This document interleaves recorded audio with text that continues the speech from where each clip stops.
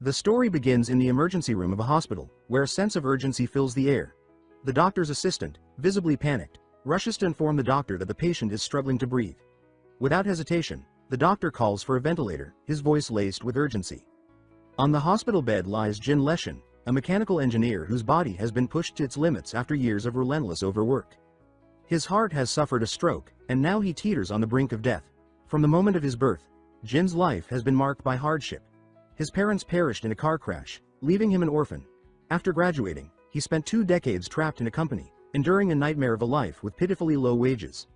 Love has been a stranger to him, as he has been single his entire life, untouched by the warmth of a woman's affection. The doctor calls out Jin's name, his voice urgent, but Jin's mind is elsewhere. He questions the very meaning of his life, wondering what purpose all those years of toil and suffering served. The doctor continues to call out to him, but Jin does not respond. The medical team rushes to use the AED, but Jin's vision begins to blur, and exhaustion creeps into his bones like an unstoppable tide. He feels the weight of his fatigue pulling him under, and for a moment, he considers that perhaps it is time to rest. Darkness engulfs him. The scene shifts abruptly to a grand royal mansion, where the protagonist slowly opens his eyes. As he takes in the luxurious surroundings, he wonders if he has been hospitalized and how much the medical expenses would be. Just as confusion begins to set in, a glowing window notification appears before him, welcoming him to the magical continent of Eldria. Instinctively, he tries to reach for it, but a sharp pain courses through his body, forcing him to stop. It is then that he notices his reflection in a nearby mirror, and a wave of shock overtakes him. His own face appears unfamiliar, leaving him questioning why he looks so different. A week passes, and he gradually adapts to his new reality. Seated calmly in his chambers, he is soon greeted by a maid with unbelievably gorgeous features, who enters the room and respectfully informs him that the tea is ready. Addressing him as Master, she introduces herself as Leah. Over the span of a week, Jin, now known as Rion Edgar, the third son of Duke Aldarian Edgar, comes to understand his situation. He has died and been reincarnated into a noble family of considerable status, with an elder brother and a sister. The household treats him with kindness, offering a variety of exquisite dishes at the family dining table. His mother, in an affectionate display of care, presents him with a newly tailored jacket. As the youngest member of the Edgar family, he is cherished by everyone around him. A thought lingers in his mind. Perhaps this newfound happiness serves as a remedy for the misery he endured in his past life. Eldria, the vast continent he now inhabits, is a world where magic governs every aspect of existence. The Carinorial Empire stands as the largest human dominion, but humanity does not stand alone.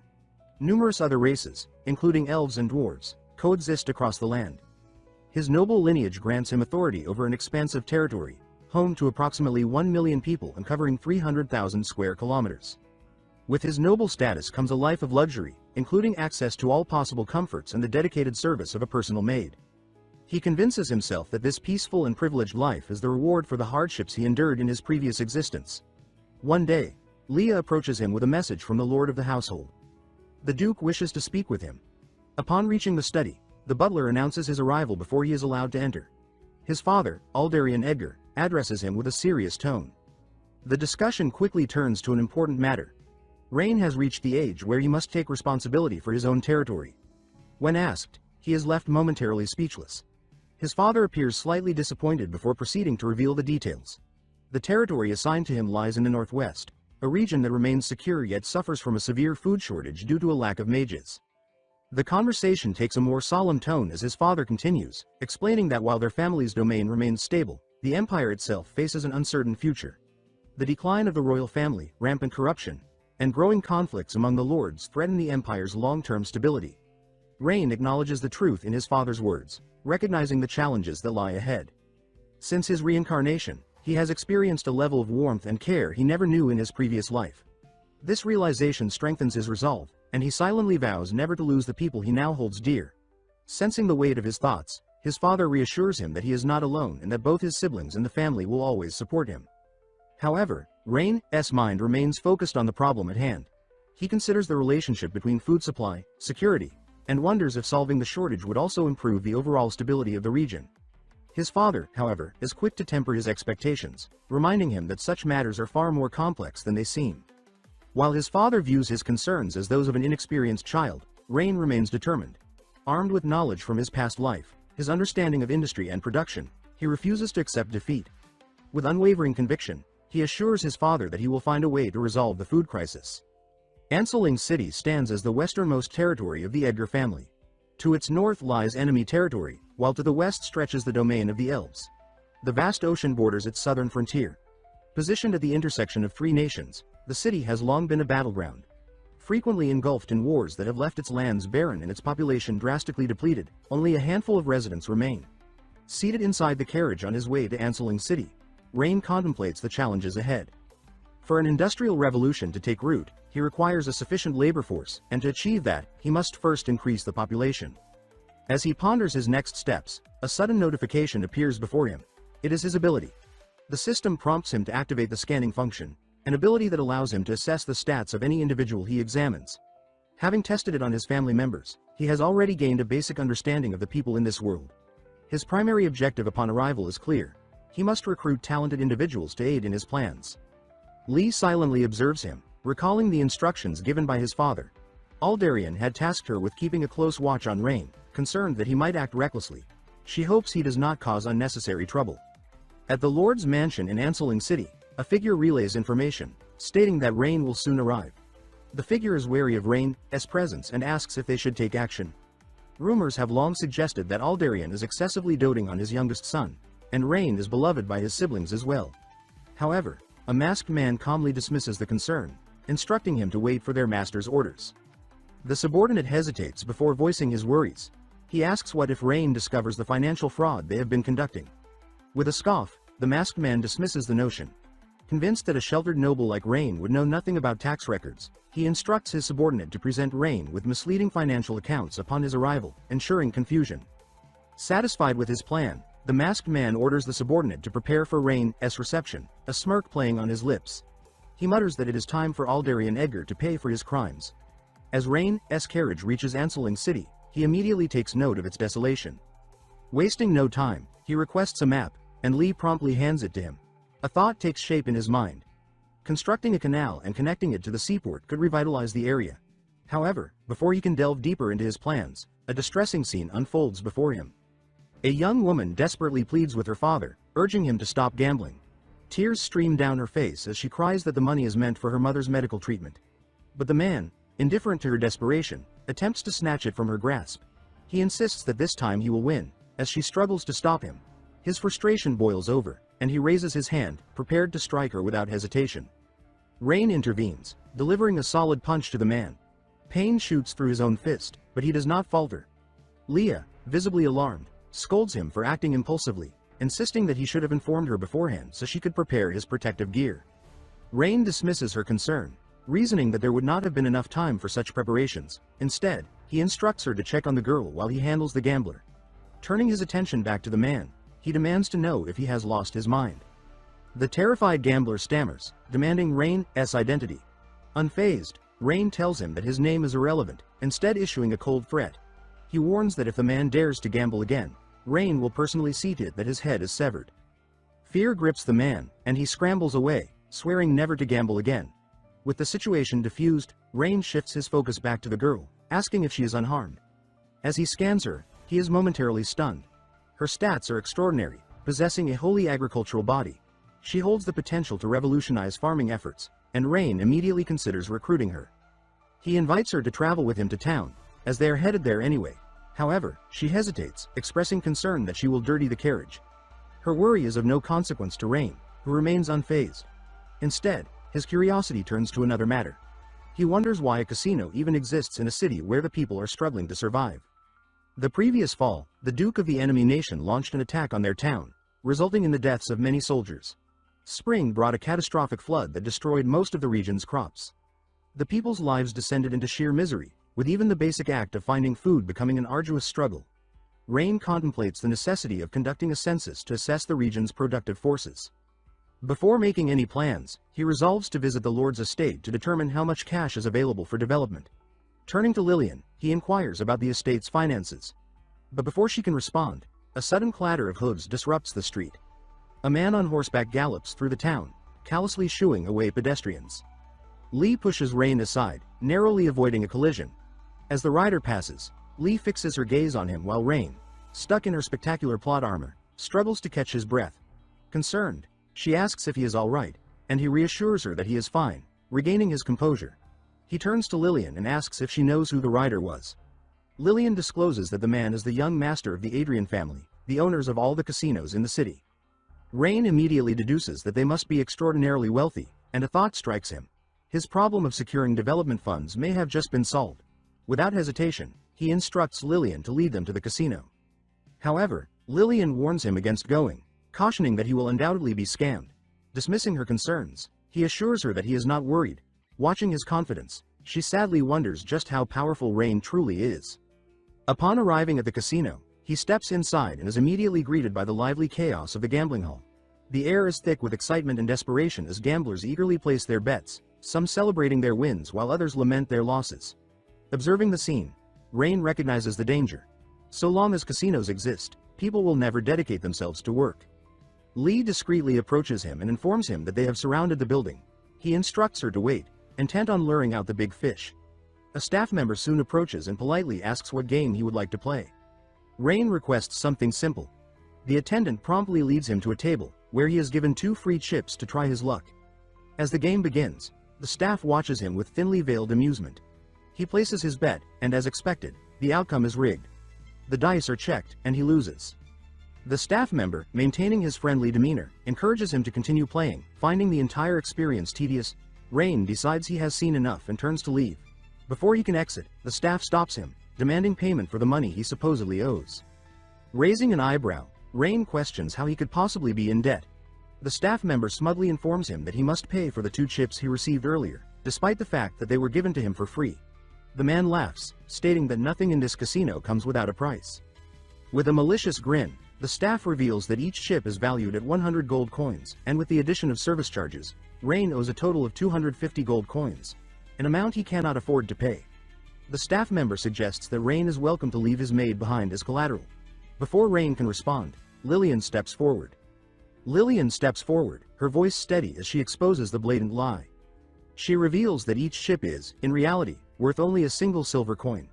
The staff member's expression darkens, his embarrassment swiftly turning to rage. He orders one of the guards to silence her. Before the command can be carried out, Rain moves with lightning speed, delivering a devastating punch that sends the man flying across the room, crashing into a nearby table. Rain demands to know who permitted the man to speak in the first place. The chaos in the casino momentarily halts as gamblers scramble to collect the scattered coins from the fallen table. Observing their desperation, Rain realizes just how hopeless the people have become. At that moment, the man from earlier, the young master of the Adrian family, steps forward. Rain's lips curl into a knowing smile. The big fish has finally taken the bait. The gamblers turn their fearful gazes toward Viserlo as he coldly orders his guards to beat them. The guards comply without hesitation, striking the helpless gamblers as they beg for mercy. The atmosphere in the casino is thick with terror, and Viserlo warns everyone to behave if they wish to avoid further punishment. Lillian watches in horror, yelping in shock at the dangerous situation she has led Rain into. Determined to repay him for saving her mother, she steps forward. The onlookers whisper among themselves, convinced that she is being foolish and will only get herself beaten. Viserlo narrows his eyes at her and demands to know if she has something to say. She accuses his casino of scamming people, ruining families, and preying on the weak. She declares that she will not allow him to bully Rain. Amused by her audacity, Viserlo raises his hand to strike her. She clenches her eyes shut, bracing for impact. But the blow never comes. Rain effortlessly catches Viserlo's wrist as he scans him. Viserlo is utterly talentless, and his loyalty rating is a mere 5. The implications are clear. The Adrian family could rebel at any moment. Viserlo scoffs, remarking that Rain does not seem to approve of his methods. To his surprise, Rain calmly replies that he is, in fact, very fond of his ways. Then, without hesitation, he questions whether Viserlo even knows who he is. He asks why that would matter and, unimpressed, states that he does not care for titles. There is only one thing he wants to know. With a slow, deliberate clap of his hands, the doors burst open as soldiers flood into the casino. Rain coldly announces that his word is law. The scene shifts to a lavish banquet, where wealthy aristocrats engage in casual conversation. One noble expresses hope that his daughter might catch Rain's attention, securing a favorable connection. Another noble, Adrian, scoffs at the idea, calling him Maggie for trying to leech off Rain's success with such a cheap tactic. A woman raises her glass, offering him a toast. He wonders where Viserlo is and muses that if he arrives soon, they can work together to establish a beneficial relationship with Rain. He knows better than to place his trust entirely in the town's lord. Finally, Rain makes his entrance at the banquet. The heads of various noble families scramble to earn his favor, showering him with extravagant gifts. Uninterested, he brushes past their gestures and instead signals for the meeting to begin. Servants bring forth a whiteboard, and Rain unveils a blueprint he has drawn. The nobles peer at it in confusion, having never encountered such a design before. He explains that it is a dam, seeing their skepticism. He assures them that he will clarify everything. Turning to Leah, he asks for the map. Rain details his observations. Every year, the city suffers from devastating floods. By constructing a dam at a strategic location, they can control the water flow and prevent the floods. Adrian listens intently, his skepticism giving way to admiration.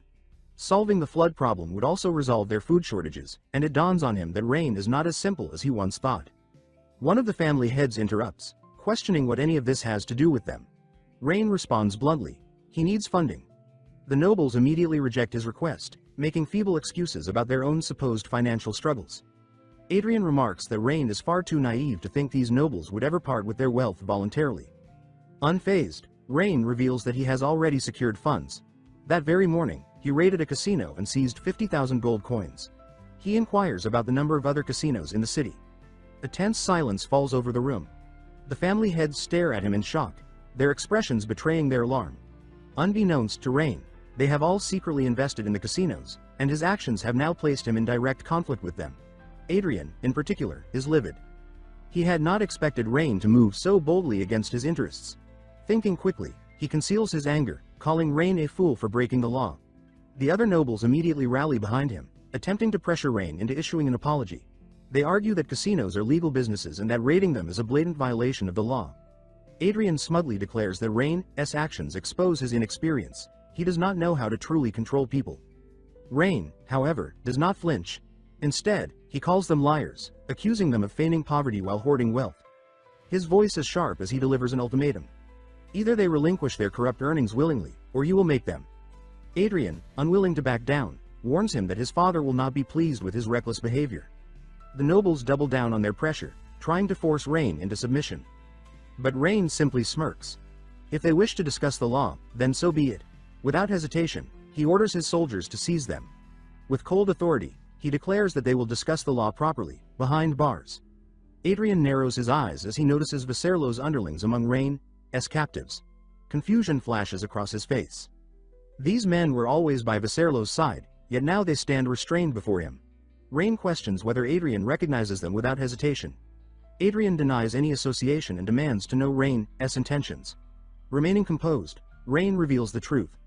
The captives had attempted to assassinate him earlier that afternoon and, under interrogation, admitted that someone from Ashling City had been backing them. A subtle wave of unease washes over Adrian, though he quickly masks it. Rain orders the soldiers to release the men, but his urgency does not go unnoticed. The gathered family heads exchange glances, each aware that these men belong to Viserlo. Adrian, for once, has found himself in an inescapable predicament, realizing the threat these men pose to his family. Adrian acts without hesitation. He draws a dagger and lunges, eliminating the assassins before they can utter another word. The banquet hall falls into stunned silence as their bodies collapse to the floor. Blood pools at his feet, composing himself. Adrian stands before the lifeless bodies in fiend's remorse, claiming he acted in a fit of rage rather than condemning him. Rain acknowledges Adrian's decisiveness, bowing his head slightly. Adrian accepts the compliment, insisting that he is unworthy of such words. However, Rain remains unimpressed. He commands the soldiers to bring forth the true culprit, eager to see if there are more nobles as exceptional as Adrian. The doors swing open as Viserlo is dragged into the hall, his expression twisted in fury. He thrashes against the soldier's grip, bellowing threats and demanding to be freed. Shock washes over Adrian as he realizes his son has been captured as well. Viserlo directs his hatred toward Rain, cursing him for daring to kill his men. He vows revenge, promising to break him and make him beg for death. Rain, unfazed, merely raises a brow at Viserlo's bravado with unwavering arrogance. Viserlo declares that no one in Ashling City can defy him, that if he wishes Rain dead, then so it shall be. Viserlo's words provoke only amusement, and Rain bursts into laughter, commending his misplaced confidence before shifting his gaze to Adrian. Before Adrian can respond, Viserlo, still reveling in his own delusions, turns to his father, mockingly addressing him. The moment his name leaves Viserlo's lips, Adrian's patience shatters with a cold command. He orders Viserlo to kneel. Confusion flickers across Viserlo's face before Adrian forcefully pushes him down. The weight of the situation finally settles upon him, and terror takes hold. Kneeling beside his son, Adrian lowers his head in submission, pleading for Rain's forgiveness. He offers everything in exchange for their lives. The realization dawns on Viserlo as his father's earlier warnings echo in his mind. Trembling, he finally understands who he has provoked. His voice wavers as he desperately inquires if Rain is the Grand Duke's son. The answer is evident, and his arrogance crumbles. Without hesitation, he kneels as well, begging for mercy. Adrian follows suit, swearing his family's loyalty to Rain. Considering the offer, Rain proposes a condition. Everything they have obtained illegally must be surrendered. Only then will he allow them to leave with their lives. Adrian, seeing no alternative, accepts the deal with gratitude, relieved that at least survival is still within reach. However, his mind remains sharp, seeking a way to shift attention away from himself. His gaze lands on Eldrick, and a plan takes shape. With feigned urgency, Adrian accuses the city lord of conspiring with external forces to betray the Grand Duke. A hall erupts in murmurs. Before Adrian can say another word, Rain's expression darkens. He coldly condemns Adrian's attempt to slander Eldrick and issues an immediate order for his execution. Panic engulfs Adrian. Eldrick, meanwhile, remains composed, though beneath his calm exterior lies a calculating mind. He views Rain's actions as reckless, impulsive, and easily manipulated. With practiced ease, he steps forward, offering gratitude and swearing his unwavering loyalty to Rain. Rain acknowledges him, stating that he will never betray him, but quietly activates his scanning ability. As he observes Eldrick, he notices his greed attribute. Inside his chamber, Rain meticulously calculates his newfound wealth, determining that he has acquired approximately 100,000 gold coins, an amount equivalent to 2 years' worth of taxes for his city. Lee approaches, offering him his usual black tea. Accepting the cup, he questions whether she truly understands just how overfed and indulgent these nobles have become. Shifting the conversation, Lee inquires about Adrian's claim, expressing concern that if the city lord, Eldrick, truly intends to rebel, Rain's life could be in jeopardy. Without hesitation, Rain reassures her, stating that there is no need for concern. He is already aware of Eldrick's treacherous intentions but is biding his time. Unable to make a move just yet, when she presses for an explanation, he reveals that he has yet to uncover whom Eldrick is working for.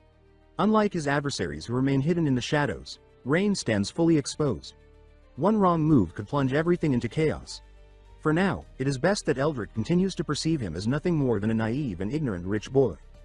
The following day, the guild master, Malcolm, scoffs at the notion presented to him, dismissing it as utter nonsense. Eldrick, however, urges him to remain calm, arguing that Rain is merely young and eager to prove his worth to his father. Malcolm, unconvinced, warns against siding with Rain, reminding Eldrick that even Rain's father would have to show deference to wizards. Eldrick, on the other hand, had been strategizing ways to bribe the wizards, yet now, Rain has unwittingly made himself a target by initiating the dam project. Malcolm contemplates confronting Rain directly, but Eldrick attempts to dissuade him. With a smirk, Eldrick remarks that Rain has managed to offend the Magic Guild, leaving himself completely isolated. Meanwhile, within Rain's mansion, he is deeply engrossed in drafting engineering schematics when Leia enters, informing him of Malcolm's unexpected arrival. Momentarily perplexed, Rain realizes that he has never encountered Malcolm before. When Malcolm steps forward, his demeanor is tense as he demands an explanation. He accuses Rain of insulting the Wizards Guild. Rain, genuinely confused, inquires about when he supposedly slighted them. With growing frustration, Malcolm tells him to drop the pretense and presents a letter. Rain takes the letter and scans its contents, questioning how constructing a dam could possibly be considered an affront to wizards. Malcolm, his patience thinning, reveals the root of the issue. The letter explicitly states that applications from wizards are not being accepted. This, he asserts, is a direct provocation against the guild. Dumbfounded, Rain finds himself momentarily speechless, silently questioning whether wizards even take on physical labor in the first place. Malcolm, unwilling to relent, demands a reasonable explanation, warning that failure to provide one will result in the guild severing all cooperation with him. Rain assesses Malcolm's stats and notes that his loyalty remains stable. This confirms his suspicion. Malcolm has been manipulated by an external influence. With a composed demeanor, Rain clarifies that the matter is a mere misunderstanding and proceeds to outline 3 reasons for his decision. Firstly, wizards possess limited mana, and their abilities may not align with the project's deadlines. Secondly, wizards are exceedingly expensive to hire.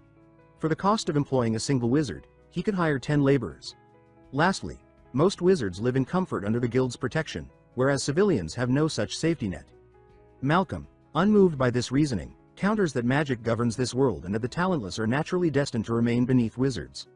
Rain acknowledges the truth in his statement, but asserts that he does not accept it.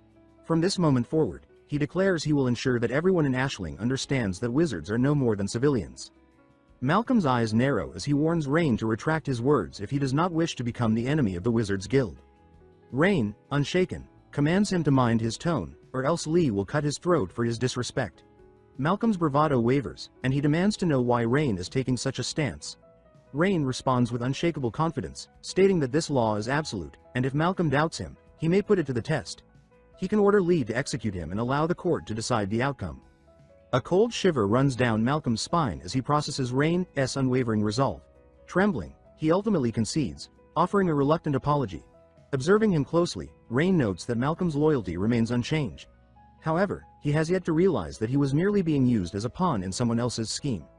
Satisfied, Rain signals Lee to release him. Malcolm, regaining some composure, thanks him before departing. A notification flashes within Rain's mind. His quest is now complete, and he receives a reward along with a new mission. To scan 5 individuals with high stats, setting aside his immediate concerns, he shifts his focus toward checking his rewards. Outside, Eldrick approaches Malcolm. His curiosity piqued, he inquires about the outcome of the confrontation. Malcolm, still visibly unsettled, informs him that Rain refused to yield and even went so far as to expel him. A calculating glint flickers in Eldrick's eyes. Rather than viewing this as a failure, he formulates a new plan, one that will ensure Rain respects Malcolm even more. Eldrick shares his plan, explaining that once the people refuse to work for Rain, he will have no choice but to seek Malcolm's assistance. Malcolm questions why the people would refuse, to which Eldrick responds that the answer is simple: all of them are lazy. Malcolm, however, refuses to partake in any sabotage, stating that while he may be displeased with Rain's decisions, he has no intention of undermining him. Eldrick, undeterred, argues that these people are utterly useless and would not be starving if they were diligent workers. He questions why they would take Rain's dam project seriously when they lack the motivation to work. After some hesitation, Malcolm agrees to test the plan. At the city center, a crowd gathers around the notice board, reading the job offer. Many find it appealing, as it promises 3 meals a day along with a wage of 10 copper coins. However, some remain suspicious, suspecting a hidden scheme. Gradually, the people begin rejecting the offer outright. Lillian steps forward, chastising them for slandering Rain. She insists that he personally assured her that he would improve everyone's lives. The crowd bursts into laughter, dismissing her words, claiming she is only defending him because she harbors feelings for him. Determined, Lillian approaches the recruiter and declares that she and her father wish to apply for the project. The recruiter, however, informs her that only her father will be accepted. When she inquires why, he explains that she is underage. Rain had explicitly instructed him not to hire anyone below 18, as he would not tolerate any violations of his orders. Turning to her father, the recruiter outlines the wages and meals, instructing him to leave a handprint on the document and report to the construction site the next day. Lillian encourages her father to work hard, and he reassures her that he will not let Rain down. He reminds her to take care of her mother, who is sick and unable to work. The recruiter, overhearing their conversation, asks about his wife's condition. Upon confirming that she is indeed gravely ill, the recruiter informs him not to worry. Rain had ordered that the family members of any workers involved in the project could temporarily relocate to the workers' quarters. He explains that they may use it as a residence while the project is ongoing and return home once the construction is complete. Grateful, the man expresses his thanks, and the recruiter arranges for someone to escort them to the quarters. As the news spreads, the people begin to reconsider their stance. Doubt turns to curiosity, and soon, they start registering in large numbers, causing the crowd to grow even larger. Meanwhile, Rain reviews his rewards and discovers a blueprint for a lithium iron phosphate battery. Frustrated, he questions its usefulness without an electricity generator. He then shifts his focus to his next mission, finding 5 individuals with high stats. Initially, he considers training Leah, but after scanning her, he realizes that she has already reached her full potential. Deciding to scout for talent within the city, he prepares to venture out. Before he can leave, Lillian arrives and requests permission to enter, which he grants. She informs him that workers at the construction site are slacking off. Shocked, he follows her to investigate. At the site, Lillian confronts her father, asking why he is neglecting his work. Lillian's father denies slacking off, explaining that he has been exhausted since morning. The same complaint arises from the other workers. They all feel drained and lethargic. As a result, they decide to rest, prompting Lillian to scold them for their laziness. Determined to solve the issue, she drags Rain along, believing the workers will listen to him. However, upon scanning her father, Rain makes a startling discovery. Turning to Lillian, he informs her that they are not merely exhausted, they're cursed. Rain activates a newly acquired skill called prospecting, a technique he had initially intended to use after the construction was completed. However, given the circumstances, he has no choice but to utilize it now. This skill allows him to analyze the composition of rocks and assess the geological condition of the land. As the system begins its analysis, he finds no traces of valuable minerals or petroleum. Just as he is about to stop, he senses something unusual and instructs a worker to dig deeper. The man complies, and after some effort, they unearth a sinister-looking crystal. A sense of unease settles over the group as they wonder whether they have disturbed something that should have remained buried. Lee, taken aback by Rain's ability to detect the crystal, begins to question whether he is secretly a genius in magic. Even she, with her heightened senses, had failed to notice its presence. Rain issues an order to extract the crystal and secure it in a box. Turning to Lee, he inquires about the usual procedures for dealing with curses. She explains that the afflicted can visit a church and have a priest remove the curse or seek assistance from a high-level wizard. He absorbs the information and decisively instructs Lillian to accompany him, bringing her father along. They're going to see a priest. Lillian, still in disbelief, asks if her father is truly cursed. Rain reassures her, promising that the culprit will not escape justice. Upon arriving at the church, they are warmly greeted by a priestess who seems delighted to see Rain. He silently considers verifying her loyalty before requesting her assistance. Scanning her, he is surprised to find that her loyalty stands at an impressive 95. Even more shocking is the revelation that she is not human. She is an elf. The priestess introduces herself as Yuria and asks how she may be of service.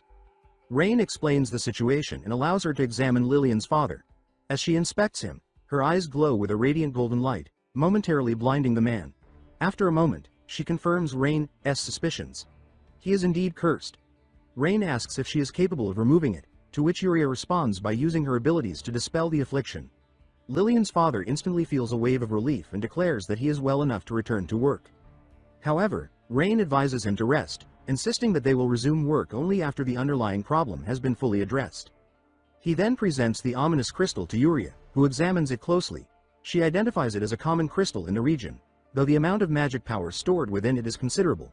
She explains that for the curse to take effect, a vast amount of magical energy had been condensed inside. However, she finds the situation peculiar. Despite possessing enough power to kill someone outright, the caster had merely induced fatigue. This seems more like a prank than a genuine curse. Rain asks if such a crystal is easy to create. Yuria responds that for a high-ranking wizard, crafting one would be effortless, and it would be just as easy to plant it at the construction site without detection, possibly on a daily basis. Suspicious, he inquires how she knows about his project. She nonchalantly responds that the church has been well aware of it, explaining that his initiative has significantly reduced the burden on their resources. Realizing that he needs to confront Malcolm, Rain contemplates his next move. Yuria, sensing his dilemma, informs him that she knows someone capable of solving his problem. However, she warns that this individual is rather eccentric. They arrive at a grand mansion, the residence of Lady Selena, the former head of the Wizards Guild. Rain knocks on the door, preparing himself to persuade her. Before he can react, Leah abruptly grabs him and pulls him back. A violent explosion erupts in front of them, leaving him momentarily dazed. Inside the mansion, a woman sighs in frustration. Selena mutters to herself, wondering why her latest experiment has failed yet again. Undeterred, she remains resolute, vowing not to give up until she achieves success. Selena refuses to help, stating that she is occupied with her research on a new magical device. Curious, Rain asks if she is developing a wand, but she scoffs at the suggestion, considering it an insult to her intellect. Leah, unimpressed by Selena's condescending attitude, warns her to watch her tone. Selena, unfazed, shifts her attention to Leah, noting the immense magical power she possesses. She proposes that Leah should stay and assist her with her experiments, promising to help Rain only after she achieves success in her research.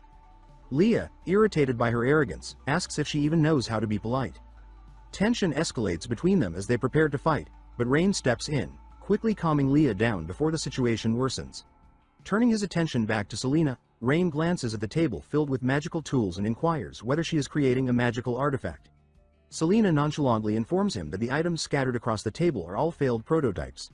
She reveals that she is attempting to develop a device capable of storing her powerful electric magic. Rain is taken aback and asks if she is trying to store electricity. Selena confirms this, explaining that every time her attempts fail, the device explodes. Dismissing them, she tells him to leave, as she needs to resume her research. However, Rain seizes the opportunity and confidently states that he knows how to create a device that can store electricity. He then asks if she would be willing to help him in exchange for that knowledge. Selena scoffs, dismissing his claim as nonsense, but Rain assures her that he is serious, pressing further. He asks if she will assist him if he succeeds in creating the device. After a brief pause, Selena agrees, promising not only to deal with Malcolm but also to make the Wizards Guild acknowledge his authority. However, she warns that if he fails, she will not be responsible for his safety. Once outside, Rain begins contemplating where he can obtain a stable source of electricity.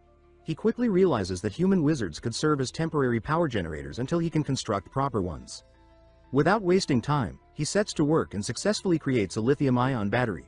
When he presents it to Selena, she immediately criticizes it, stating that it cannot store magic and will explode if she channels even a fraction of her power into it. Rain remains unfazed, assuring her that the battery has sufficient capacity. He then hands her a wire and instructs her to charge it. Skeptical but intrigued, Selena takes the wire and releases a surge of electricity. To her astonishment, the battery absorbs the energy without detonating. Rain smirks and asks if that is all she can do, pointing out that the battery has not even reached half of its total capacity. Annoyed, Selena increases the intensity of her magic, pouring in even more energy. After some time, she grows tired and frustrated, wondering if the battery can truly store her power. Rain, on the other hand, is stunned by the results. He calculates that the energy stored so far could power an electric vehicle for 3,000 kilometers, and yet she has managed to charge it to 87% on her own. Amused, he refers to her as a convenient battery bank. Now it is time to demonstrate his ingenuity. He connects the wires, and the battery successfully produces electricity. Selena, visibly impressed, asks if he can also use electric magic. Rain confidently responds that not only can he wield electric magic, but he can also make it so that everyone in Ashling City can do the same. Perplexed, Selena questions how such a feat would be possible. Rain reveals that his magical device is far more advanced than the battery she has just charged. He proposes that if she agrees to assist him, he will introduce her to a world where everyone, regardless of their magical ability, can use magic. Selena, captivated by his words, finally acknowledges his potential. Meanwhile, the scene shifts to Malcolm, who sits smugly in his office, convinced that Rain will soon come crawling to him, begging for help. However, before he can relish the thought any further, Selena suddenly appears before him. Caught off guard, Malcolm stares at her in confusion and demands to know why she is here. Selena glares at Malcolm, stating that he must have some guts to dare stand against Rain. Malcolm, feigning ignorance, nervously asks what she means, insisting that he would never think of doing such a thing. Without hesitation, she grabs him by the collar and demands that he confess. She reminds him that she has a bit of a temper, her tone laced with an unspoken threat. Terrified, Malcolm quickly agrees to spill everything. He admits that he gathered all the mages and told them that Rain looked down on them, which enraged them. Seizing the opportunity, he then instructed them to create cursed crystals and secretly placed them at Rain's construction site. The curse drained the workers' energy, making them appear lazy in hopes that Rain would assume they were slacking off. His ultimate plan was for Rain to grow desperate, apologize to him, and seek his help. Once he finishes his confession, Selena clicks her tongue in irritation, calling him an idiot for failing to realize that he was being manipulated. Malcolm, confused, stares at her in disbelief. Without explaining further, she orders him to call back the mages immediately. Panicked, Malcolm scrambles to do as she commands. Meanwhile, Selena contacts Rain and informs him that she has taken care of the Wizards Guild. Rain thanks her, but she casually asks if he would like her to make Eldrick disappear. Rain declines, stating that there is no need. He intends to use Eldrick as bait to lure in the bigger players behind the scenes. Selena understands his reasoning and, with newfound excitement, eagerly asks when they will begin working on the projects he mentioned. Rain tells her to first get the mages to charge the batteries. Selena nods, acknowledging the instruction, and sets off to fulfill her task. At the same time, Eldrick meets with a masked man and informs him that Rain has successfully taken control of the Mage Association. The masked man, however, remains unfazed, assuring Eldrick that there is nothing to worry about, aside from Selena. No one in the association poses any real threat. What truly concerns him is Rain's mysterious dam project. He mourns that if the project succeeds as Rain claims, it could drastically transform Ashling City, something that cannot be allowed to happen. Eldrick reassures him, stating that he already has a plan in motion. He has been secretly pressuring the nobles to inflate grain prices, tightening their grip on the city's food supply. The masked man narrows his eyes and asks if Eldrick is certain the nobles will align with him. Eldrick smirks, explaining that Rain has taken all their money, leaving them resentful. By offering them a chance to regain their lost wealth, he ensures their cooperation. He acknowledges the possibility of them betraying him in the future, but he is confident that they will never betray their own profits. Furthermore, he points out that Rain does not possess enough funds to sustain his project indefinitely. Meanwhile, at the marketplace, a merchant cruelly kicks Lillian aside, sneering as he tells her to leave. Furious, she demands an explanation for the sudden surge in grain prices. The merchant, indifferent to her frustration, merely shrugs and reminds her that it is his supply, and he will sell it at whatever price he desires. Lillian recalls her promise to secure the grains for Rain at the lowest possible price. She glares at the merchant and warns him that Rain will not take kindly to such blatant extortion. The merchant, unfazed, smirks and proclaims that they are honest businessmen simply capitalizing on an opportunity. To further humiliate her, he steps on her and orders her to get lost. At the church, Illyria is equally frustrated. Over the span of just 3 days, the price of grain has tripled, causing widespread concern. She turns to Illyria, her expression grim, and states that their current stockpile will not be enough for their people to survive the winter. She orders Illyria to secure the supplies they have and return them to the church, assuring her that she will figure out the rest. Additionally, she hands Illyria a bag of money. Illyria hesitates, taken aback by the amount, and protests that it is far too much. Normally, it would cost only a third of this sum to bribe the guards. Illyria remains firm and instructs her to follow orders. Reluctantly, Illyria nods in compliance. However, before she can put it, the bag of money is suddenly snatched from her grasp. Startled, she turns to see none other than Leah, holding the stolen bag with a sly grin. At that moment, Rain steps forward. He asks Illyria if she might be interested in making a deal. Illyria narrows her eyes and demands to know what kind of business Rain has with her. Rain, unfazed, advises her to relax while speaking with him. Irritated, she scoffs and asks what nonsense he is spouting, insisting that there is no way elves would be in this city. He informs her that he is well aware of their true identities and assures her that he harbors no hostility toward them. Illyria studies him carefully before finally asking what he wants. Without hesitation, he states that he requires food supplies. She informs him that such a request may be beyond his capabilities. Rain inquires why. She explains that the food supply in Ashling City is controlled by 4 major noble families who have held their influence over the city for a century. While he may have intimidated a few individuals at the banquet, those were merely small players. Curious, Rain asks if she is well acquainted with the city. Illyria nods, revealing that she has lived in Ashling City for 120 years. She further states that if Rain had not acted against the Adrian family during the banquet, negotiations might have been possible. Due to the ongoing war, food was already in short supply this year, and had grain prices remained stable, her people could have survived the winter. Listening to her concerns, Rain confidently promises that within half a month, the price of grain will drop significantly. Meanwhile, at the Klein family mansion, Augustus, the head of the household, sits at the head of an opulent table, addressing his gathered partners. He declares that, thanks to Eldrick, the 4 great families have amassed immense fortune. The assembled nobles raise their glasses in celebration, expressing their gratitude toward Eldrick for his role in their success, as they revel in their triumph. A butler enters the room and announces that Rain has invited Augustus to a banquet. A hush falls in the gathering. One of the nobles voices his concerns, speculating whether Rain intends to target them next. He admits that while his goal was merely to profit, he has no desire to risk his life in the process. Augustus, however, remains composed and reassures him. He reminds the group that Eldrick assured them everything they had done was legal. Furthermore, as long as the 4 noble families stand together, Rain will be powerless against them. With a confident smirk, he declares that they alone dictate the grain prices. No one, not even the Duke's son, can interfere. The nobles exchange glances before agreeing, convinced that if they seize this opportunity, their families will not experience poverty for the next century. Still, Augustus issues a warning. Should Rain push too hard, they will reduce grain prices by a mere 5 copper coins to pacify public outrage. However, if any among them dares to withdraw from their pact, he will ensure they pay the price. The nobles nod in agreement, reaffirming their unity. With their resolve solidified, Augustus announces that it is time to attend the banquet. Back at Rain's mansion, the butler enters the grand hall and respectfully informs his master that Augustus has arrived. Rain, seated at the head of the table, instructs him to allow them entry and to begin serving the meal. As Augustus and the nobles step inside, they greet Rain with faint courtesy. Observing them, Rain comments that they still have much to learn. His gaze sweeps over their attire, and he questions why they appear so impoverished despite their control over the seized grain market. Augustus smoothly replies that they recently heard about his project and would like to contribute to it. Another noble quickly follows suit, claiming that they have already donated substantial funds and sold their grain at the lowest possible prices.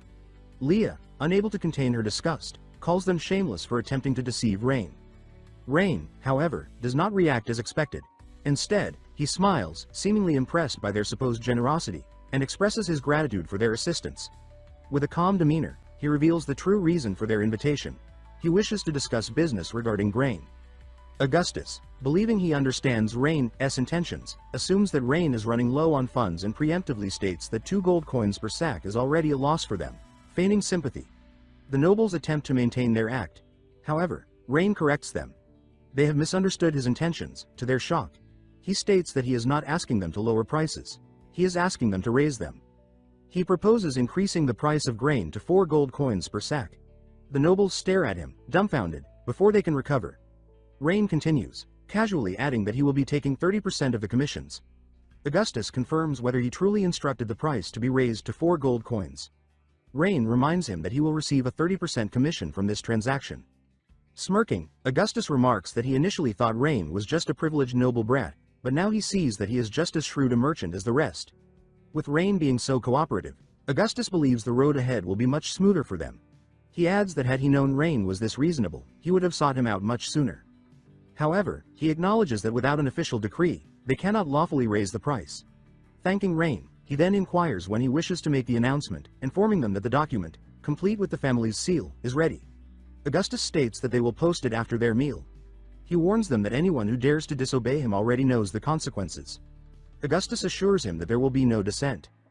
Back at the Klein family mansion, the others question Augustus about whether they should inform Eldrick, as the situation seems highly unusual. Enraged, Augustus shatters his wineglass. Declaring that the more people who learn of this, the less profit they will make, he asserts that Rain lacks significant power and is merely using them to secure his own benefits. He insists that this matter must remain strictly between them, emphasizing that they have been presented with a golden opportunity to amass an immense fortune. One of the men admits that he has never been granted such a lucrative opportunity before, which is why he felt a moment of concern. But from now on, he will follow Augustus' lead without hesitation. Augustus laughs, declaring that from this moment onward, they will stand together. He then orders them to act swiftly, acquiring grain from the smaller merchants before the price escalates further, promising that this time, they will reap unimaginable profits. Meanwhile, at Irene's mansion, Illyria, seething with rage, denounces him as a traitor. She demands to know why he broke his promise to lower the price and accuses him of colluding with corrupt merchants. She warns him that the elves are not to be trifled with. Lillian attempts to placate her, reassuring her that Rain has vowed to bring the price down. However, Illyria refuses to believe her, arguing that his partnership with those corrupt merchants contradicts his supposed intentions. Lillian urges her to trust him, convinced that he must have a plan. Illyria, still unconvinced, directly asks Rain if he truly intends to raise the price. He calmly tells her not to worry, assuring her that the inflated price will not last long and that, within half a month, the market will collapse. Scoffing, Illyria accuses him of being naive, claiming that he has no grasp of the world's cruelty. She asserts that in her 200 years of life, she has never seen the market decline following the price hike. Unfazed, Rain questions her, asking how much the price would have decreased had he simply threatened the merchants. 1 copper coin? 10 copper coins? She argues that, even so, he cannot justify raising the price from 2 gold coins to 4, as at least some families could have barely scraped together enough to afford a single bag and survive. If the price doubles, starvation will be inevitable. Rain counters her argument, stating that even at 2 gold coins per bag, people would have starved regardless. For the common folk of Ashland City, there is no real difference between 2 gold coins and 4. They would perish either way. Furious, Illyria glares at him. He clarifies that he does not intend for the merchants to merely reduce the price by a few copper coins. His goal is to utterly ruin them. 7 days pass, and Rain is occupied with teaching Selena the fundamentals of batteries. He explains every detail of how a battery functions, captivating her with his knowledge. Once the lesson concludes, Lee enters, informing him that Illyria has come once again. Annoyed, Rain questions whether she has nothing better to do. Selena interjects, explaining that Illyria's anger stems from the fact that grain prices have soared due to his deliberate inflation. Now reaching 7 gold coins per bag, Illyria storms in, scolding him furiously and revealing that even minor nobles are struggling to afford grain. She demands to know if he is aware of the current cost of a single bag. Calmly, Rain asks Lee how many days have passed since the price hike. She promptly answers that 7 days have elapsed. He declares that the time has come to send those crook merchants to their downfall. Exasperated, Illyria demands that he stop speaking in riddles and explain himself clearly. Rain admits that the reason he refrained from telling her earlier was to avoid arousing suspicion among the nobility. but now he is ready to disclose the truth. He calmly states that a bag of grain costs 4 gold coins and then poses a question. What is Ashling City truly lacking? Illyria puzzles over this for a moment before replying that nothing is missing. Smiling, Rain corrects her. What they lack are merchants selling grain. The realization dawns upon her, leaving her utterly stunned. He asks if she understands now. In this city, what they lack is not only food but also merchants willing to sell it, and no one can resist the pull of greed. The price of grain in Ashling City has surged to 4 gold coins per bag. When this news reaches the merchants in neighboring towns, they will hastily flock to Ashling City, capitalizing on the opportunity for profit. Merchants from outside the city will bring an abundance of grain, and those 4 foolish nobles will undoubtedly seize the chance to acquire it, further fueling their insatiable desires. In doing so, Ashling City will amass the largest stockpile of grain in the entire empire. But merchants, when faced with the prospect of a 10,000% profit, lose all sense of reason, thinking only of wealth. He declares that after today, the 4 noble families will cease to exist. He instructs Leah to post another notice, stating that Illyria has decided to sell the church's reserve grain in opposition to his methods, setting the price at 1 gold coin per bag. She is to make sure that word spreads to everyone. Illyria, taken aback, questions why he has given her such a favorable reputation. He simply responds that he does not possess any grain to sell. She counters, stating that she, too, has only a limited supply and asks if he expects her to sell everything she has. Refusing outright, she insists that the grain is vital for her elven tribe's survival through the winter. Selena scoffs at her reasoning, calling her naive. If she were in Illyria's position, she would sell immediately, as delaying any further would only result in greater financial loss. Illyria, unfazed, retorts that elves have no interest in wealth and need only grain to sustain themselves.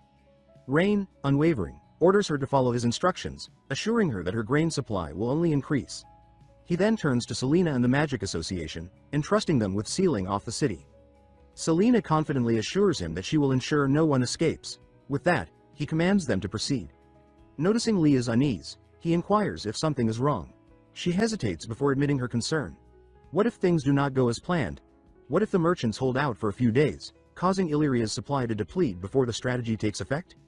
In response, Rain outlines his approach, explaining that there are 2 types of schemes, a hidden plot and an open strategy. While a hidden plot can be countered, an open strategy is impossible to evade. The merchants from outside the city, blinded by their greed, will fight desperately to become rich. However, when they realize the prices will soon plummet, panic will set in. In this game, hesitation means financial ruin.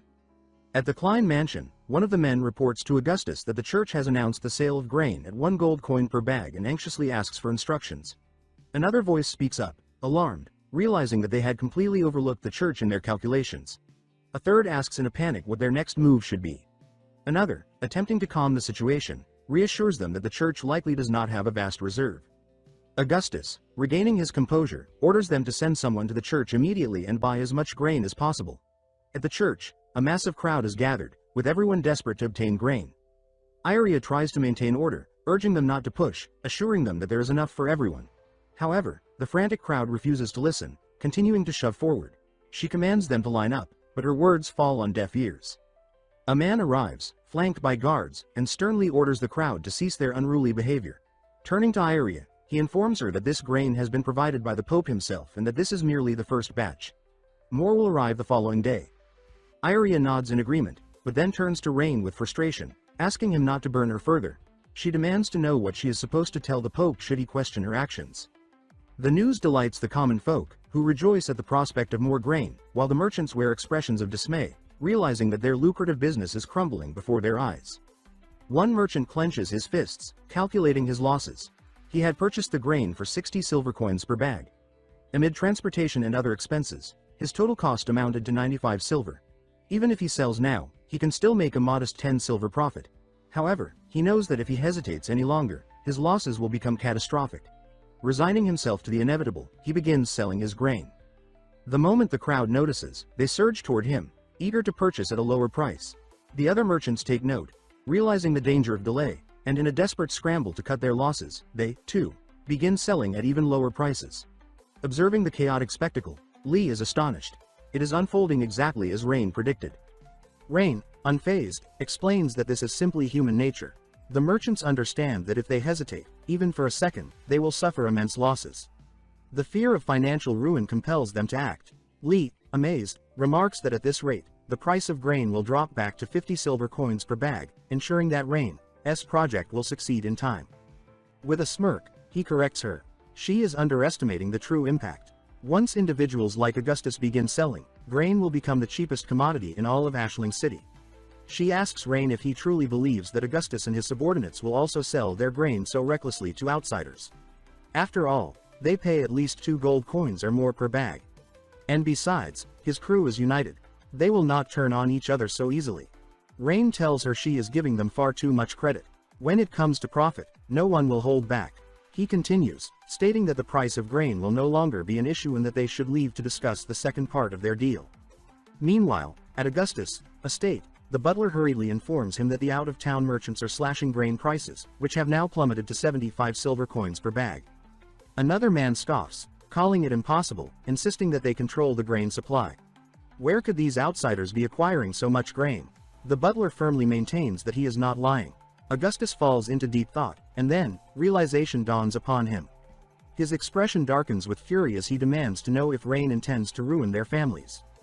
His subordinates, alarmed, press him for an explanation. Seething, Augustus lays it out for them. Rain deliberately spread the news that grain prices were soaring, luring merchants from nearby towns. Once they arrived, he used the church's name to drive prices into freefall, triggering a panic that forced the merchants to sell at a loss. His men can hardly believe that such a cunning scheme was used against them. However, Augustus quickly regains his composure and announces that he has a counterplan. His men eagerly urge him to share it. He explains that, ultimately, the grain reserves will only last a few months. If they hoard their stock until desperation sets in, they will be able to sell it at an exorbitant price if they remain steadfast and refuse to sell now. They will recoup their money. However, if even one of them betrays the agreement and sells, the entire plan will crumble. Roland, though visibly nervous, agrees and claims that he will return to have his grain stockpiled. However, his true intentions are different. He has already decided to sell in order to cut his losses. The other nobles notice his sudden departure and immediately realize that this is now every man for himself. One by one, they all take their leave, abandoning any pretense of unity. Augustus, butler, steps forward, pledging to personally oversee their men and ensure they do not sell. Augustus' temper flares, and he kicks the butler aside, snapping that if they do not sell, the other 3 will. Without hesitation, he orders the immediate sale of all their grain. Back at Rain's mansion, he turns to Byaria and asks if the grain is now sufficient for her people. She furrows her brows, perplexed, remarking that it feels as though the more they sell, the more they receive in return. He explains that it is because they are selling at the peak and purchasing at the lowest point. At that moment, Lillian enters, reporting that prices have dropped once again. 1 gold coin can now buy 3 bags of grain. Turning back to Byaria, he asks if his words have not been proven true. If she buys now, she will gain 10 more bags. With that settled, he shifts the conversation and inquires whether they can now discuss their deal. Byaria eyes him warily and asks what kind of agreement he seeks to make with her elf tribe. His answer is simple yet audacious. He wants everything. She is momentarily stunned. Confused, she presses him for clarification. He elaborates that they can provide for all aspects of her tribe's daily needs, and whatever they require, he is willing to negotiate a deal. Byaria's expression turns nervous. She admits that such a decision is not hers to make, and Maggie must speak directly with her queen. He nods and asks her to arrange a meeting. At his request, she calls upon Illyria, instructing her to deliver a letter to their queen. As Rain watches her leave, he reflects inwardly. With the grain crisis resolved, the nobles will be powerless to stir up trouble for some time. The Magic Association is already under his control, and it is only a matter of time before he takes hold of the church. At this moment, Eldric's only remaining advantages are his military and tax control. If Rain can seize control of the military, Eldric will be completely within his grasp. He must find a way to infiltrate the ranks. His thoughts are interrupted by Leah, who playfully tells him to relax more. She would gladly help him unwind. He dismisses the notion, stating that he is not tired. As he speaks, a commotion outside catches his attention. A man is engaged in a heated argument with Illyria regarding the soldiers. The man's frustration is evident as he exclaims that while he can tolerate some losses within Ashling City, being robbed by soldiers on his journey back is unacceptable. What is he supposed to do now? Rain steps forward. The man turns to him warily and demands to know who he is. With a smirk, Rain replies that he is someone interested in doing business with him. At the gate, a guard halts Lillian and demands to inspect her carriage. She calmly informs him that she is a citizen of Esling City, carrying goods purchased in the city, and that she intends to travel to the elf tribe for business. Unmoved by her explanation, the guard orders his men to search the cart. Without hesitation, they begin tearing through her belongings, destroying everything in the cart. Lillian attempts to stop them, but her protests are ignored. After thoroughly ransacking the cart, the soldiers report to their superior that nothing suspicious has been found. Despite this, the officer orders her to pay the toll according to the rules, which she challenges him. Demanding to know why she should pay after they had already destroyed her goods, his patience wears thin. He gives her an ultimatum. Either she pays or she leaves. Before she can argue further, another voice intervenes, instructing her to comply. Begrudgingly, she hands over the money, only for the guard to inform her that the toll has been increased to 5 silver coins under Rain's orders. Frustration builds within her as she realizes the absurdity of the situation. Her goods are worth no more than 3 silver coins, yet they are demanding 5. The guard, however, remains unfazed and tells her to leave if she refuses to pay. Suppressing her anger, she ultimately relents, knowing that Rain will deal with him soon enough. She pays the toll, and they finally allow her to pass. Inside the carriage, Rain mutters curses at himself in self-deprecation. The merchant beside him, frowning in his words, warns him to be careful with his remarks, reminding him that Rain is the savior of Ashling City. Observing the conversation, the merchant finds him odd. Despite the soldiers' claim that Rain was responsible for the toll increase, he continues to blame the guards instead, sensing that the man is unfamiliar with the city. The merchant takes it upon himself to recount Rain's deeds, explaining that although he personally suffered financial losses due to the shifting market prices, this is the first time he has ever seen a lord who truly cares for his people. If given the opportunity, he would gladly serve under him. Rain continues to berate himself under his breath, mentioning the people he killed at the banquet. The merchant immediately realizes what he is referring to, dismissing the concern by stating that the Adrian family deserve their fate. Rain questions whether he knows them. The merchant confirms, explaining that anyone involved in business within Ashling City is well aware of the Adrian family. While many believe they amass their wealth through casino operations, the truth is far more sinister. Their true source of income is human trafficking. Rain is momentarily stunned before his expression darkens. Already managing with limited manpower, he curses at the realization that the Adrians had dared to exploit his potential workforce. His mind begins formulating the next course of action. Before anything else, he must take control of the border guards. If internal chaos erupts, the neighboring countries will not hesitate to take advantage of the situation. His thoughts are abruptly interrupted by a commotion outside. Lillian, her patience fraying, questions why they are being charged another toll. A soldier responds that the toll for Ashling City is separate from the one at the border fort, implying that different rules apply. She immediately accuses him of lying, but the soldier remains indifferent, giving her the same ultimatum. Either she pays or she leaves, which she demands to know the amount. He smugly states that it is 1 gold coin. Stunned, she calls it outright robbery, but Rain instructs her to pay. Though brimming with anger, she reluctantly complies. The soldier, now noticing movement inside the carriage, becomes suspicious. He demands that all passengers disembark, as this is a border fort and every traveler must be inspected. Without hesitation, Rain steps out. He calmly tells them to proceed with the search if they must. The soldier, upon recognizing him, stiffens in shock. Rain and Lillian step down from the cart. Rain shoots a sharp look at the guard and says that if they want to inspect, then they should go ahead and inspect. The guard freezes, his face pale as sweat begins to drip. He stammers, asking why they are here. The soldier glares at the merchant behind Rain and sneers, calling him an immortal old fool and asking how he dares to come back here. Rain turns toward him and asks if he is an acquaintance of the merchant. The merchant, looking uncomfortable, replies that these men used to be bandits in the nearby mountains. After forming an alliance with the Elwyn family, they were tasked with kidnapping and trafficking people. The Elwyn family brought them here. The soldier sneers again and continues, saying that the merchant didn't pay enough tolls the last time he left the city, and he got scolded for it. If the merchant doesn't make up the difference today, he shouldn't even think about leaving. As he finishes speaking, the soldier strikes the merchant across the face. But the old man doesn't dare retaliate. Stepping back in anger, the merchant shouts that he paid the full amount last time, not a single coin short. The soldier points his weapon at the merchant and snaps that just because he paid last time doesn't mean he doesn't owe now. If it wasn't for the merchant being in that carriage, they might have let it slide with a couple of gold coins. But now that they've seen his face, he's not leaving without 5 gold coins. Rain suddenly speaks up, saying that something doesn't add up. With tolls this high, why is Islin's financial income so low? The soldier looks at Rain disdainfully, asking where he came from. His gaze shifts to Leah standing beside Rain, and he smirks, commenting that Islin has a beauty like her. At this moment, the merchant pulls out a money pouch and says that if they want 5 gold coins, he'll pay, just don't make things difficult for them, as they're his business partners. The soldier accepts the pouch with a smug grin, tossing it to another soldier to store it. Then he reaches out toward Leah, asking where she is from, sweetheart. Before he can touch her, Rain steps in and blocks him, saying that he was considering whether the soldier could be useful as free labor, but now he sees there's no saving him. The soldier, enraged, thrusts his spear at Rain, but before it can land, Leah intervenes and swiftly kills him. The other soldiers, terrified, begin to back away. Rain coldly orders Leah to kill anyone who resists, and afterward, their guards will take over this post. The soldiers panic, throwing down their weapons and running while shouting for help, claiming that someone is murdering people here.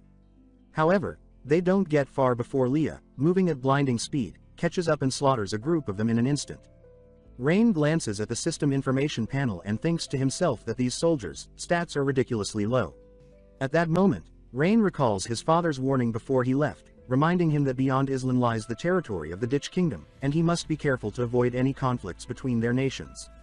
Feeling fortunate to have uncovered such a major problem, Rain knows that if a conflict with the Empire breaks out, only he will lose in the end. Just then, Leah, holding her dagger, approaches the remaining soldiers, but before she can act, a loud voice rings out, demanding to know who dares cause trouble at the borders of Islin. The soldiers see the man and react as if they've found a lifeline, shouting that General Caesar is here and they're saved. They plead with General Caesar to help them.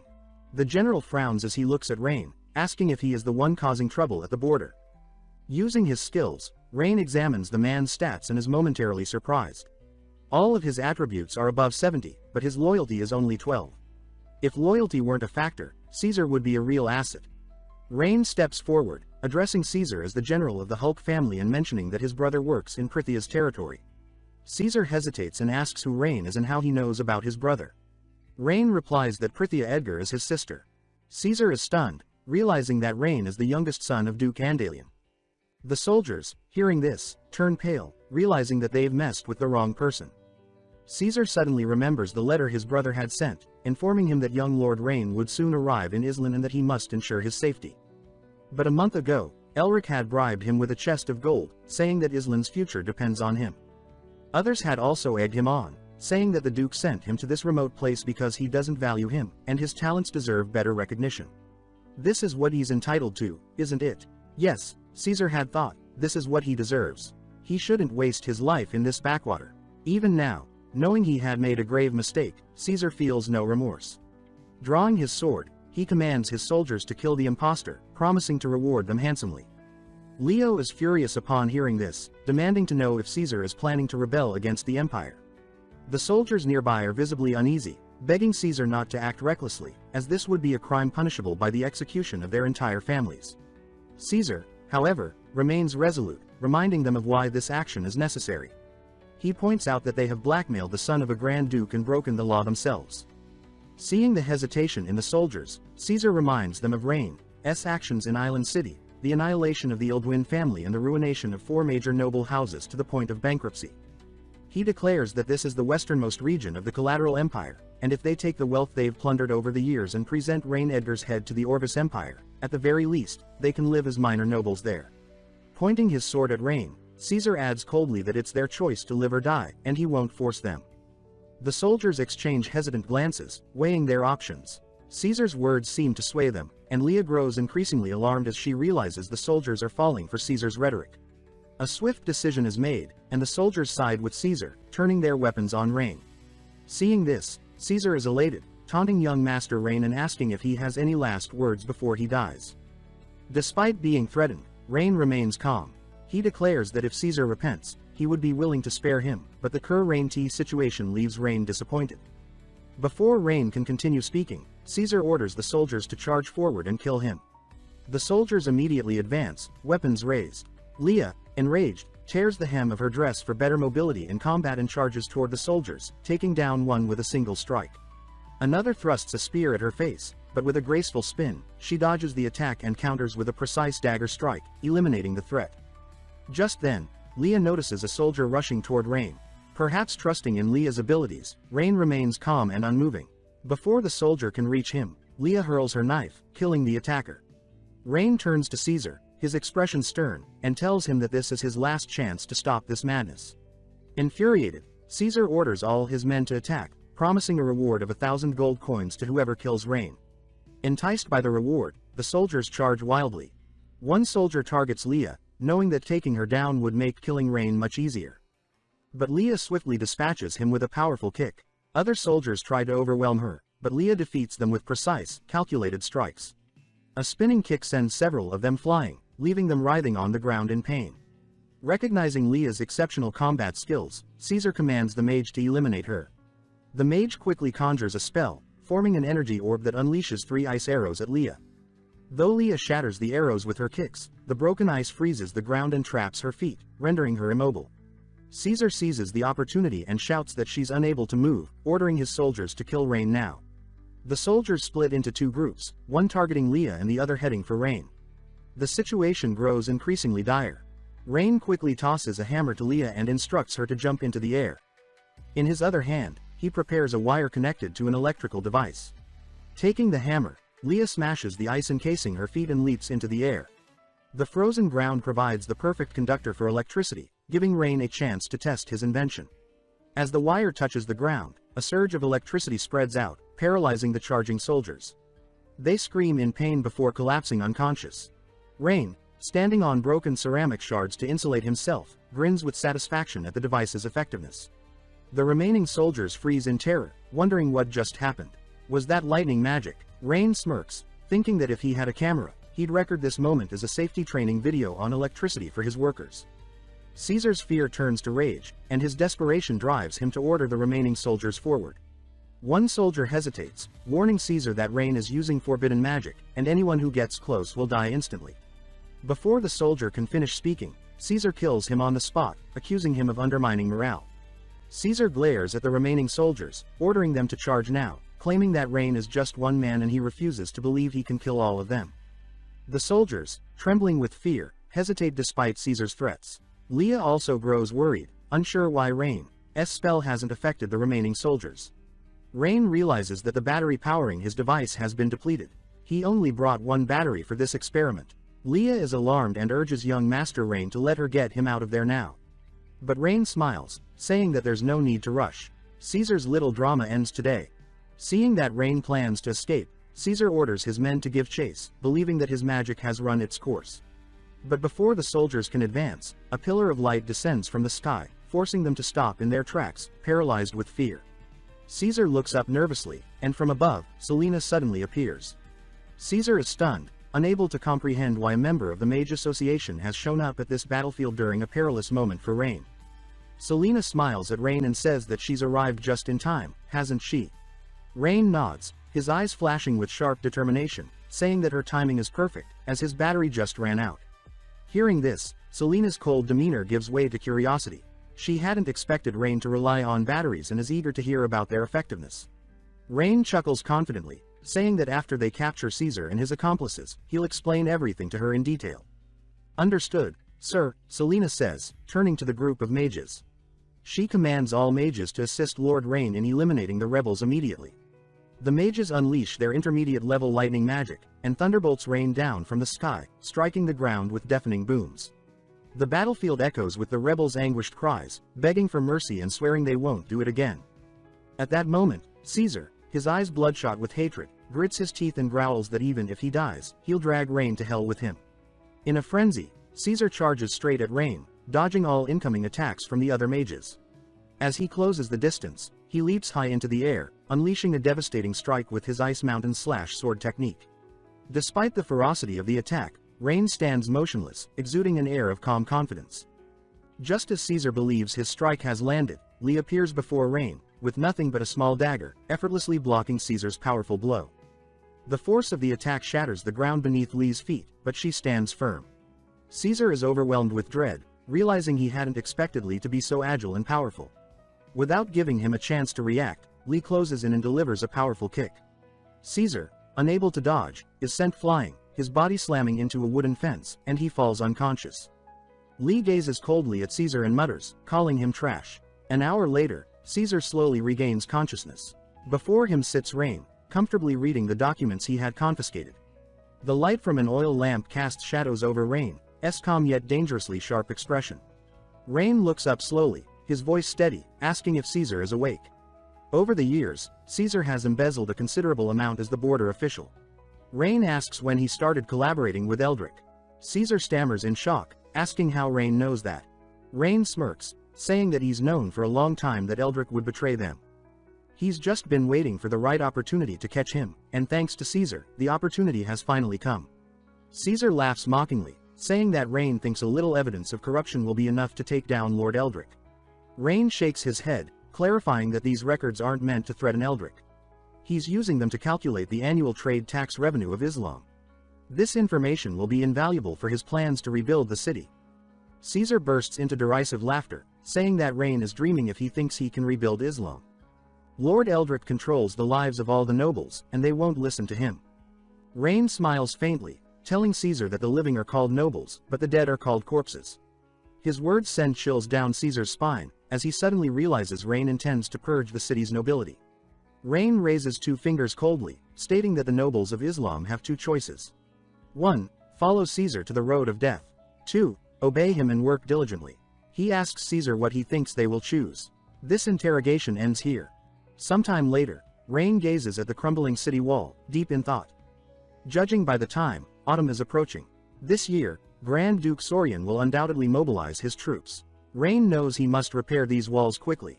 If war breaks out, these walls won't hold back any enemy. To the west lies the elven territory of the Saintis. As long as the negotiation succeeds, no conflict will arise there. To the east is his second sister's domain, which poses no concerns. The most dangerous is the northern territory of Grand Duke Sorian. As Rain contemplates, Leah approaches with a stack of documents. She informs him that all the embezzled funds have been tallied, totaling 350,000 gold coins. Rain nods and issues an order to have their guards take over the defenses there. He instructs her to distribute 100 gold coins to each soldier and send the rest back to Islam. Rain notices Selena preparing to return to the city. He expresses his gratitude for her and the Mage Association's assistance. Selena smiles and replies that it was their duty, but she wants Rain to explain more about how the battery worked. She couldn't understand how he could use it without possessing any magical power. Rain smiles and promises to explain it in detail on the way back. Selena, delighted, pulls Rain into the carriage to hurry back to the city. Just as they are about to depart, Malcolm comes rushing over, visibly alarmed. Selena frowns slightly and asks what is wrong. Malcolm informs her that Lord Eldrick has betrayed them and seized control of Islam. Selena is shocked, but Rain simply smiles, saying that Eldrick finally couldn't hold back. Selena grows anxious, asking what Rain plans to do to suppress the rebellion, especially since all the mages from the Mage Association are currently away from the city. That means there will be no reinforcements from inside. Rain reassures Selena, telling her to stay calm. From the moment Eldrick chose to betray him, his defeat was already sealed. After learning about the coup in Islam, Rain leads his soldiers along with members of the Mage Association back to the city. Seeing the tightly locked city gates, Rain slowly steps forward, his voice filled with confidence. He calls out to Eldrick, asking if he has finally driven him into a corner. Standing atop the city walls, Eldrick shows no signs of worry at Rain's arrival. Instead, he sneers and speaks mockingly, asking what brings young Master Rain to Islam today. Rain ignores Eldrick's sarcasm and instead expresses curiosity about why Eldrick would dare to betray his father. That question sends Eldrick into a rage.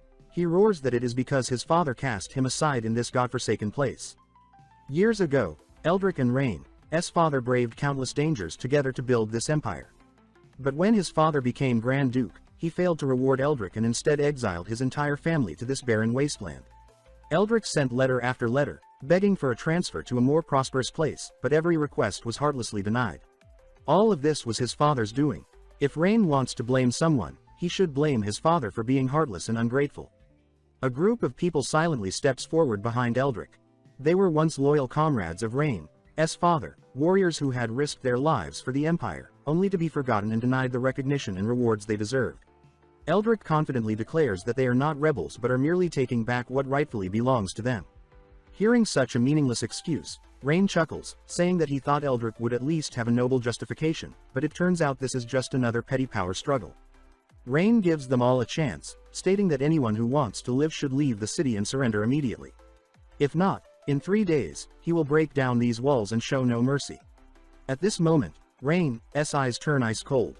His threat makes the nobles laugh in amusement. They jeer together, mocking Rain and asking if he even knows how fortified Islan is. If he wants to breach these walls, he will have to pay a steep price. Eldrick also laughs, saying that Rain has lost his mind from fear and is just a fool who only knows how to talk big. He then raises an eyebrow and smirks, proposing a bet. Rain finds Eldrick's words irritating, but the proposal intrigues him. He asks what kind of bet Eldrick has in mind.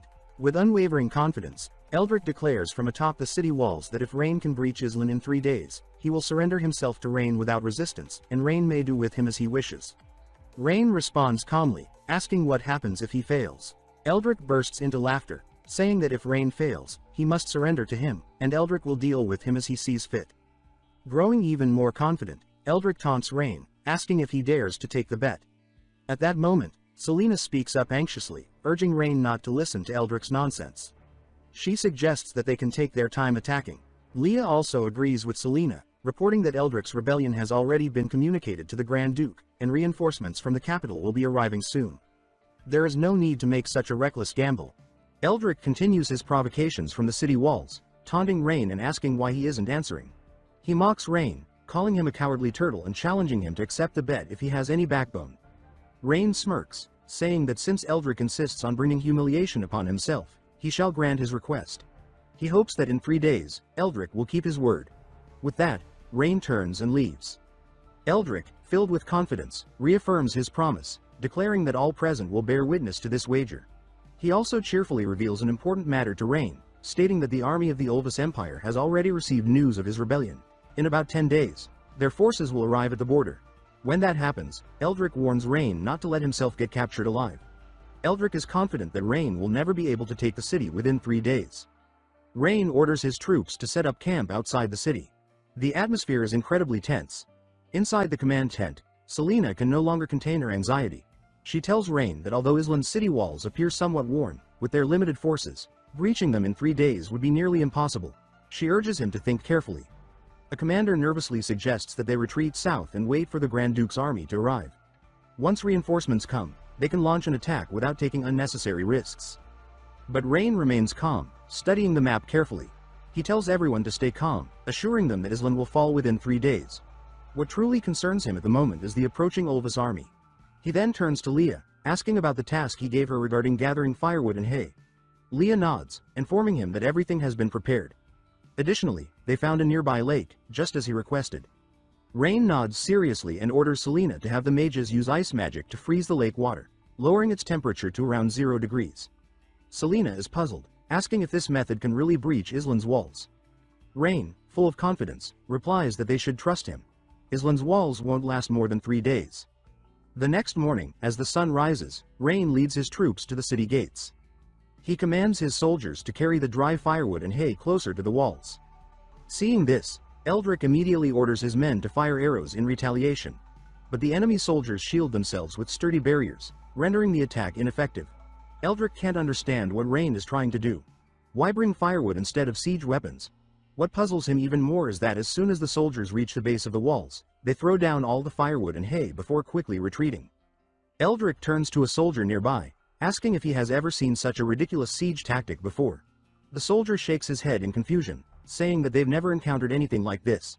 But perhaps they plan to set the walls on fire. Hearing this, Eldrick angrily slaps the soldier across the face, asking if he even understands what he's saying. How can stone burn? The soldier clutches his face, looking aggrieved, but insists that he truly can't think of any other explanation. Before Eldrick can respond, another soldier suddenly shouts in panic, pointing out that fire is spreading along the walls. Eldrick is stunned. He looks down and sees flames rapidly growing and spreading across the stone walls. For a moment, he is speechless. Then, he bursts into laughter, full of disdain. He mocks Rain, saying that trying to burn stone with fire is truly idiotic. A soldier beside him anxiously asks if they should order the mages to put out the fire or shoot down the soldiers who threw the firewood. Eldrick waves his hand dismissively, saying that there is no need. The mages borrowed from the Olvis Empire are only to be used in truly critical situations. They won't waste their magic on something so foolish. He also tells them not to waste their arrows, letting Rain's soldiers do as they please. He sneers coldly, declaring that in 3 days, he will crush Rain's arrogance right here on these very walls. After witnessing Rain's army burning the city walls for 2 consecutive days, Eldrick is extremely confident in his victory. He returns to his mansion to celebrate. Time passes quickly, and as he is basking in the intoxication of triumph, a subordinate rushes in, his face full of panic. He informs Eldrick that the enemy has stopped burning the walls. Eldrick stands up, his eyes still filled with confidence. He bursts into hearty laughter, saying that they have finally burned through their entire winter stockpile. It seems that foolish Rain is about to kneel and beg for mercy. He tells the nobles to come with him to witness Rain's humiliating defeat. The nobles in the room nod in agreement. They all understand that today is the final day of the bet between Rain and Eldrick. After 2 days of continuous burning, the city walls have been heated to an unbearable degree. Even getting close to them is difficult, let alone launching an attack. Everyone is convinced that victory belongs to Eldrick. At the battlefield, atop the walls of Islan, Eldrick stands with his arms crossed, looking down at Rain's army with a mocking expression. He taunts Rain, asking if he has finally put out the fire and decided to surrender like a good boy. Rain raises his head, his face grim. His voice is deep but echoes powerfully across the battlefield. He tells Eldrick and all the nobles that he will give them one last chance to surrender, or they will die. Seeing Rain's serious demeanor, Eldrick is not afraid. Instead, he becomes even more excited. He bursts into laughter, mocking Rain and asking what makes him think they would surrender. He reminds Rain of their wager from 3 days ago, stating that today is the last day. If Rain fails to breach Islan before sundown, he will have to bow his head in defeat. He taunts Rain, asking if he plans to go back on his word in front of all these warriors. The nobles on the wall chime in, saying that if Rain can't break through, he shouldn't go back on his promise. Rain closes his eyes, takes a deep breath, and murmurs that they shouldn't blame him. He raises his hand and gives the order, "Selena, do it, immediately." A figure appears in the sky. Selena, the strongest mage under Rain's command, hovers in midair, raising her hands to summon her full power. The space around her distorts, and fierce lightning bolts roar through the air. Thunder rumbles, and the wind howls violently. The entire battlefield is engulfed in an unbearable tension. After gathering enough energy, Selena lets out a powerful cry and unleashes a devastating attack. A colossal lightning bolt, like an enraged dragon, surges toward the city walls. Seeing this, Eldrick immediately shouts for the mages to deploy the defensive barrier. From all directions, countless mages under Eldrick's command appear. They chant in unison, channeling their full power to create an impenetrable shield. A brilliant magical barrier forms, covering Eldrick and the nobles entirely. But then, something unexpected happens. The lightning doesn't aim at Eldrick. Instead, it strikes the city wall below. For a brief moment, every soldier on the wall is stunned. Even Eldrick freezes, confused about what has just occurred. But after a moment of hesitation, he bursts into laughter once more, mocking Selena and saying that he thought she was terrifying, but she's just a joke. However, his laughter quickly dies as the sky suddenly darkens. Black storm clouds churn like an angry ocean, and thunder rumbles continuously. Then, a torrential downpour erupts. As Eldrick is still processing what is happening, Rain has already given the next order. His army surges forward, but they aren't carrying weapons. Instead, they carry buckets filled to the brim with ice water. With unstoppable momentum, they charge toward the city walls. After the attack, Selena feels exhausted, having drained too much of her mana. Rain steps forward, catching her as she staggers, and speaks sincere words of gratitude. He hadn't expected her to actually change the weather, an astonishing ability. If they ever face a drought in the future, they now have a way to handle it. Though weary, Selena still looks deeply concerned. She asks Rain anxiously if he really thinks his plan will work. Noticing the uncertainty in her eyes, Rain gently takes her hand and speaks reassuringly, telling her not to worry and to trust him. When the ice-cold water touches these walls, Islan's fortress will no longer stand. Leah, who has been watching the battle intently, suddenly screams in terror, pointing out that the soldiers have reached the base of the fortress walls. The raging flames that had burned fiercely are swiftly extinguished by the pouring rain and the buckets of ice-cold water. As the frigid water rushes over the scorching stone, thick clouds of white steam billow upward, accompanied by an eerie hissing sound. Before long, tiny cracks begin appearing on the fortress walls. The fractures rapidly spread and expand into large, jagged fissures. The sharp cracking sounds grow more frequent, signaling that something catastrophic is about to happen.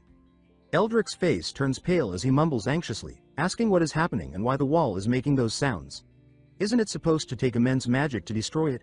Around him, the gathered nobles are equally terrified, wondering if the wall is about to collapse. One of them insists that it's impossible, but then a deafening explosion echoes through the battlefield. A massive section of the fortress wall shatters and crumbles into pieces. Eldrick, along with all the nobles and soldiers standing atop the wall, has no time to react. They can only let out panicked screams as they plummet helplessly into the rubble below. The scene is so shocking that it not only terrifies those on the wall but also leaves Rain's soldiers momentarily stunned. None of them had expected the once impenetrable fortress to fall apart so swiftly and catastrophically. Rain does not waste the opportunity. He immediately issues the command for all troops to advance into the city, capturing those who surrender and killing those who resist without mercy. With his decisive order, the entire army surges forward. This time, they carry gleaming weapons instead of buckets. The collapse of the fortress wall has utterly crushed the defenders' morale. Most of them fall into despair, and Rain's victory is now all but assured. Selena continues to stare at the ruins of the wall in disbelief. She murmurs that it really collapsed. This level of destruction, even if she had used all her power, she's not sure she could have done it. She wonders just how Lord Rain pulled this off. As she is lost in thought, Rain approaches her with a calm smile. He tells her not to overthink it, as the battle is over and they should go home. At the same time, Eldrick struggles to crawl out from beneath the debris. He has never suffered such a humiliating defeat. His face is twisted with rage and fear as he grits his teeth and mumbles that he underestimated Rain. But this isn't over yet. He must escape. As long as he can hold out until the Olvis Empire's northern army arrives, he still has a chance to survive. But before he can even stand, a shadow looms over him. Lifting his head, he finds three nobles staring down at him with icy expressions. One of them speaks slowly, his voice laced with mockery and malice. He asks Eldrick where he thinks he's going and if he's planning to run away. Another noble smirks, his eyes glinting dangerously, saying that they are not ready to die just yet, so Eldrick will have to suffer some indignities on their behalf. After breaching the city walls and completely annihilating the rebel forces, Rain leads his army into the city amidst thunderous cheers. The citizens jubilantly chant his name, showering him with praise for his great victory. They marvel at how incredible Lord Rain is, saying that the city walls were so sturdy, yet he brought them down in just 3 days. What's even more astonishing is that, apart from a few soldiers spraining their ankles while carrying supplies, his army suffered no casualties at all. At that moment, Selena can't contain her curiosity any longer. She swiftly flies to Rain's side and asks eagerly how he managed to destroy the city walls so effortlessly. Seeing Selena persistently following him, Rain sighs inwardly. It seems she won't leave him alone unless he explains. After a brief moment of thought, he decides to give her the simplest explanation, the principle of thermal expansion in physics. However, the moment she hears those words, Selena's expression turns blank. She has absolutely no idea what Rain is talking about. Rain patiently continues, explaining that thermal expansion is a phenomenon where objects expand when heated and contract when cooled. This principle is based on the changes in the state of particles within the material, such as atoms or molecules, in response to temperature. When the temperature rises, the amplitude of the particle's vibrations increases, causing the object to expand. Conversely, when the temperature drops, the vibrations decrease, and the object contracts. Selena remains dazed, clearly struggling to absorb all this information. Seeing her expression, Rain chuckles. He tells her that he'll explain the rest after they deal with Eldrick. Not long after, Rain and his army arrive at the collapsed section of the city wall. Just as he appears, a weak voice calls out, begging Lord Rain to save them. Rain frowns slightly, his gaze sweeping over a disheveled man lying on the ground. Surprised by the plea for help, he coldly remarks that the man is trying to pull a pitiful act on him. The man flinches, his eyes flashing with panic. Immediately, another man speaks up, claiming that they were deceived by Eldrick before, which is why they betrayed Rain. A third man quickly adds that they planned to capture Eldrick to atone for their mistakes but were tricked instead. They plead for mercy, but Rain merely stares at them in silence, his eyes filled with fury. He tells them that he gave them 2 chances to turn back, yet they failed to take them. Realizing Rain's resolve, the nobleman trembles in fear and drops to their knees, repeatedly kowtowing and begging for their lives. They offer to hand over all their wealth in exchange for their lives. Rain lets out a laugh, saying that if he kills them, their wealth will belong to him regardless, so their offer is utterly meaningless. The 3 noblemen shudder, and one of them, in sheer desperation, cries out that if Rain does this, no one will dare to remain loyal to him in the future. He calls this a brutal policy. Rain responds calmly, telling them that they're wrong. People are not loyal to anyone, they are loyal to their own interests. He asks if they have lived this long and still not understood this simple truth, calling them foolish. Without hesitation, Rain orders his men to capture all the noblemen. He will deal with them later. Meanwhile, at Eldrick's mansion, the treacherous nobleman is in a state of panic. He desperately urges a masked man to help him escape, saying that Rain has broken through the city walls and they must get out of there now. The masked man is taken aback, asking how Rain managed to destroy such sturdy city walls. Eldrick stammers in fear, explaining that Rain heated the city walls for several days and then poured cold water on them, causing the walls to collapse. Hearing Eldrick's description, the masked man clenches his fists in anger and shouts that there's no way a fortress wall could be breached that easily. He insists that Rain must have used some kind of powerful magic. Eldrick doesn't want to explain further. He falls to his knees, his voice trembling as he begs the masked man to help him escape, saying that Rain is on his way with his army and they have no escape. Realizing the dire situation, the masked man immediately pulls out a scroll and begins casting a teleportation spell. But before he can finish chanting, a calm and steady voice suddenly rings out, asking where they're planning to go. As Rain steps into the room, Eldrick shudders and stammers, asking how Rain got there so quickly. Without a hint of concern, Rain slowly enters, his gaze sweeping over the two men. He mocks Eldrick, saying that it's thanks to him abandoning the city walls to flee. Seeing Eldrick run, his soldiers quickly surrendered one by one, and thanks to that, Rain had no obstacles on his way here. Rain then shifts his gaze toward the masked man, his tone filled with mockery. He asks if the masked man is the one pulling Eldrick's strings and questions why he's wearing a mask. Is he hiding a scar, or is it because he's too ugly? Angered by the taunt, the masked man snaps, telling Rain not to be too proud of himself. He warns that Rain's victory won't last long, as the Imperial army of Olvis is already on its way. If Rain hadn't destroyed the city walls, he might have survived a little longer. But now that the walls have fallen, once the Olvis army arrives, they will reclaim everything and make Rain pay for this humiliation. The moment he finishes speaking, he hastily unfurls the scroll, attempting to activate his teleportation spell. Rain orders Leah to stop him. Immediately, from behind, Leah flicks her wrist, sending a sharp dagger hurtling toward the masked man's head. However, he reacts just in time, tilting his head to evade the blade, which instead shatters his mask. The unexpected attack momentarily interrupts his spellcasting, and his eyes flare with fury as he glares at Rain. Meanwhile, Leah has already moved to stand beside Rain. As soon as she sees the man's real face, her eyes widen slightly, as if she has just realized something. The man also stares at Leah, his eyes filled with hatred. Before anyone can act, he decisively completes the teleportation spell, vanishing along with Eldrick. The only thing left in the room is his voice, echoing with resentment, saying that he will return. Leah clenches her fists and bows her head apologetically, saying that she's sorry for being too slow and letting him escape. Rain remains calm, saying that it's fine, he knew they would have an escape plan. What's troubling is that he doesn't know the masked man's true identity. Leah takes a deep breath, her expression serious. She tells Rain that she knows who that man is. Rain is surprised, asking if she really knows him. Leah shakes her head, saying that she doesn't know him personally, but his name is Revencrow Ilduin. He was once a trusted subordinate of the Grand Duke, but during the war, he betrayed his master and defected to Grand Duke Ryan of the enemy nation. Rain furrows his brows upon hearing that name, noting that Revencrow also bears the Ilduin surname. He asks if Revencrow is related to Adrian, the one who was executed before. Leah nods in confirmation, saying that Revencrow is the true head of the Ilduin family. However, because he disagreed with his father's ideals, he voluntarily left the family and followed Grand Duke Ryan. At that moment, Selena steps in, her expression grave. She quickly reports that the situation in the city has been brought under control, but the Olvis Empire's army is approaching. She asks how they are going to deal with this, her voice carrying a hint of concern. The city walls have been severely damaged due to the thermal expansion magic cast by Lord Rain. Even if they gather all the mages from the Mage Association, they wouldn't be able to repair the walls in time before the enemy attacks. Seeing the tension on Selena's face, Rain simply smiles calmly, his voice filled with confidence. He tells her that there's no need to worry, as he already has a solution. A while later, Rain summons the entire populace to the town square. Seeing this, Selena assumes he intends to reassure the people, but she has no idea what he will say to prevent them from falling into panic. Rain steps onto the platform, takes hold of a sound amplification device, and brings it to his mouth. He greets the crowd, asking if everyone can hear him. Below, thousands of eyes turn toward him, and the atmosphere grows increasingly tense. Rain pauses for a moment before continuing. He tells them that the Olvis Empire's army is marching toward them, and in a few days, they will be here. A moment of silence follows, and then the crowd erupts in horrified screams. Fear is evident on their faces, and some people begin to tremble, cold sweat breaking out on their foreheads.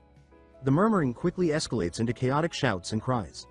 Selena is completely shocked, unable to believe what is unfolding before her eyes. She spins around to face Rain, yelling in outrage, asking what he is doing. Rain frowns in confusion, asking her why he can't reveal the truth. Selena explains that when people hear about an enemy invasion, their first instinct is to rely on the military for protection. However, since they are not trained soldiers, it would be difficult for them to remain calm in the face of danger. Hearing this reasoning, Rain chuckles slightly. He believes that Selena's thinking is completely wrong. In his view, the ones who need to remain calm on the battlefield are the commanders, while the ones who don't need to be calm at all are the soldiers. This logic leaves Selena bewildered, as she can't understand why he would say such a thing. Rain does not continue his conversation with Selena. Instead, he takes out a scroll and turns toward the crowd below. Holding a voice-amplifying device in his hand, he speaks loudly, telling them that this is a letter from the Olvis Empire addressed to him. In this letter, they claim that the people of Islan are nothing but cowards and fools, too afraid to protect their own homeland. They even told Rain to abandon them all and run away. Hearing these insulting words, the crowd immediately falls silent. But soon after, their silence erupts into fury. They shout angrily, calling the Olvis Empire bastards who come to steal their grain every year. This year, they will not run. They will fight them to the death. Seeing that he has achieved the reaction he desired, Rain continues. He tells them that it seems the Olvis Empire completely misunderstands them. They are not cowards or fools. Are they? The entire crowd erupts in unison, saying that they'll fight them to the death. 1 for 1 is fair, 2 for 1 is even better. Hearing these words, Rain slowly speaks again. He tells them that if they all have the courage to fight, then he swears to lead them in driving the Olvis Empire's army out of their land. The atmosphere in the square is electrified with roaring cheers. The people's fighting spirit surges to its peak.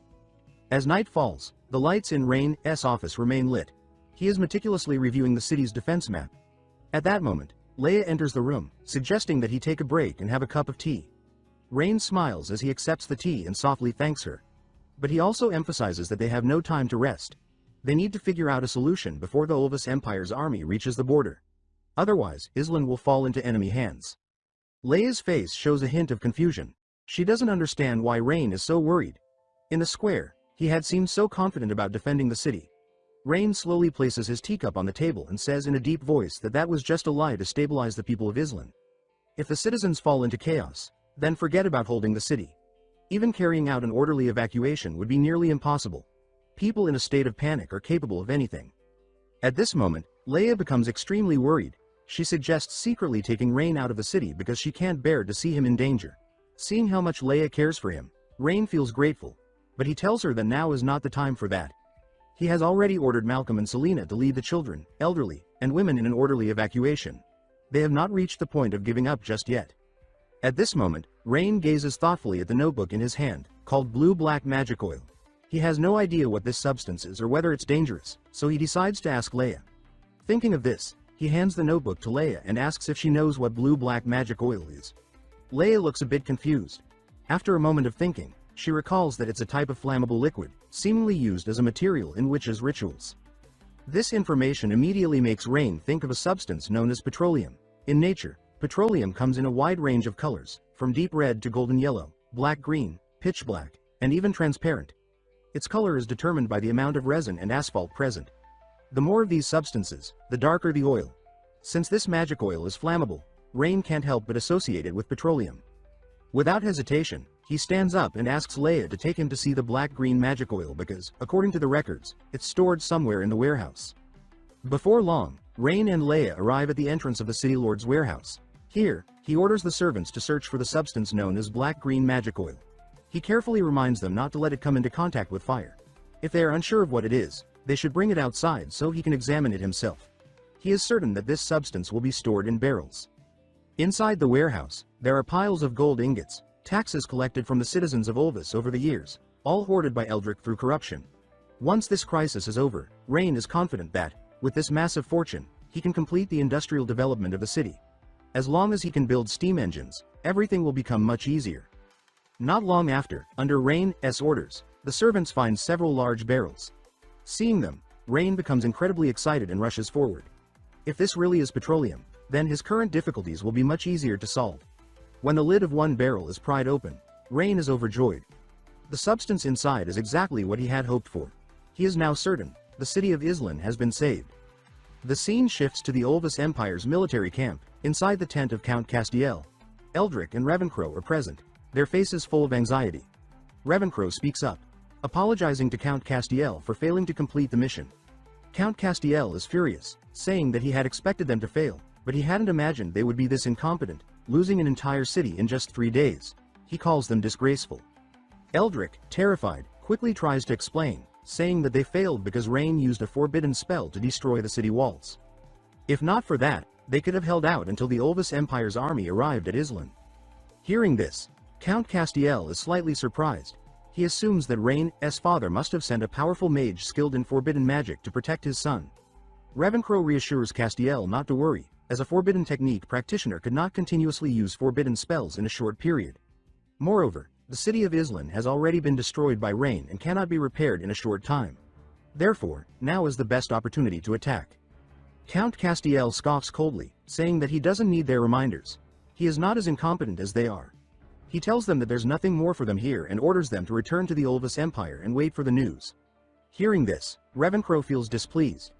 He believes that this entire plan had been devised together with Castiel, so he wants to know Castiel's true intentions in sending him away. Count Castiel holds a scroll in his hand and looks at Ravencrow with a deep contemplative gaze. After a moment of silence, he announces that Ravencrow has been removed from the plan. With that, Count Castiel tosses the scroll in front of Ravencrow. Ravencrow bends down and picks it up, his heart filled with anxiety. When he unrolls it, he reads its contents. The letter states that this war arose solely due to Ravenlocky's personal hatred, leading to bloody conflict, displaced civilians, and a land drenched in blood. As a ruler who has always pursued peace, Count Castiel truly does not wish to see such widespread suffering. To show his sincerity in seeking peace, he has ordered the capture and surrender of Ravenlock so that he may atone for his crimes. He hopes this act will extinguish their wrath and bring an end to the war. May this bring an end to the meaningless slaughter and restore peace to all. He hopes that, from now on, both lands will enjoy prosperity and their people may live without worry. May the Almighty bless them, and may peace endure. Upon reading the letter, Ravencrow is so enraged that he cannot contain his emotions. He roars, calling Castiel a despicable traitor. Count Castiel's expression turns ice cold, and he orders his subordinates to arrest Ravencrow and hold him in custody until the war is over. Despite his furious shouting and resistance, Ravencrow is still dragged away by the soldiers, utterly powerless. Witnessing the entire scene, Eldrick's body begins to tremble. He realizes that he should have fled this place much earlier. Count Castiel turns his chilling gaze toward Eldrick and asks how he should deal with him. Terrified, Eldrick falls to his knees, his voice trembling. He pleads for his life, saying that he knows a secret that could help Count Castiel rise even further within the Olvis Empire. This piece of information immediately piques Castiel's interest. At the Lord's mansion in the city of Rand, within a grand and imposing chamber, a beautiful young woman sat engrossed in a document. She was Prithia, the elder sister of Rain and the ruler of the land. Prithia held a deep affection for her younger brother, and as she read, a wave of nostalgia washed over her. She wondered how Rain was faring in his domain, and if time permitted, she would surely visit him. However, her thoughts were interrupted when a young lady entered the room. The newcomer curtsied with noble grace and respectfully announced that a letter had arrived from Lord Rain's territory, written by Leah. Prithia's face lit up with a warm smile as she took the letter from her younger brother. But as her eyes scanned its contents, the gentleness in her expression slowly faded, replaced by a burning fury. Her gaze sharpened, and she immediately ordered Gwen to summon Velas Hulk to see her at once. Gwen bowed quickly and hurried off to carry out her task. Not long after, Velas Hulk knelt before Prithia, his face a mask of confusion and fear. He had no idea why his lady was so enraged. In a cautious tone, he asked what had happened. Prithia's eyes were like blades as she glared at him, accusing his family of treason.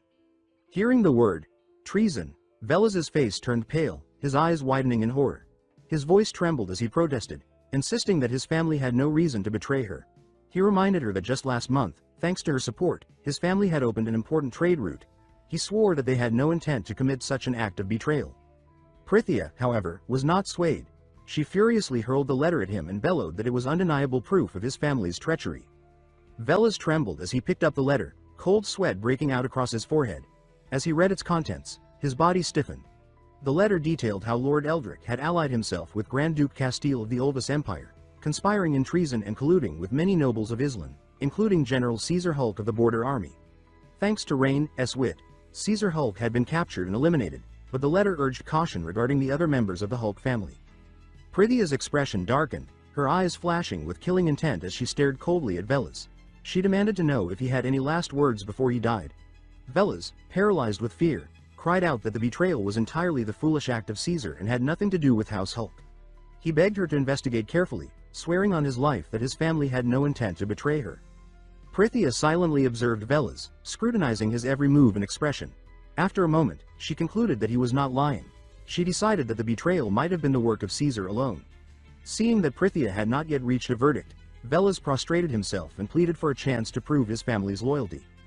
Prithia's voice remained cold as she asked how he intended to prove his loyalty. Velas hastily proposed that he would order his only daughter, Rosalind, to lead troops to support Rain and fight against the Oldest Empire's army. This, he said, would serve as proof of House Hulk's devotion. Prithia considered the dangers of this plan. Rosalind had only just come of age and had yet to complete her training at the Knight Academy. If anything were to happen to her, House Hulk would be left without an heir. But Velas was determined to prove his loyalty. He pleaded with Prithia to trust him, emphasizing that House Hulk owed everything to her and would have fallen into ruin without her support. Ultimately, Prithia accepted Velas's request. However, after he left, she ordered Gwen to secretly monitor Rosalind. If she showed any sign of betrayal, she was to be executed immediately. Outside the city of Thrand, Eldric and Grand Duke Castile stood on a distant cliff, gazing down at the city of Islan in the distance. Grand Duke Castile inquired if this was indeed their target, and in a low voice, Eldric confirmed that it was. He stated that as long as they managed to break through this place, the city would belong to the Grand Duke. As he observed the city below, Eldric took note of the repairs made to the city walls. He remarked that the walls had been in far worse condition before, mentioning that Rain had even dug a trench to further fortify the city. Grand Duke Castile burst into laughter, ridiculing Rain for wasting the precious mana of his mages merely to reinforce the defenses. Filled with doubt, Eldric questioned whether this would not, in fact, make their attack more difficult. He asked why the Grand Duke seemed pleased about it. Castile then explained that if the city had any natural defensive advantages, such fortifications might have been useful. However, he pointed out that the area consisted only of open plains, with a small river running through it. He assured Eldric that this terrain would not hinder their army from launching a surprise assault. He further elaborated that if the enemy mages still possessed their mana, they might have been able to resist, but having squandered it on rebuilding the walls, they had left themselves nearly powerless. Upon hearing this reasoning, Eldric immediately praised the Grand Duke for his wisdom. Pleased by the recognition, Grand Duke Castile's confidence grew. At that moment, a knight stepped forward and respectfully suggested that rather than storming the fortress outright, they could simply surround it and cut off its supply lines. However, Castile was displeased by the suggestion, perceiving it as an insult to his capabilities, as though the knight doubted his ability to take the city by force. Sensing the Grand Duke's anger, the knight quickly knelt, anxiously clarifying that he did not mean to question his strength. He explained that his only concern was minimizing unnecessary casualties among their soldiers. He emphasized that this was a battle to seize a city, and that a prolonged siege might be the wiser course of action. Despite the knight's reasoning, Castile remained resolute. He asserted that casualties were an unavoidable part of war. Furthermore, he believed that most of the soldiers they had brought were inexperienced recruits. Capturing the fortress through direct combat, he argued, would serve as valuable training for them. With this decision made, he ordered a mage to accompany him to Islan, intending to personally demonstrate his might. Convinced that his mere presence would terrify Rain into surrendering, Castile proceeded toward the city. Inside his office, Rain struggled with the task of training 5 individuals with high attributes. Half a month had passed, yet the mission remained incomplete due to his lack of time to search for suitable candidates. As he pondered a solution, Leia entered the room and respectfully reported that Grand Duke Castile of the Oldest Empire had arrived outside the city with a mage, requesting a meeting. Shortly afterward, Rain appeared atop the city walls. Upon his arrival, all the soldiers bowed respectfully, their eyes filled with concern. High in the sky, Grand Duke Castile let out a hearty laugh before he could finish his sentence. Rain's mocking voice interrupted him. In a derisive tone, Rain questioned whether this fool was truly Grand Duke Castile. His soldiers immediately erupted into laughter, their expressions filled with ridicule. Standing beside Rain, Leia slowly nodded and confirmed that the so-called idiot was indeed Castile. Above them, the Grand Duke clenched his fists in fury. Veins bulged on his forehead as his voice trembled with rage. He growled that Rain was an insolent wretch, accusing him of disrespecting him in a manner even his father would not have dared. Remaining calm, Rain coldly asked the Grand Duke what business he had in West Deccath. By this point, Castile had lost all composure. He roared that he had come to grant Rain a final chance to beg for forgiveness. He declared that if Rain surrendered immediately, he would spare the city from becoming a sea of blood. Smirking, Rain's eyes flashed with disdain as he responded with his own offer. He stated that Castile had one final chance as well. If he did not wish to die, he should withdraw his forces and return to his own territory at once. Hearing Rain demand his retreat, Castile was overcome with rage. He considered Rain Edgar to be someone who did not understand his place. Pointing down at him, the Grand Duke declared that he had led an army of 100,000 men to this city. He warned Rain that if he did not wish to perish, he should surrender immediately. However, Rain found Castile's threats dull and uninspiring. Turning to Leia, he calmly ordered her to teach this loudmouth a lesson. Upon receiving the command, Leia nodded and assured Rain that she understood. Lifting her dress slightly, she revealed several small daggers strapped to her legs. Without hesitation, she seized one and hurled it directly at Grand Duke Castile. The sudden attack sent the mage standing beside Castile into a panic. Acting quickly, the mage flew forward, casting a protective barrier to intercept the projectile. However, his magic proved insufficient. The dagger easily pierced through the barrier, leaving a cut on Castile's face. At that moment, Castile trembled with fury. He had arrived to assert dominance, yet he had been humiliated instead. His eyes burned with hatred as he glared at Rain. Standing below on the city wall, he desired nothing more than to strike Rain down on the spot. However, Rain remained composed. In a slow, deliberate tone, he warned Castile that this was merely a warning. He stated that if there was a next time, his maid would not miss. Though Castile seethed with rage, he knew there was nothing he could do at that moment. With no other choice, he stormed away with his subordinates. Watching them disappear into the distance, Rain's smirk faded, his expression turning serious. Turning to Selena, he issued a direct order. She was to prepare for battle. He stated with certainty that the Olvis Empire's army would launch its attack soon. Meanwhile, Castile returned to his observation post. Upon seeing the wound on his face, the knights around him immediately expressed their concern. However, Castile coldly dismissed their worries, claiming it was nothing more than a cheap sneak attack from Rain. Then, without hesitation, he issued a direct command. The assault on the city was to begin immediately. His intention was clear. He wanted to capture Rain and personally make him suffer. At this point, one knight stepped forward and cautiously voiced his concerns. He reminded Castile that they had marched for 3 days without rest to reach the borders of Islan. He suggested that attacking immediately would be unwise, as the soldiers needed at least half a day to recover and prepare their siege weapons. The knight's reasoning only fueled Castile's fury. Without warning, he stormed forward and struck the knight viciously across the head. He shouted angrily, demanding to know if 3 days of marching had already exhausted them. He questioned whether they still considered themselves soldiers of the great Olvis Empire. Despite the pain, the knight forced himself to respond, urging Castile to remain calm. He argued that even if the soldiers were still capable of fighting, they still needed time to construct a bridge over the river and prepare their siege equipment. He warned that launching an unprepared assault would put them at a severe disadvantage. The surrounding soldiers nodded in agreement, acknowledging the logic of his words. However, Castile remained unmoved. He roared that they knew nothing of warfare. He declared that their enemy would assume they needed time to rest and prepare. By attacking immediately, they could take them by surprise before defenses were set. Though the knights understood that Castile's reasoning was not entirely flawed, they still worried about the soldiers' exhaustion. They attempted to persuade him once more, but he remained firm. Without hesitation, he gave the order. Preparations for the attack were to begin at once. Meanwhile, at the Olvis Empire's camp, the soldiers had just finished setting up their tents and finally had a brief moment to rest. They sighed in relief, grateful to have arrived. However, their respite would not last long. After 3 consecutive days of relentless marching, exhaustion weighed heavily on the soldiers. One of them muttered in frustration that he felt as if he would collapse from sheer fatigue. Another soldier, nodding in agreement, lamented that no one had warned him how exhausting it would be to serve as a soldier.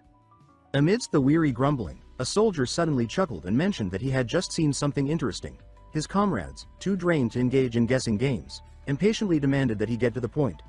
Grinning, the soldier revealed that he had just witnessed someone slaughtering a sheep, which meant that they would be having a proper meal that night. At this news, the exhausted soldiers perked up. After 3 grueling days, the thought of a decent meal lifted their spirits. However, their brief moment of joy was swiftly crushed when a commander suddenly appeared, his expression stern, and announced that all troops were to assemble and prepare for an attack on the city. Stunned by the order, one soldier bravely voiced his concern. He pointed out that after marching without rest for 3 days and nights, everyone was utterly exhausted. He hesitantly suggested that the troops should be allowed to eat before heading into battle. The commander sighed, clearly understanding the soldiers' plight, but he had no choice in the matter. He declared that there would be no further arguments and reminded them that soldiers must follow orders. The attack was to commence immediately. With heavy hearts and bodies drained of strength, the soldiers silently obeyed. Not long after, the army of the Olvis Empire arrived outside the city of Islan.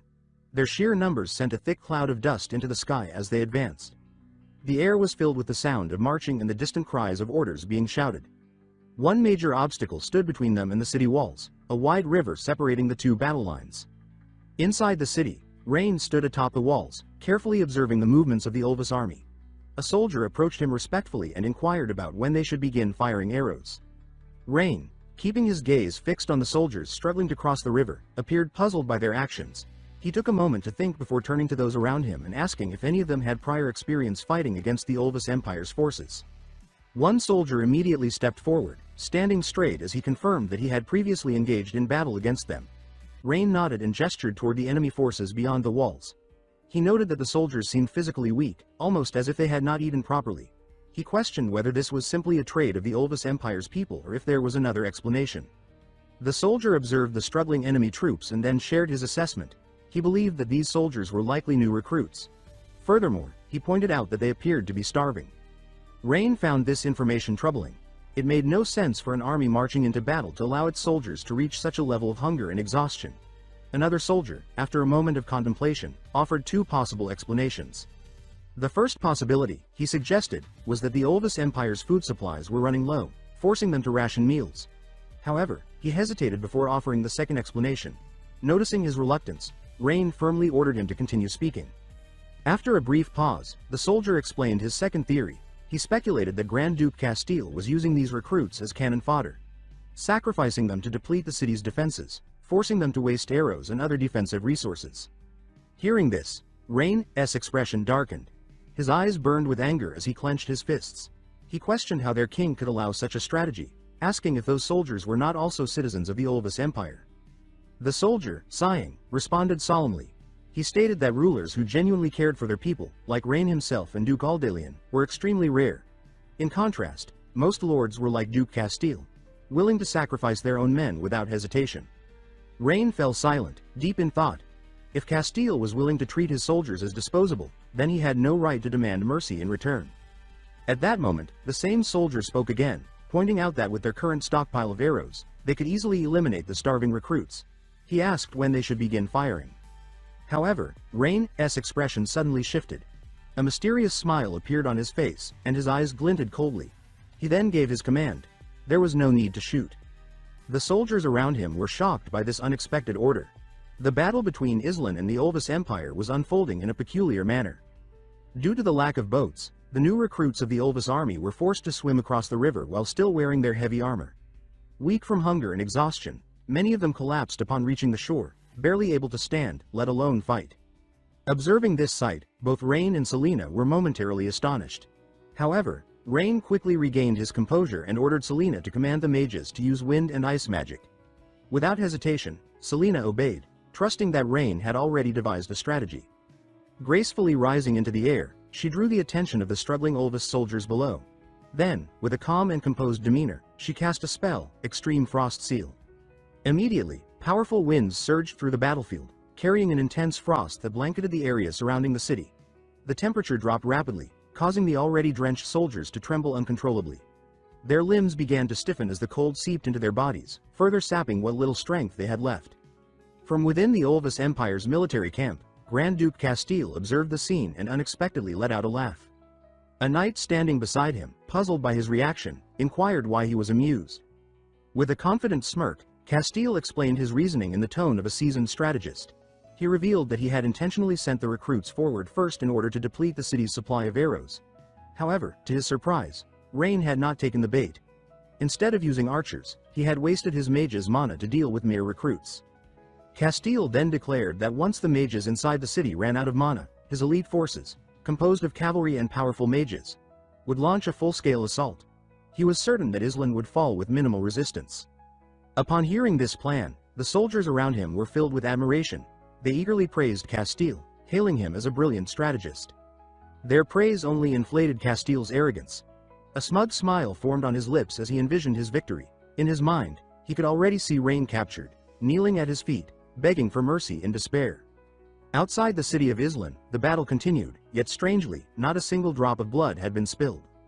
The inexperienced recruits of the Ulvis Empire, already overwhelmed by hunger and exhaustion, were further shaken when they saw the enemy mages appear atop the city walls. To them, Mages were terrifying beings capable of wiping out entire squads with powerful spells. Fear quickly spread among them. Some recruits turned and fled in terror. Others collapsed to their knees, their voices filled with desperation as they begged for mercy. Some pleaded for their lives, crying out that they did not want to die, that they had not even had the chance to marry yet. Panic had taken hold of them, and chaos consumed the battlefield. After some time, the soldiers began to notice something unusual. Despite the chilling winds and the drastic drop in temperature, there were no actual attacks from the enemy mages. Apart from the freezing air, everything else remained eerily unchanged. Their confusion was suddenly interrupted by an angry shout from their commanding officer, who demanded to know why they were standing idly. He ordered them to pick up their weapons and fight. Forced by the command, the trembling recruits reluctantly tightened their grips on their weapons and resumed their feeble assault on the city, though their hearts were filled with unease. On the city walls, after completing her extreme frost seal spell, Selena landed gracefully. A trace of doubt flickered in her eyes as she turned to Rain. She questioned whether such a low-level frost spell could truly push back the enemy and suggested deploying a few thunder mages to increase their firepower. Rain, however, simply shook his head and smiled with quiet confidence. He stated that there was no need. Since ancient times, he explained, what truly broke a soldier's will was not weapons or destructive magic, it was hunger and bitter cold. His words soon became reality. Outside the city, the temperature had plummeted to an unbearable level. The soldiers, already weakened from wading through the river, found themselves subjected to an even greater torment. The freezing air gnawed at their bodies, their limbs trembling uncontrollably as their teeth chattered violently. Among them, voices filled with desperation began to rise. Some wailed that they were freezing to death. Others cried out in disbelief, questioning why it was suddenly so cold. Many lamented that they could no longer fight, that all they wanted was to go home. Unable to endure the unbearable chill, some soldiers abandoned their weapons entirely. Others, in a desperate attempt to preserve what little warmth they had left, even removed their armor, curling into themselves against the icy wind. The commanding officer's rage boiled over at the sight. His voice roared across the battlefield as he berated them, calling them cowards and demanding that they pick up their weapons and fight. The soldiers, however, pleaded in response. Their voices were weak and filled with despair as they explained that their hands had gone numb from the cold, rendering them unable to hold their weapons. They insisted that they had no strength left to fight. Not only were they freezing, but they were also starving. If they did not retreat soon, they feared that they would all perish on the battlefield. The commander's expression darkened with worry as he took in the miserable state of his troops. He immediately ordered one soldier to return to camp and report the situation to Grand Duke Castile, while forcing the rest to continue their assault. At that moment, Grand Duke Castile remained completely unaware of the disaster unfolding outside the city of Islan. Inside his command tent, he sat comfortably, indulging in a luxurious feast. Before him was an extravagant spread, succulent roasted lamb, fragrant wine, and an array of other delicacies. The warmth of the tent and the richness of the meal stood in stark contrast to the frozen nightmare his soldiers were enduring on the battlefield. A soldier stepped inside, bowing respectfully as he announced that there was news from the front lines. Grand Duke Castile, without much concern, nodded and signaled for the report to be delivered. However, before the soldier could continue, another man suddenly burst into the tent, one of the wounded from the battlefield. His body was covered in injuries, his breath heavy as he saluted hastily. He began to speak but faltered when his eyes fell upon the extravagant feast before him. A surge of anger swelled in his chest. As he stared at the officers gorging themselves on fine food and wine, resentment burned within him. He questioned, in silence, why they, who endured hunger and freezing cold on the battlefield, were left to suffer while their commanders feasted without a care. Yet, despite his fury, he forced himself to suppress his emotions and continued his report. He informed Castile that the situation on the front lines was dire. He explained that Rain had used frost magic to weaken their forces and that the soldiers were unable to fight, as they were freezing and could no longer hold their weapons. He respectfully requested a temporary retreat. Upon hearing this, Castile's expression twisted into one of feigned outrage. Slamming his fist onto the table, he scorned the soldiers on the battlefield, dismissing them as worthless cowards who were afraid of hardship and unfit to serve the great Olvis Empire. One of the soldiers, overwhelmed with fear, fell to his knees and desperately tried to explain. His voice trembled as he insisted that the men were not afraid of death, but that they were truly starving and lacked the strength to continue fighting. However, Castile remained entirely unmoved. His cold eyes swept over the soldier before him, and without a hint of remorse, he immediately ordered the man's execution for daring to question his decisions. Despite this, Castile was immensely pleased. His original plan had worked. Islan's defenses had been worn down. Now, he decided that it was time for him to personally lead the assault. In his mind, This would be the perfect opportunity to prove himself as a brilliant strategist. One of the nearby officers, concerned for Castile's safety, stepped forward and urged him not to take such a risk. He assured Castile that they were more than willing to sacrifice themselves for him. Castile, however, merely chuckled, his voice laced with hidden arrogance. He stated that he did not doubt their loyalty, but he wanted everyone to witness his greatness firsthand. Without hesitation, he gave the order to mobilize the main forces, including the mages and cavalry, to completely encircle the city. He commanded the earth element mages to create bridges across the river, ensuring that the cavalry could cross without difficulty. The mages swiftly ascended into the air, raising their hands as they chanted their spells. One by one, sturdy earthen bridges formed, seamlessly connecting both sides of the riverbank. As soon as the final bridge was completed, Castile gave the order for an all-out attack. He declared that whoever captured Rain would be handsomely rewarded. A deafening battle cry erupted from the Alvision soldiers as thousands of cavalrymen surged forward with overwhelming momentum, their charge threatening to trample everything in their path. From atop the city walls, Rain observed the advancing army with a calm smile. A knight approached him respectfully, reporting that the Alvis Empire had finally launched its full-scale assault. Rain gave a slight nod, his gaze sharp as he turned to Lee and issued a command. He ordered her to deploy their prepared strategy, ensuring that everything was poured into the trenches while sealing off all escape routes. Without hesitation, Lee acknowledged the command and immediately took action. The soldiers swiftly poured oil through the pipes leading to the trenches outside the city. Thick, black liquid slowly spread across the water's surface, though the Alvision army remained completely unaware. The real battle was only just beginning. Meanwhile, as the battle for Islan raged on, another force was racing toward the city. A cavalry unit, led by Rosalind Hulk, was advancing at full speed. Riding atop her trusted steed, Rosalind's expression was tense with determination. She was fully committed to reaching Islan as quickly as possible. She refused to allow Lord Rain to fall into danger. Before departing, her father had reminded her multiple times that the survival of their family depended on the success of this mission. At that moment, Rosalind had vowed to him that she would see it through. Just then, a knight rode up beside her, his voice filled with concern. He urged her to rest, pointing out that they had been marching for 3 days without pause. While she might be able to endure it, the soldiers could not. Rosalind, without slowing her pace, sternly inquired about the remaining distance to Islan. The knight quickly reported that they were only a day's ride away. Without hesitation, Rosalind ordered the mage beside her to project a map into the air. The mage complied immediately, casting a spell to create a glowing map that displayed their exact position. Fixing her gaze on the map, Rosalind analyzed the situation carefully. She concluded that the border fortress of Islan had likely fallen to the Alvis Empire and that Lord Rain must now be making his stand within the city. Just then, a realization struck her. Her eyes lit up with newfound clarity. Without warning, she pulled hard on the reins, bringing her horse to a sudden halt. Her voice rang out with authority as she called into the empty space ahead, demanding that Nox, the Shadow Mage, reveal himself and discuss strategy.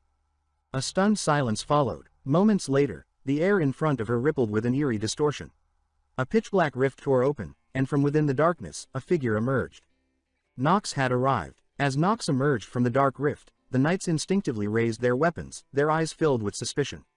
The knight captain immediately ordered his men to form a protective formation around Rosalind and demanded to know the identity of the stranger who had suddenly appeared before them. However, before any of the soldiers could act, Rosalind swiftly intervened, remaining composed. She locked eyes with the dark mage and, without hesitation, addressed him directly. She stated with certainty that he was Nox. The man furrowed his brows in annoyance, not responding right away. Instead, he regarded her with a cold stare before replying curtly, demanding to know what she wanted. Rosalind paid no mind to his attitude and, with calm determination, explained her plan. She declared her intention to lead a force to cut off the Alvis Empire's supply lines and then launch a surprise attack from the rear to wipe them out of Islan. Fixing her gaze firmly on Nox, she acknowledged that he had been sent by Lady Prithia to monitor her but insisted that, at this moment, she needed his help. Nox responded slowly, his voice as cold as if the matter had nothing to do with him. He stated that his orders were to eliminate her only if she took actions that would endanger Lord Rain. Nowhere in those orders, he pointed out, was there any mention of assisting her. Rosalind, unfazed, offered a slight smile and countered his argument. She reasoned that both of them wanted the same thing, to ensure Lord Rain's safety.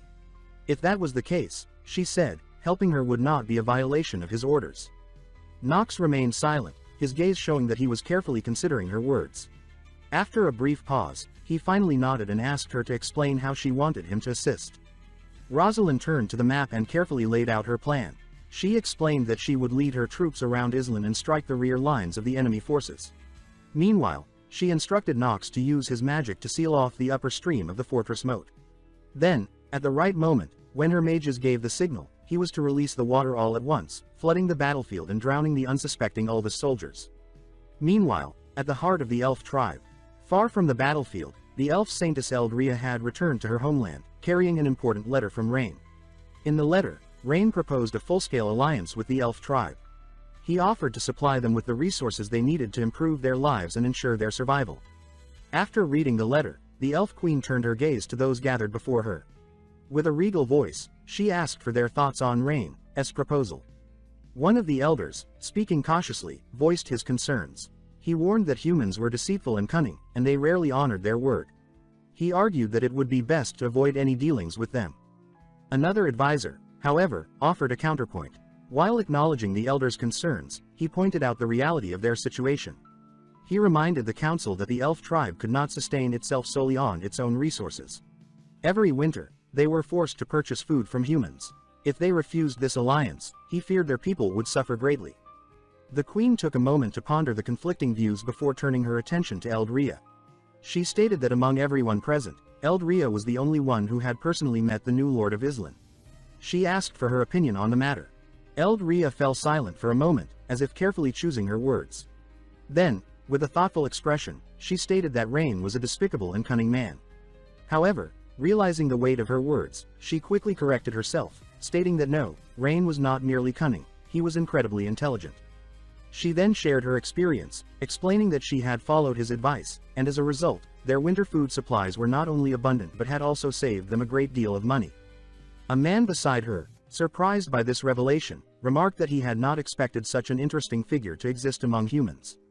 A blonde-haired elf, frowning, remained skeptical. She questioned Rain's intelligence, pointing out that only a few days ago, scouts had reported him engaged in battle. With a hint of frustration, she remarked that every autumn, humans foolishly threw themselves into war, wasting their lives without reason. She then turned her sharp gaze to Eldria and stated bluntly that any potential trade agreement hinged on one condition: Rain had to survive this war. If he perished, then everything they discussed would be meaningless. The weight of her words left Eldria feeling uneasy. At that moment, the elf queen spoke again, her voice commanding attention. She told Eldria to remain calm and allow her to make the final decision. After a brief pause, she agreed that the blonde-haired elf had a point. If Rain died, then any plans for trade would be rendered meaningless. With that in mind, she announced her intention to personally head to the battlefield and observe the situation herself. Back at the battlefield, by this time, the battle for Islan had reached its most intense stage. The Ulvis Empire's forces were relentlessly attacking the city. From atop the city walls, the defending soldiers shouted orders to fire the arrows, ensuring that the enemy could not climb the walls. The battlefield was consumed by chaos, yet Rain remained composed. Standing atop an observation tower, he silently observed the unfolding battle, his sharp gaze never leaving the scene below. Beside him, Selena spoke, her voice filled with concern. She asked whether they should take action. Rain responded calmly, stating that there was no need to rush. He explained that they must wait until Grand Duke Castile personally entered the fray. The plan, he emphasized, could only be executed once. They absolutely could not allow Castile to escape. Selena bit her lip, trying to suppress her anxiety. She wanted to say more, but her attention was suddenly drawn to the large number of Ulvis soldiers scaling the walls. From his own vantage point, Grand Duke Castile was astonished to see his troops breaking through the defensive lines so quickly. Recognizing this as a sign of imminent victory, he immediately issued the order for all troops to charge into Islan and capture Rain alive. Under Castile's command, the entire Ulvis army surged forward. Their war cries echoed across the battlefield like an unstoppable tidal wave, filling the air with the sound of clashing weapons and desperate screams. From his position above, Rain narrowed his eyes. A sharp, eager glint flickered in his gaze as he watched Castile finally step onto the earth bridges, crossing into the city. Without hesitation, Rain turned to Selena and, with unwavering confidence, gave the command. It was time to act. On the walls, the defending warriors saw the Ulvis soldiers scaling up and immediately rushed to intercept them.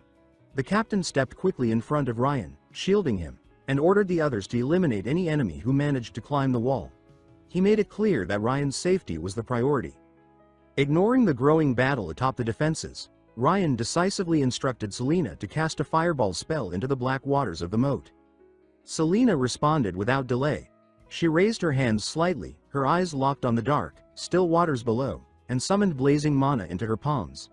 The fireball spell ignited instantly under her focused will. In moments, a storm of flaming spheres erupted from Selena's position, arcing through the air and raining down toward the moat. Across the battlefield, Grand Duke Castile spotted the sudden assault and immediately shouted a warning, telling his troops that the enemy mage was attacking with fire magic. He believed it to be a final, desperate counterstrike and quickly ordered his mages to intercept the incoming projectiles. The mages of the Olvis Empire stepped forward at once, raising a shimmering magical barrier. Fireballs exploded against it, scattering ash and embers, but Selena's relentless assault pressed harder. The barrier strained under the relentless bombardment. Some fireballs managed to breach the defenses, hurtling into the moat below.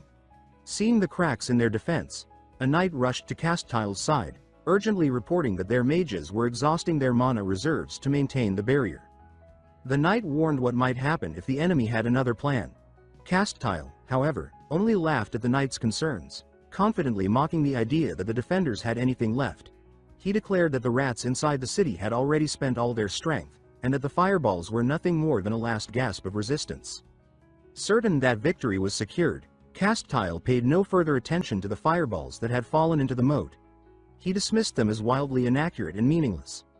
The knights surrounding him erupted in cheers, proclaiming that their Grand Duke was truly a military genius and that once the city fell, the entire empire would revere his name. Castile basked in their praise, smiling triumphantly. In his mind, Ryan was nothing but a foolish child, and Brack's entire resistance was a joke compared to his own tactical brilliance. But then, without warning, the ground trembled. The fireballs that had landed in the water had not extinguished. Instead, an enormous blaze erupted from the moat, spreading instantly, engulfing the waters and cutting off the Olvis army's retreat in a wall of fire. The confidence drained from Castile's face, replaced by sheer terror. Panic rippled through the Olvis ranks like a disease.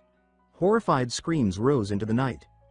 Castile, overwhelmed, demanded to know how this was possible. He could not fathom why the moat, filled with water, had become a raging inferno, its power rivaling that of a forbidden spell.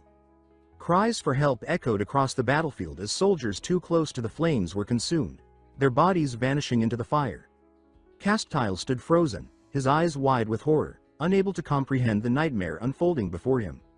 He had deployed his entire army into the city, but now, with the retreat path severed, they were trapped, left to burn alive.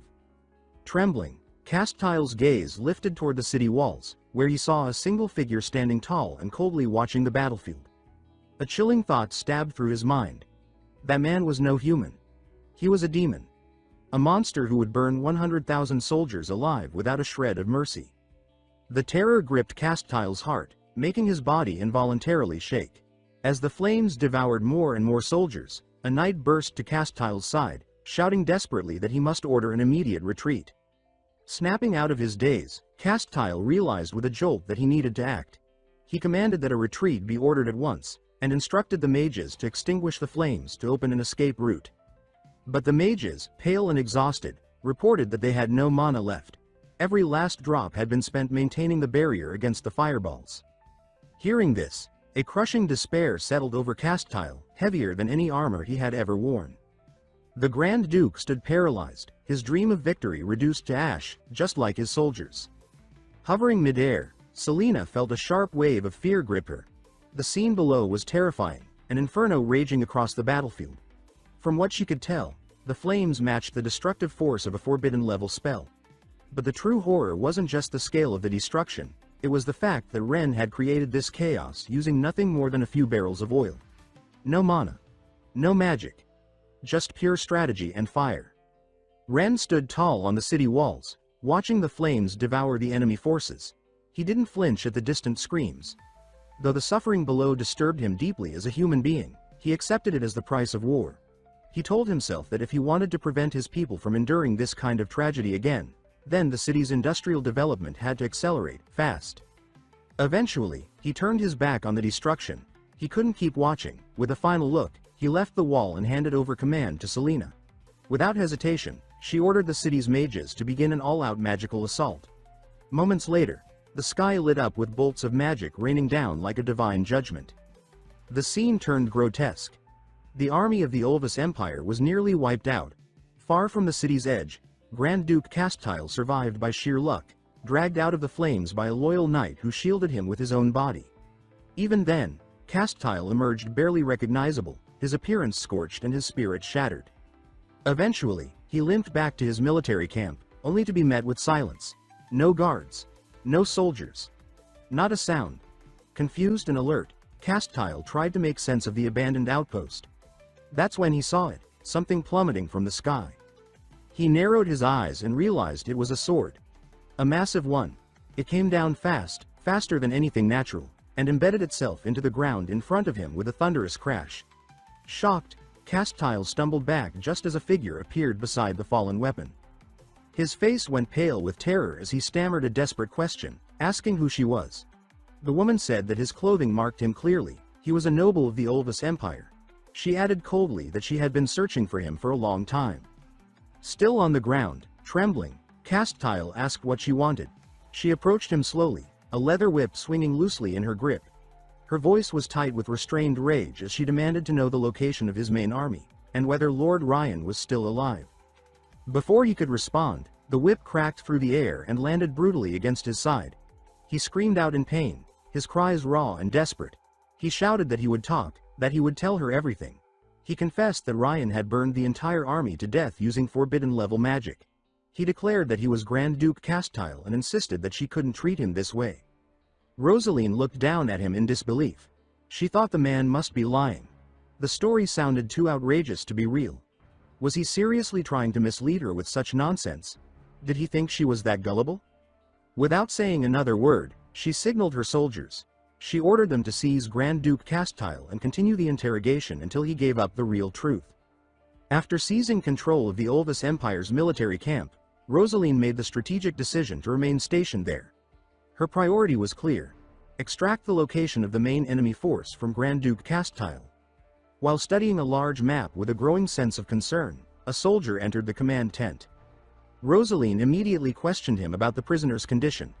The soldier hesitated, then reported that Castile was proving to be unbelievably stubborn. He says that he is indeed Grand Duke Castile and insists that his entire force of 100,000 men was obliterated by Lord Ryan, who, according to him, unleashed a forbidden fire spell at the border fortress of Islan. Rosaline's expression turned cold and furious. She slammed her fist down onto the table, the sound echoing through the tent. She ordered the soldier to continue the torture until Castile stopped lying and revealed the truth. With her mind still focused on Lord Ryan's fate, Rosaline issued additional commands. The army was to rest until dusk. At nightfall, they would launch an assault on the border fortress to rescue Ryan. Intelligence had revealed that during the enemy's earlier offensive, the Olvis Empire's forces had constructed several makeshift earthen bridges over the fortress moat, structures now abandoned, but still intact.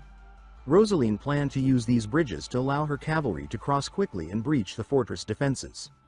However, she knew the fortress couldn't be taken head-on. She had decided to lure the remaining enemy troops out into the open and then coordinate with the mages that Lady Prithia had dispatched. The operation needed precise timing and complete control. Just as she began considering whether bypassing the fortress and heading straight to Islan might be a viable alternative, her thoughts were shattered by a sudden, loud disturbance in the nearby forest. She didn't hesitate. She shouted that the camp was under attack and called her soldiers to arms. Immediately, troops surrounded her, forming a defensive wall. Several soldiers yelled for the hidden attackers to show themselves, warning that the army was now on high alert and wouldn't be caught off guard again. From the dense woods, a group of figures emerged slowly. But instead of charging forward, they advanced calmly, without any weapons raised or signs of aggression.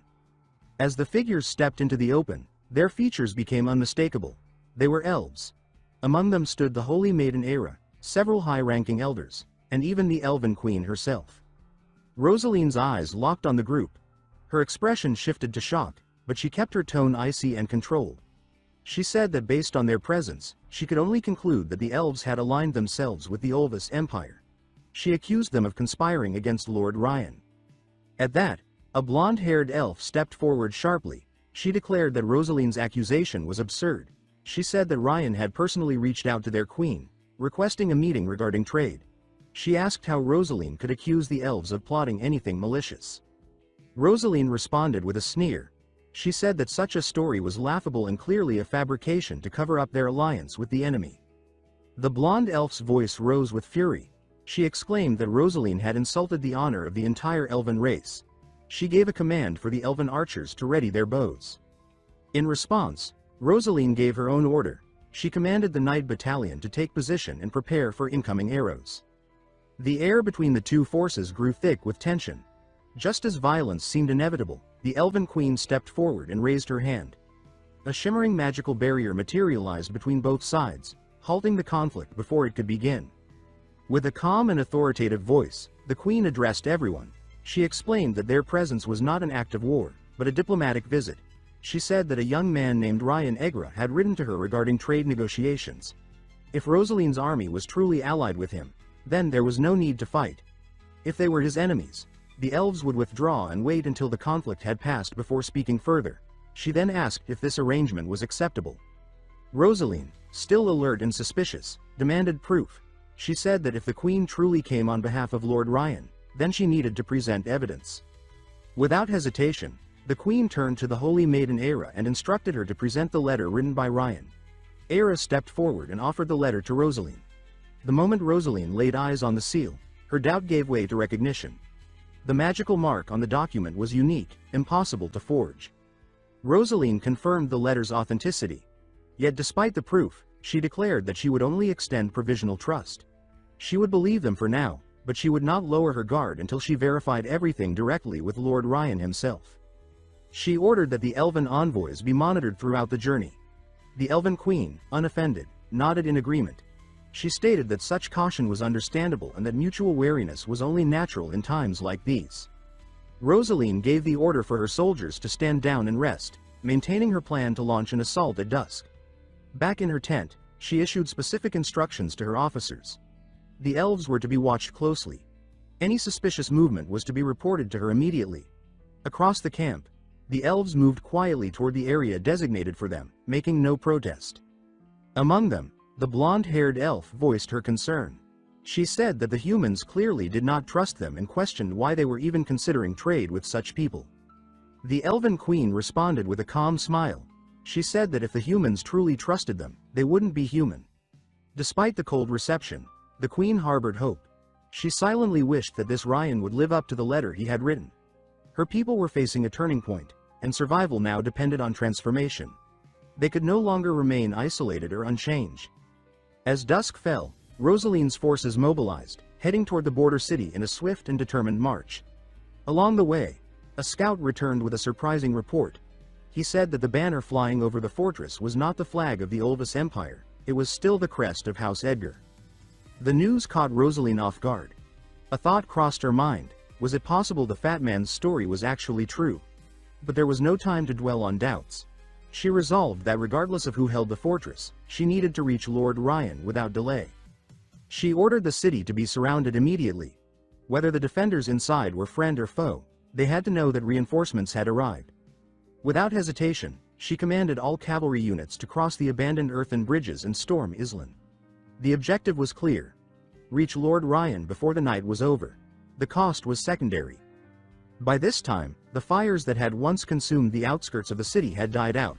In their place lay a field of charred corpses, the air thick with the stench of burned flesh. It was a grotesque and sobering sight. Standing in the midst of the devastation was Ryan, silent and still. His hands were clenched tightly, trembling not from fear, but from anger. His fury wasn't directed at the brutality of war, nor out of sorrow for the fallen enemy. What enraged him was the senseless waste of potential. The dead soldiers, enemy or not, represented a massive labor force. He thought bitterly that they could have worked in his factories until their last breath, producing something of value.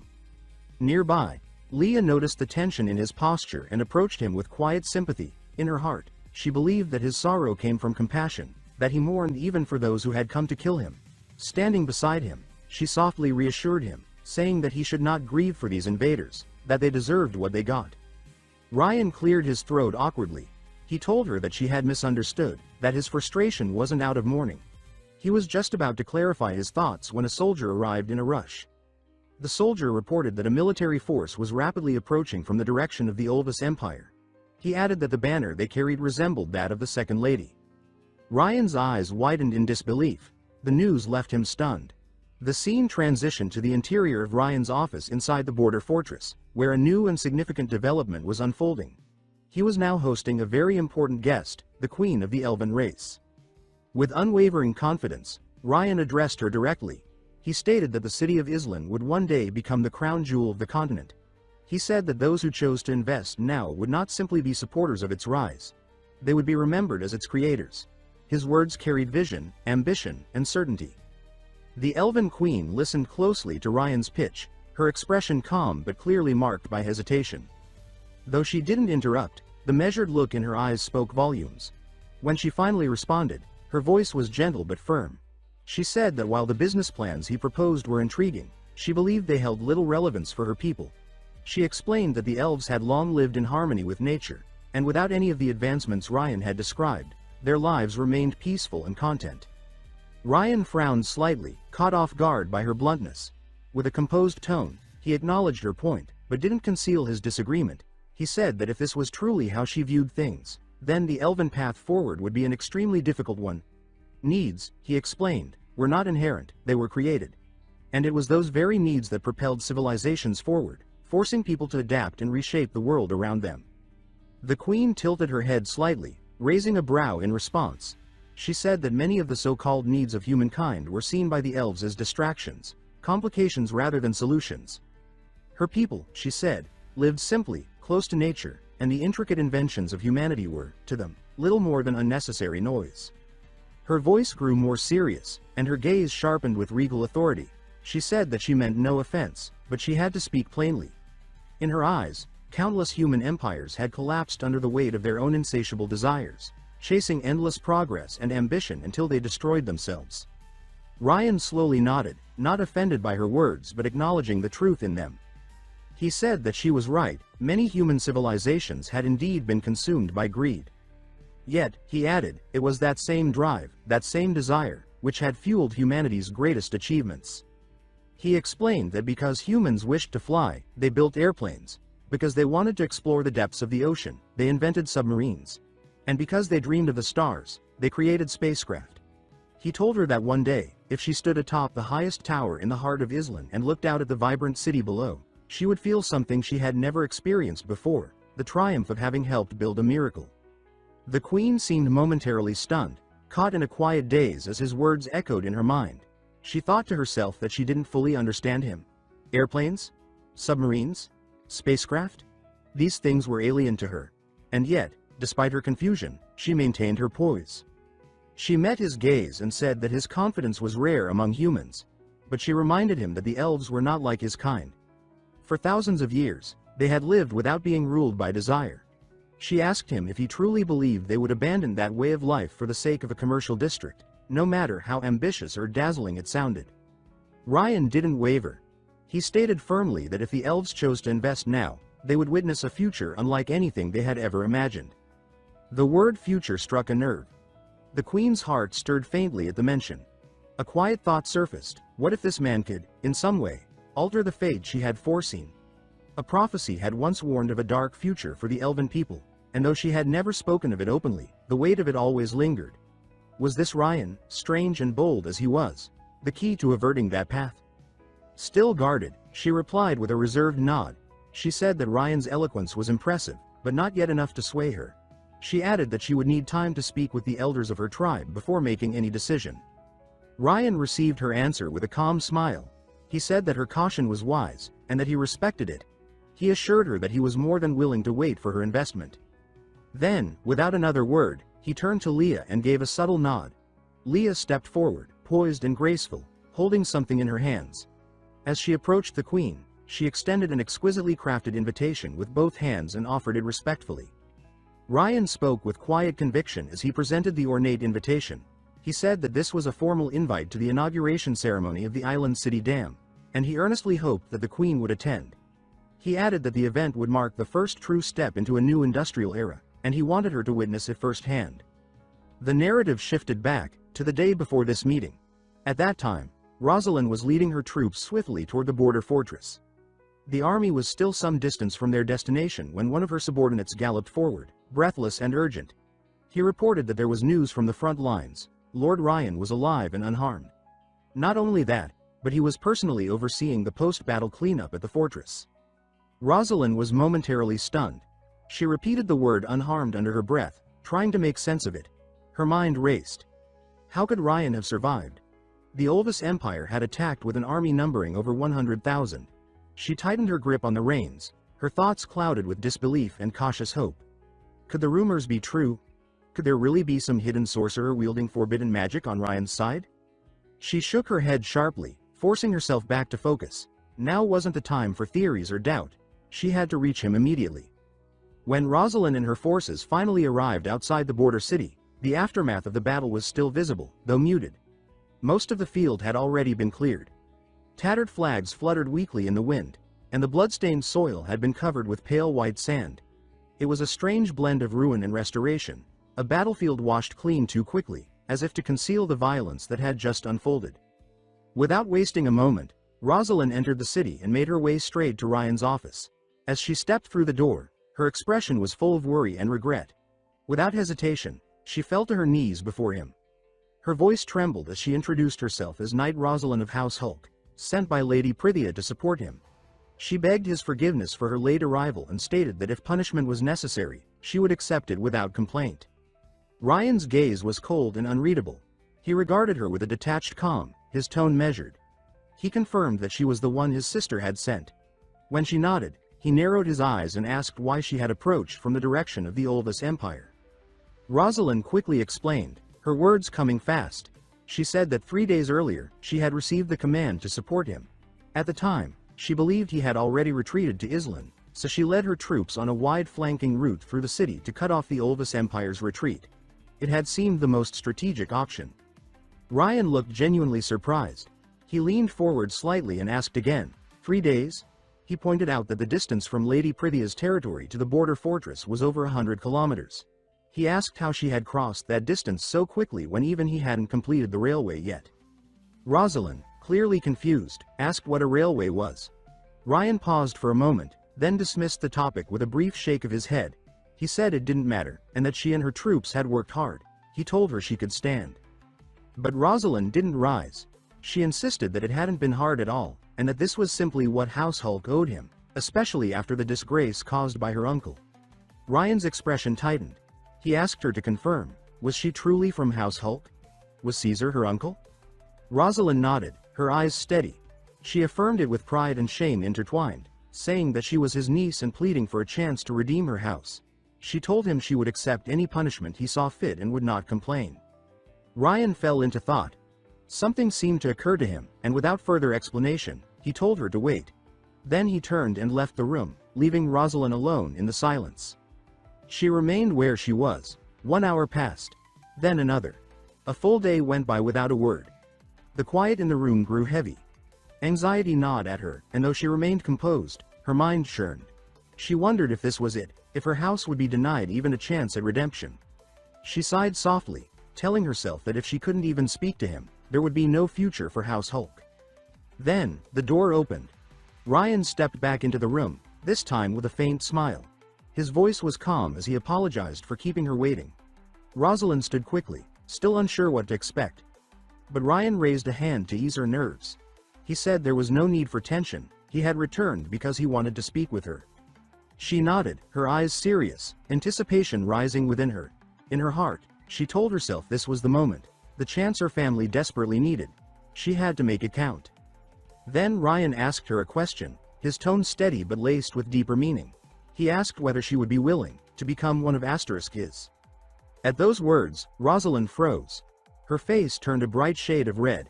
Clearly, she had misunderstood what he meant. While Rosalind was still reeling from Ryan's proposal, her mind racing with 1,000 misinterpretations, he continued speaking, calm, composed, and direct. He explained that her performance on the battlefield had left a deep impression on him.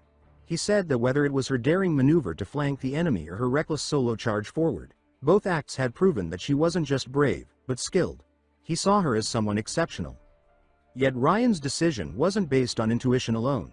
He had access to a hidden advantage, he could see her stats. And the numbers were extraordinary. Strength: 87. Strategy: 82. Magic power: 85. Leadership: 91. But what truly caught his attention was the loyalty stat, an unwavering 100. It was rare, perhaps even unheard of. Despite his praise, Rosalind responded with composed humility. She said softly that what she had done was simply her duty, nothing more. Ryan smiled, clearly unmoved by modesty, and asked again if she would be willing to become one of his. Rosalind lowered her head, her voice growing quiet, touched with hesitation. She said she understood. If he wished to use her as compensation for his dissatisfaction with her family, then she, Rosalind, would offer herself completely. It was a statement both bold and tragic. Ryan's expression shifted instantly. His tone sharpened as he raised his voice. He said something about the conversation felt very wrong. He questioned her interpretation, especially the phrase, "make up for." He insisted he had never said such a thing. Rosalind panicked and dropped to her knees again. Her voice trembled as she declared that though her dream had always been to serve as a holy knight at his side, if he needed her body as penance for her uncle's actions, she would endure it without complaint. Ryan quickly stepped toward her, urging her to rise. His voice softened as he clarified, she had misunderstood entirely. He said that what he wanted was for her to serve him as a knight, not as a sacrifice or an object. Nothing more, nothing less. Rosalind's eyes widened in surprise. She repeated his words, seeking confirmation. Ryan cut her off with a calm smile. He added that regardless of whether she accepted his offer, he wouldn't hold her uncle Caesar Halsey's past mistakes against her, or her house. Clearing his throat, he returned to a serious tone. He asked her plainly, would she pledge her loyalty, as a knight under his command? At that moment, Rosalind was overwhelmed with emotion. Not only had he spared her family, but he had also offered her the very dream she thought was lost. She dropped to one knee and placed a hand over her chest. Her voice was steady as she declared that to serve as his knight would be the greatest honor of her life. Later, in the quiet of his office, Ryan was hunched over his desk, pen in hand. He was writing a letter addressed to his sister. He began with a brief update. The crisis in Islan had been resolved. He went on to speak of Rosalind, describing her as a truly exceptional knight and expressing his wish to retain her in his service. He ended the letter with a formal request for Prithia's approval. Once finished, he handed the letter to Leah and instructed her to deliver it the next day. He also told her to include an invitation to the upcoming inauguration of the water dam. With his tasks complete, Ryan turned to the window. His eyes wandered toward the horizon, but his thoughts were sharp and focused. He needed to find 4 more individuals, people with stats like Rosalind's, with potential, discipline, and loyalty. Time was running out for the mission ahead, and now he had found his first. Rosalind. His thoughts were interrupted as Leah entered abruptly, her voice urgent. She reported that the Grand Duke of Castile had been captured, by Rosalind's own knights. She asked what should be done with him. Ryan stood up quickly, a jolt of frustration flashing across his face. He muttered that he had completely forgotten about the man. He asked where the Grand Duke was now. Leah answered immediately. The prisoner was being held in Islan's city prison. The scene shifted to that prison, a dim, cold chamber where the Grand Duke of Castile sat, locked behind a heavy iron door. The light that filtered through cast harsh shadows across his face, making his grim expression even more severe. The door creaked open, and Ryan entered the cell. His tone was cool and even as he greeted the man. The Grand Duke responded with a snort of disdain and venom. He said that Ryan was pathetic and assured him that his downfall was coming. Ryan's expression hardened. He asked what the Duke meant. After all, wasn't he the one in chains? The Grand Duke's eyes opened, glinting with mockery. He said that clearly Ryan's father hadn't taught him anything. He explained that forbidden spellcasters across the continent were highly regulated, and under strict laws, they were forbidden from intervening in mortal wars. He warned that Ryan had broken that sacred rule on the battlefield, and it wouldn't be long before every powerful spellcaster turned their wrath toward Ryan's family. Ryan paused, the threat catching him off guard. He furrowed his brow and asked if the Grand Duke was referring to Lady Selena. The Duke laughed cruelly and said that Selena was just a high-ranking mage, not even close to the level of forbidden. He claimed the destruction witnessed during the battle could only come from a true forbidden spellcaster. Only then did realization seem to dawn on Ryan. He chuckled lightly and said that if the Grand Duke was referring to the explosions, then he was mistaken. There had been no spellcaster, just barrels of oil and clever placement. He added that he could create a dozen more such blasts without touching a single room. The Grand Duke's face twisted in rage. He shouted that Ryan was lying. He insisted that only a forbidden-level caster could summon such force. Such destructive power couldn't possibly come from a pampered noble boy. Ryan sighed, unimpressed. He said that whatever people wanted to call it, spell or strategy, it didn't matter. He wasn't here to argue. His voice dropped lower, colder. He asked the Grand Duke one question: who was backing him? What was the real plan behind these invasions? For a moment, the Grand Duke hesitated. Then, recovering quickly, he insisted that there was no one behind him. He claimed that the Alvis Empire didn't need anyone's help to crush weaklings.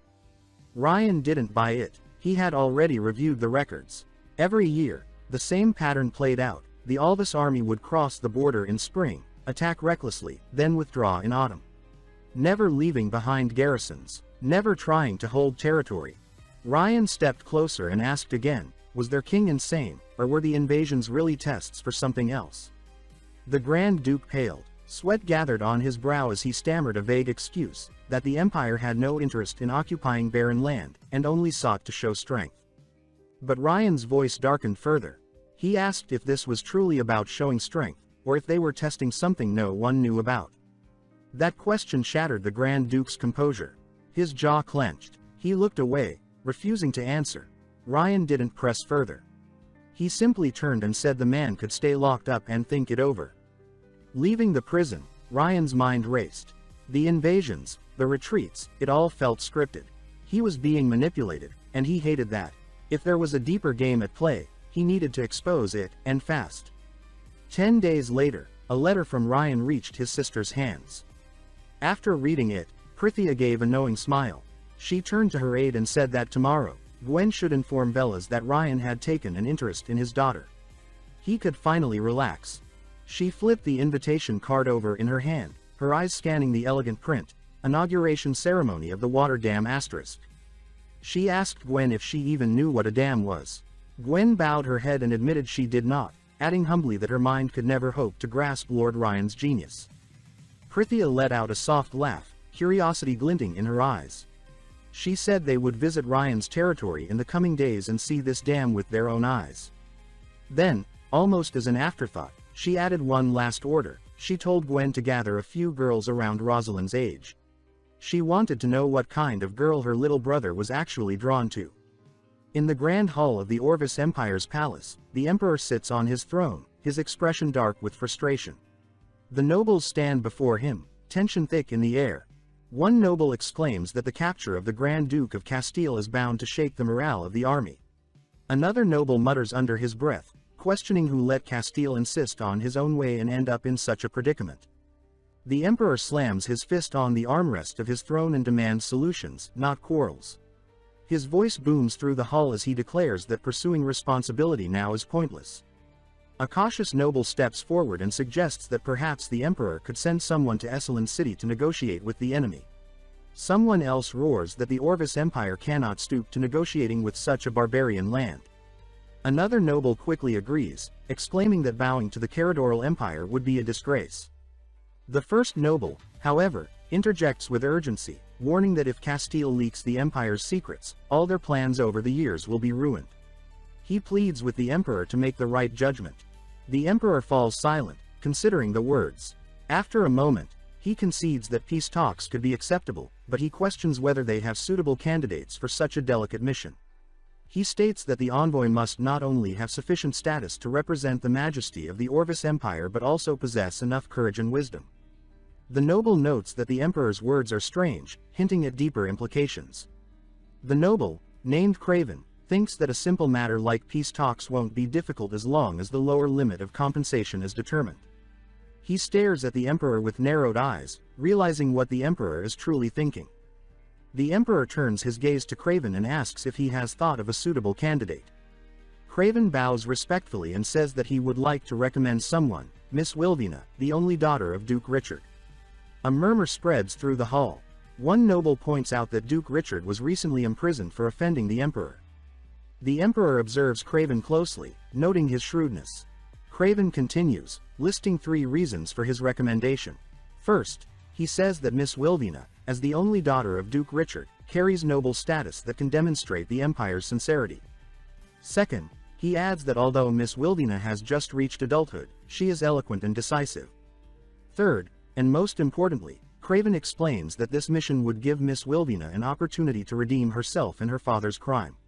He suggests that the Emperor could pardon Duke Richard in exchange for her service.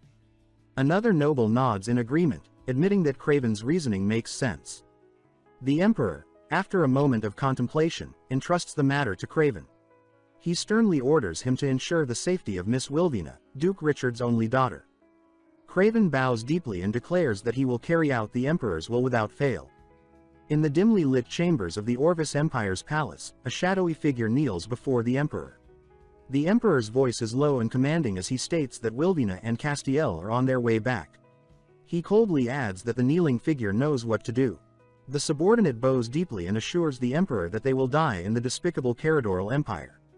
A cruel smile twists the Emperor's lips as he muses aloud that the envoy of Orvis being killed by the mob of Caradoril gives him another reason to use military force. The scene shifts to a bustling marketplace in Selena City. Vendors call out their wares, fresh fruit and fish, as townsfolk weave through the stalls. A merchant cheerfully greets Master Ryan, asking if he's here to buy something. Ryan laughs awkwardly and says he just came to wander the city and see if the people need anything else. The townsfolk express their gratitude, proclaiming that thanks to Master Ryan, their lives are much better. One man enthusiastically declares that he used to live worse than an animal but now finally lives like one. Ryan winces at the phrasing and mutters that if the man can't talk properly, he should say less. Flustered, Ryan urges them to return to their work. The crowd bids him a cheerful farewell as he departs. Elsewhere, Ryan reviews a series of status screens floating before him, his expression grim. He notes the stats of several individuals. He sighs heavily, thinking to himself that it's indeed too difficult to find high-attribute talents among the common people. He reflects on how he's been traveling around various places in Selena City for a long time these days, yet hasn't found a single suitable candidate. A system notification glows in his vision. Cultivating 5 high-attribute characters, 1/5 in progress. Current: Rosalind Holker. Ryan rubs his temples, wondering aloud if he should consider asking his second sister and eldest brother for some talented individuals. But he quickly dismisses the idea, reminding himself that they have their own problems in their territories. He resolves to rely on himself. In his quarters, Ryan's maid, Leah, watches him with concern. She tells him that he's too tired after the past 3 days and insists he rest. She informs him that she's sent people to post notices in the city, asking those who believe they have talent to come to him. Ryan gives a weary smile and remarks that those who recommend themselves are indeed talented, but they're all excellent laborers for his factory. His expression darkens as he laments that his factory can't open at all. The elves, investment hasn't made progress, and the dam will take another half-month to complete. It's a sin to let magicians study chemistry. Ryan laments as he hugs his maid tightly. He sighs, thinking about the system's latest task as an extremely difficult one. He mutters that it's too much. Suddenly, a commotion erupts outside. A voice shouts angrily, calling someone a liar and demanding how they dare come to the city. The man grins confidently and declares that there will be absolutely no problem this time. Checking his stats, Ryan's eyes widen as he realizes that this boy is highly talented in strategy and magic. He's found the talent he's been searching for. Meanwhile, Armando was still trying to win over the shopkeeper. He pulled a small vial from his coat, a bottle of shimmering green liquid, and declared with full confidence that this time, the formula was flawless. He said that a single drop would keep any plant vibrant and thriving for an entire year. The shopkeeper remained unimpressed, his face locked in a scowl. He snapped that Armando should quit spouting nonsense and get out. He reminded Armando that the last time, his so-called pesticide had destroyed an entire crate of apples. Armando looked visibly flustered, his voice rising in desperation as he tried to explain that the mishap was an accident. He insisted that his pesticide simply wasn't suited for soft fruits like apples. Before he could finish, the shopkeeper shoved him hard and shouted that he was done being conned. He told Armando to stop scamming people and that he wouldn't fall for his tricks again. Armando stumbled, trying to hold his ground, pleading with outstretched hands for a moment to explain. But his words went unheard. The shopkeeper refused to listen. With no other option, Armando stepped back and walked away in defeat. Rain, who had been observing from a short distance, felt a strange mix of amusement and curiosity. He hadn't expected to come across someone like this in such a rundown corner of the city. Leah noticed the shift in Rain's expression. Her eyes narrowed slightly as she glanced toward the retreating figure of Armando. She wondered if Rain was actually showing interest in that loud-mouthed alchemist. The idea made her uneasy, and she quietly vowed not to let some trickster fool him. Meanwhile, Armando sat slouched at the edge of the street, clearly dejected. He let out a heavy sigh, thinking bitterly to himself that there were no worthwhile customers today and he was starving. Suddenly, a hand reached out toward him. It was Rain. With a calm smile, he introduced himself and said that he was intrigued by the potion Armando had mentioned. He asked if Armando could tell him more. Armando's eyes lit up instantly. In his head, he thought he had finally found a promising mark. He stood up with newfound energy, responding with exaggerated enthusiasm. He claimed that Rain had a rare eye for quality and that he carried every kind of potion one could need. As he spoke, Armando pulled several small vials from his bag, each filled with vibrant, swirling colors, and held them out for display. But Rain showed no interest in the vials. Instead, he calmly asked for Armando's name and why he had never seen him in Island before. Armando cheerfully introduced himself as an alchemist and said he rarely visited the city. Rain then asked if he'd come solely to sell potions. Armando nodded and assured him that whatever he needed, he could create something to meet his needs. Leah took a step closer and whispered into Rain's ear that he shouldn't trust an alchemist. She warned that most of them were just clever con artists. Rain smiled faintly and responded that time would reveal who was truly fooling whom. Leah was confused by his confidence. She didn't know what Rain was thinking. Rain then pointed at the vials and asked how much the potions cost. Armando eagerly picked up one of the bottles and praised Rain again for his sharp eye. He explained that the yellow potion could make any object glow at night. Another could boost the drinker's speed. And one, he claimed with a sly grin, would bring a woman joy for hours. Rain's face soured. He dismissed the potions as worthless and asked if Armando had anything of real value. Armando bristled at the insult. He could accept skepticism, but mocking his potions was too much. He muttered that if that was how things stood, then he wouldn't hold back. Leah caught the tone in his voice. Her gaze turned cold, and she began studying Armando carefully, ready to act at the first sign of hostility. Armando noticed her intense stare and nervously pointed out that her glare was unnerving. He asked Rain if his maid always looked like she was about to kill someone. Rain ignored the comment. He remarked that the glowing potion was just beryllium zinc silicate phosphor, a compound with low luminescence and dangerous toxicity. He recommended using calcium-based phosphors instead, pointing out that they were safer, brighter, and cheaper. Armando's eyes widened in disbelief. He exclaimed that there was no way Rain could know that. He insisted that the formula was a closely guarded secret known only to him. Rain shrugged calmly and said that calling it a secret formula was absurd. It was basic chemistry.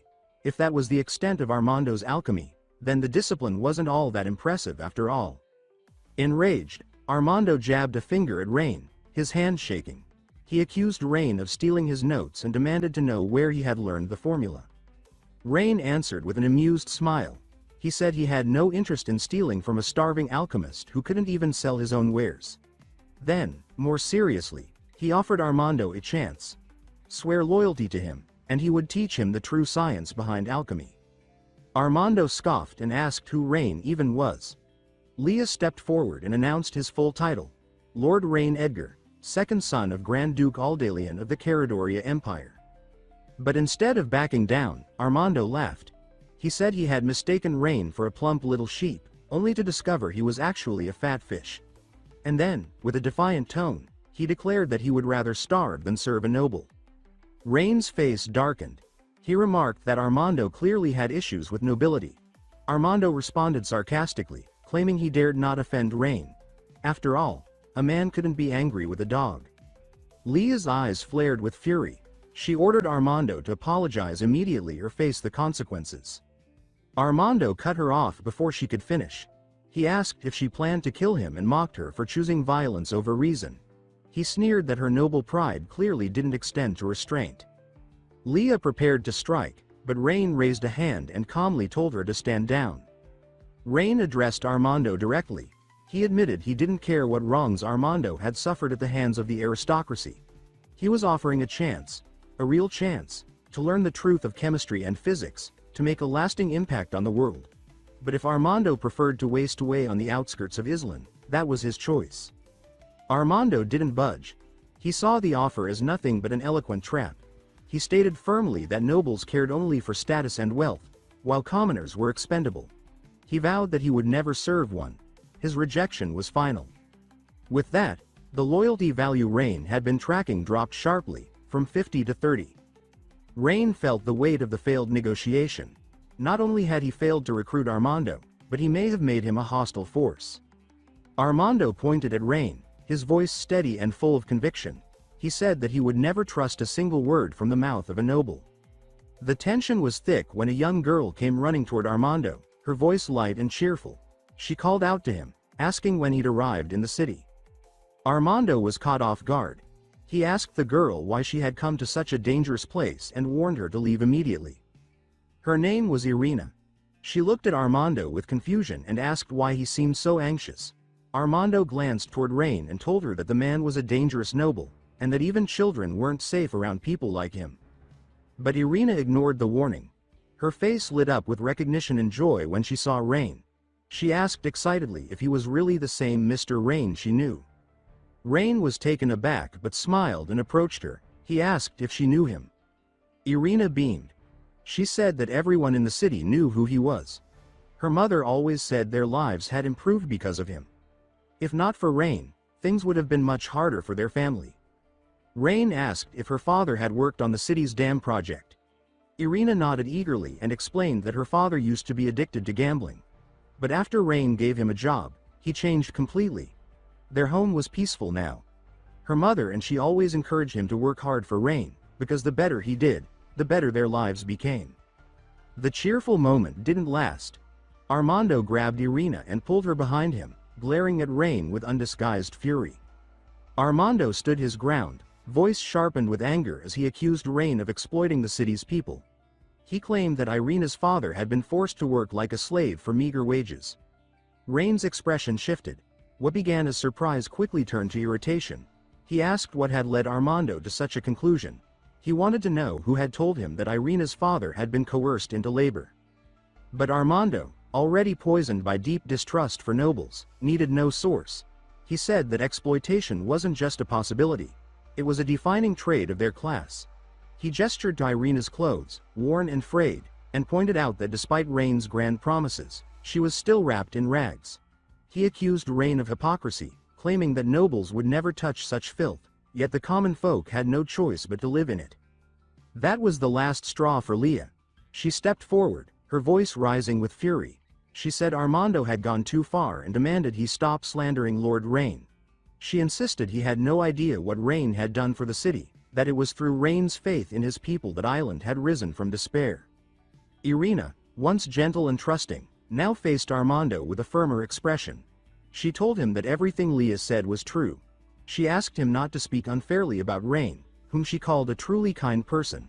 She explained that he had provided jobs, shelter, and food for everyone. Because of him, they no longer shivered through cold nights. They had roofs over their heads. They had warm meals. She paused for only a second before continuing, her tone resolute. She warned Armando that if he kept saying such things about Rain, she wouldn't speak to him anymore. She reminded him that he'd never lived in the city. He couldn't possibly understand what Rain had done for them. Her words hit like a slap. Armando stood frozen, stunned by the rejection. For the first time, doubt crept into the fortress of his convictions. Rain recognized the opening and stepped in. He calmly explained that Irina and the other children still wore old clothes not because they were poor, but because the city's textile production hadn't yet developed. He said that food and shelter were just the beginning. Once their light industry expanded, not only would they have prosperity, they'd have proper clothing, jobs, and dignity. But Armando wasn't swayed. He said that he didn't care about something called light industry. He didn't need to understand it. All he knew was one unshakable truth. Nobles had never, and would never, care about the people. Every action they took, he claimed, was rooted in greed. That was when Irina snapped. She cried out that he hadn't listened to a word she said. She insisted that Rain was different, that he was a good person, and demanded that Armando stop insulting him. Armando turned away, disappointment deep in his gaze. He muttered that he didn't want to see another noble wearing a mask of kindness. He warned Irina to be cautious, claiming that behind their smiles lay dangers she couldn't even imagine. Rain watched silently as Armando walked away, the tension thick between them. In his mind, a new resolve took shape. He thought that it had taken him so long to find someone with that level of raw talent. He couldn't let Armando disappear, not like this. He took a step forward, ready to call out to him. But his body betrayed him. A sudden tremor surged through him. His vision dimmed, and before he could speak, he collapsed. When Rain opened his eyes again, he found himself lying in a familiar room. Leah sat beside him, relief flooding her face as she saw him awake. He offered a tired smile and told her not to worry.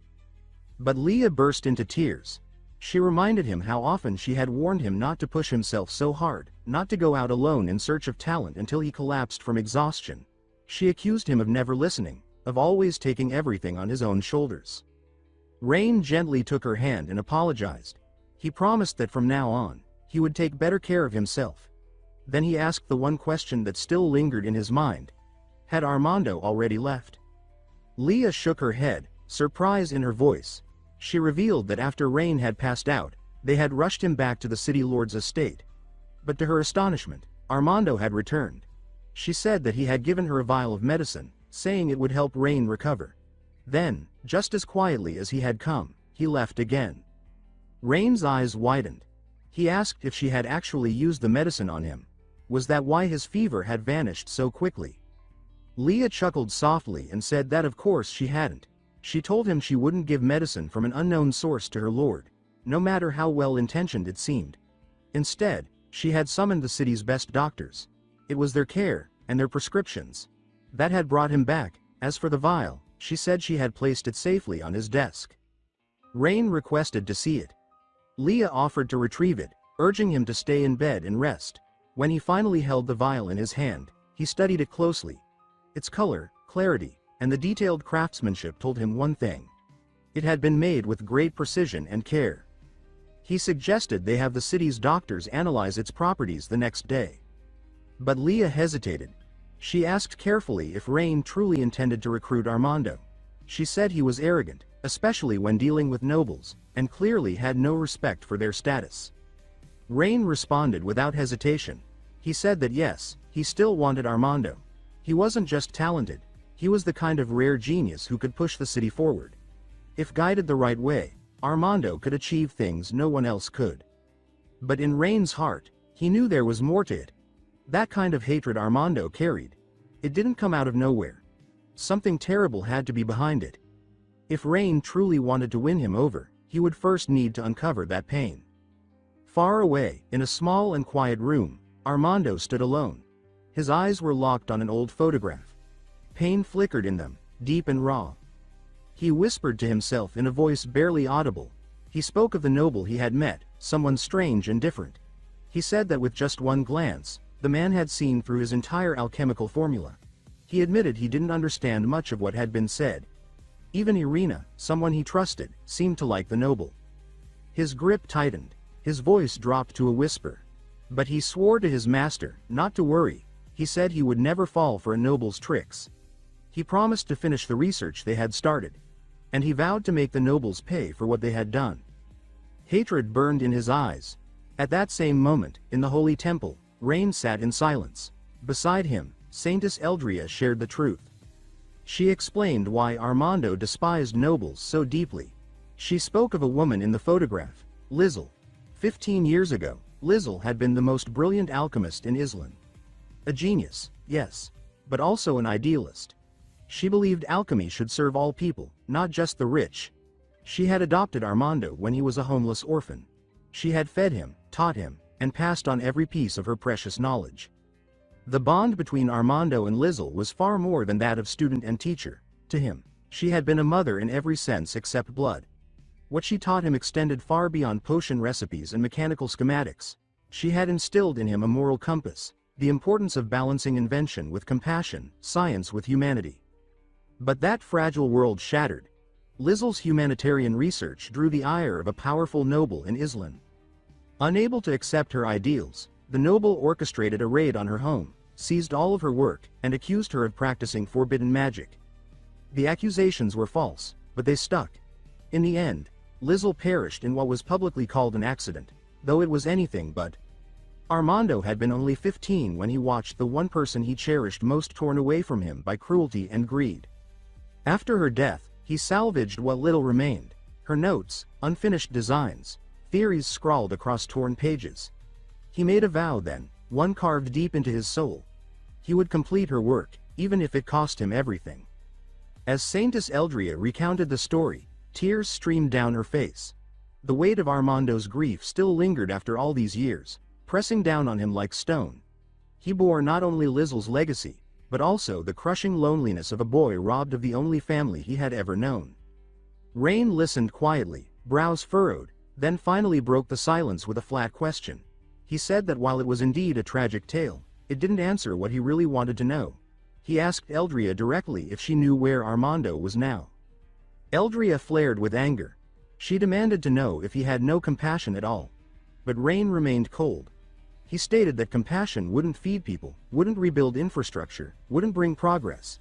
He said that regardless of yesterday's pain, the world kept moving forward, and with every sunrise came the obligation to act. Her outrage faded into resignation. She sighed deeply, then said he was likely at Lizel's old house, his most frequent refuge. The notes, the equipment, everything that mattered to Lizel still remained there. Satisfied, Rain stood and remarked that things had just become easier. Now that they knew where Armando was, there was no time to waste. They would go immediately. Just before stepping out, Rain turned back and asked Eldria if she knew what Lizel had been working on before her death. The question gave her pause. After a long moment, she answered that it had something to do with steam. That single word struck Rain like lightning. His eyes widened, his composure cracked. He stepped toward Eldria quickly, his voice tense, demanding she repeat what she just said. She stammered, startled by his intensity, and confirmed she remembered the word, steam, though she confessed she had no idea what it truly meant. Rain's grip tightened on her shoulders. He stared into her eyes, voice full of urgency and hope. He said that if what she remembered matched what he suspected, then they might be standing at the threshold of revolution. A revolution not in politics or war, but in how the world functioned. He spoke of transforming industry, changing how people lived, how they worked, how they built their future. Still dazed, Eldria asked if it could truly be that powerful. She mentioned someone once calling it a toy. But Rain was done talking. He ordered her to take him to Lizel's house at once. She agreed, pleading only that he not rush her so much. Rain dashed ahead, his thoughts racing. If Lizel had indeed studied the steam engine, if her work included detailed blueprints and experimental logs, then this was no small discovery. In his former world, steam engines were ancient history. He had never needed to study them in depth, but as a mechanical engineer, the concepts lived in his bones. He knew the theory, the physics. What he lacked were the initial breakthroughs, proofs of concept, refined designs. If those were buried in Lizel's notes, then he had everything he needed to unleash a new industrial age. At that very moment, inside Lizel's old home, Armando was bent over a crude, whirring device. The engine on the ground hissed faintly, its valves twitching as if alive. But before he could adjust it, his senses snapped to alert: someone was coming. Without hesitation, Armando flung a cloth over the device and stepped outside. His eyes were cold, his voice sharp. He demanded to know why Rain had come. He said this place was off limits, that Rain had no right to be there. Rain, undeterred, stepped forward slowly. His eyes were unwavering. He asked where Lizel's research was. He said he wanted to see her notes, to understand her work. Armando's entire body tensed. He stepped in closer, suspicion dark in his gaze. He said he didn't care how Rain had learned about the notes. He warned that no matter what, he would never hand over Lizel's writings. Not to him. Not to any noble. Sensing the escalation, Eldria moved quickly to intervene. She told Armando that they weren't there to steal anything. She explained that Rain only wanted to see if Lizel's work could help improve the lives of the city's people. But Armando wasn't listening. He reached into his coat and pulled out a knife designed for combat. He pointed it directly at Rain and growled that nobles like him had no place here. This was sacred ground. Leah's hand immediately went to the dagger hidden beneath her cloak. Her eyes burned with fury. In her mind, one thought repeated. She would not let anyone harm Lord Rain. Not even a genius. Before she could act, Rain raised a hand and moved to her side. His voice was low but firm. He told her to stay put, that he would handle this himself. Ignoring the threat, Rain took another step forward. He looked Armando directly in the eye. His words were cutting. He called him a fool. He said that Armando didn't understand what the steam engine truly was, or what it meant. He accused him of failing Lizel's dream by hoarding her research instead of sharing it. He said the brilliance she left behind was being wasted, buried beneath fear and pride. Armando clenched his jaw, eyes blazing with fury. He demanded to know what gave Rain the right to lecture him. He asked what made Rain think he understood Lizel's research better than someone who had devoted his life to it. In response, Rain's lips curved into a cold, calculating smile. He proposed a wager. Realizing he wouldn't sway Armando with logic or sentiment, Rain decided a gamble might be the only way to earn his trust. Or at least his cooperation. Armando scoffed and asked what the wager was. Rain remained composed as he explained the terms. If he could successfully activate Lizel's alchemical device, Armando would serve him, no complaints. But if he failed, he would leave Island City forever and never return. Armando burst into laughter, incredulous at the audacity. He mocked Rain, saying it was the funniest thing he had heard in a while. A pampered noble brat who couldn't even name half the tools in an alchemical lab was now claiming he could bring Lizel's invention to life. It was laughable. But Armando's laughter was exactly what Rain had counted on. In that outburst, he saw the challenge accepted. Still, Armando wasn't satisfied. He added a final clause. If Rain failed, he wouldn't just leave the city. He would also kneel at Lizel's grave and offer a formal apology. Eldria, furious, protested the terms. She believed Armando was being excessive. Rain hadn't harmed him. He didn't deserve that level of disrespect. But Armando didn't care. To him, it didn't matter what Rain did or didn't do. All nobles, by their very nature, were guilty. Looking Rain straight in the eyes, Armando demanded to know if he dared accept those terms. Without hesitation, Rain agreed. If he failed, he would bow at Lizel's grave himself. With that settled, he turned toward the machine hidden beneath the cloth and asked Armando to step aside so he could examine it. Though calm on the outside, Rain was nearly trembling with excitement. He whispered to himself with a smirk that once he fixed the steam engine, Armando would have no choice but to fall in line, and he would make sure to put him to work. Lighting furnaces, maintaining pressure valves, Rain already envisioned it. Armando yanked the cloth off the contraption, revealing an enormous, ungainly machine. He warned Rain not to break it. The machine, he said, was priceless. Leah and Eldria both stared at the device, their eyes wide with awe and confusion. Neither had seen anything like it before, and neither understood why Rain was so obsessed with a lump of gears and pipes. Alchemy had never seemed this strange. Rain, running his hands across its surface, could hardly contain his joy. This was it. The machine he had dreamed of, a functioning, or almost functioning, steam engine. After a long moment of silent admiration, he finally exclaimed that Lizel had truly been a genius, not just in theory but in execution. Hearing Rain speak so highly of his mentor stirred something in Armando. His pride softened into a rare flicker of shared excitement. He declared that of course Lizel was a genius. Unlike those pretenders who paraded around in alchemical robes without understanding a single principle. Lizel had been the real thing. Rain then asked if Armando had been living here all this time just to get the machine working.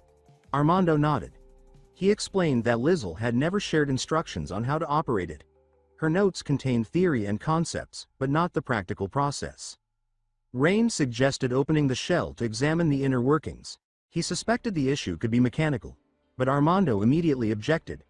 He called Rain crazy for wanting to dismantle it, warning that if it couldn't be reassembled, everything would be ruined. Rain's expression hardened. He asked if Armando understood who he was talking to. He insisted there wasn't a machine in existence he couldn't repair.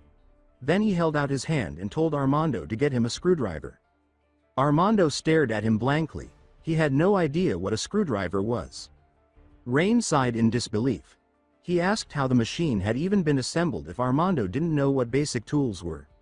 Armando, completely unbothered, explained that it had been assembled using magic. He added, almost condescendingly, that all the components had been forged by dwarven craftsmen under Lizel's commission. It was something far beyond what a pampered noble like Rain could ever hope to grasp.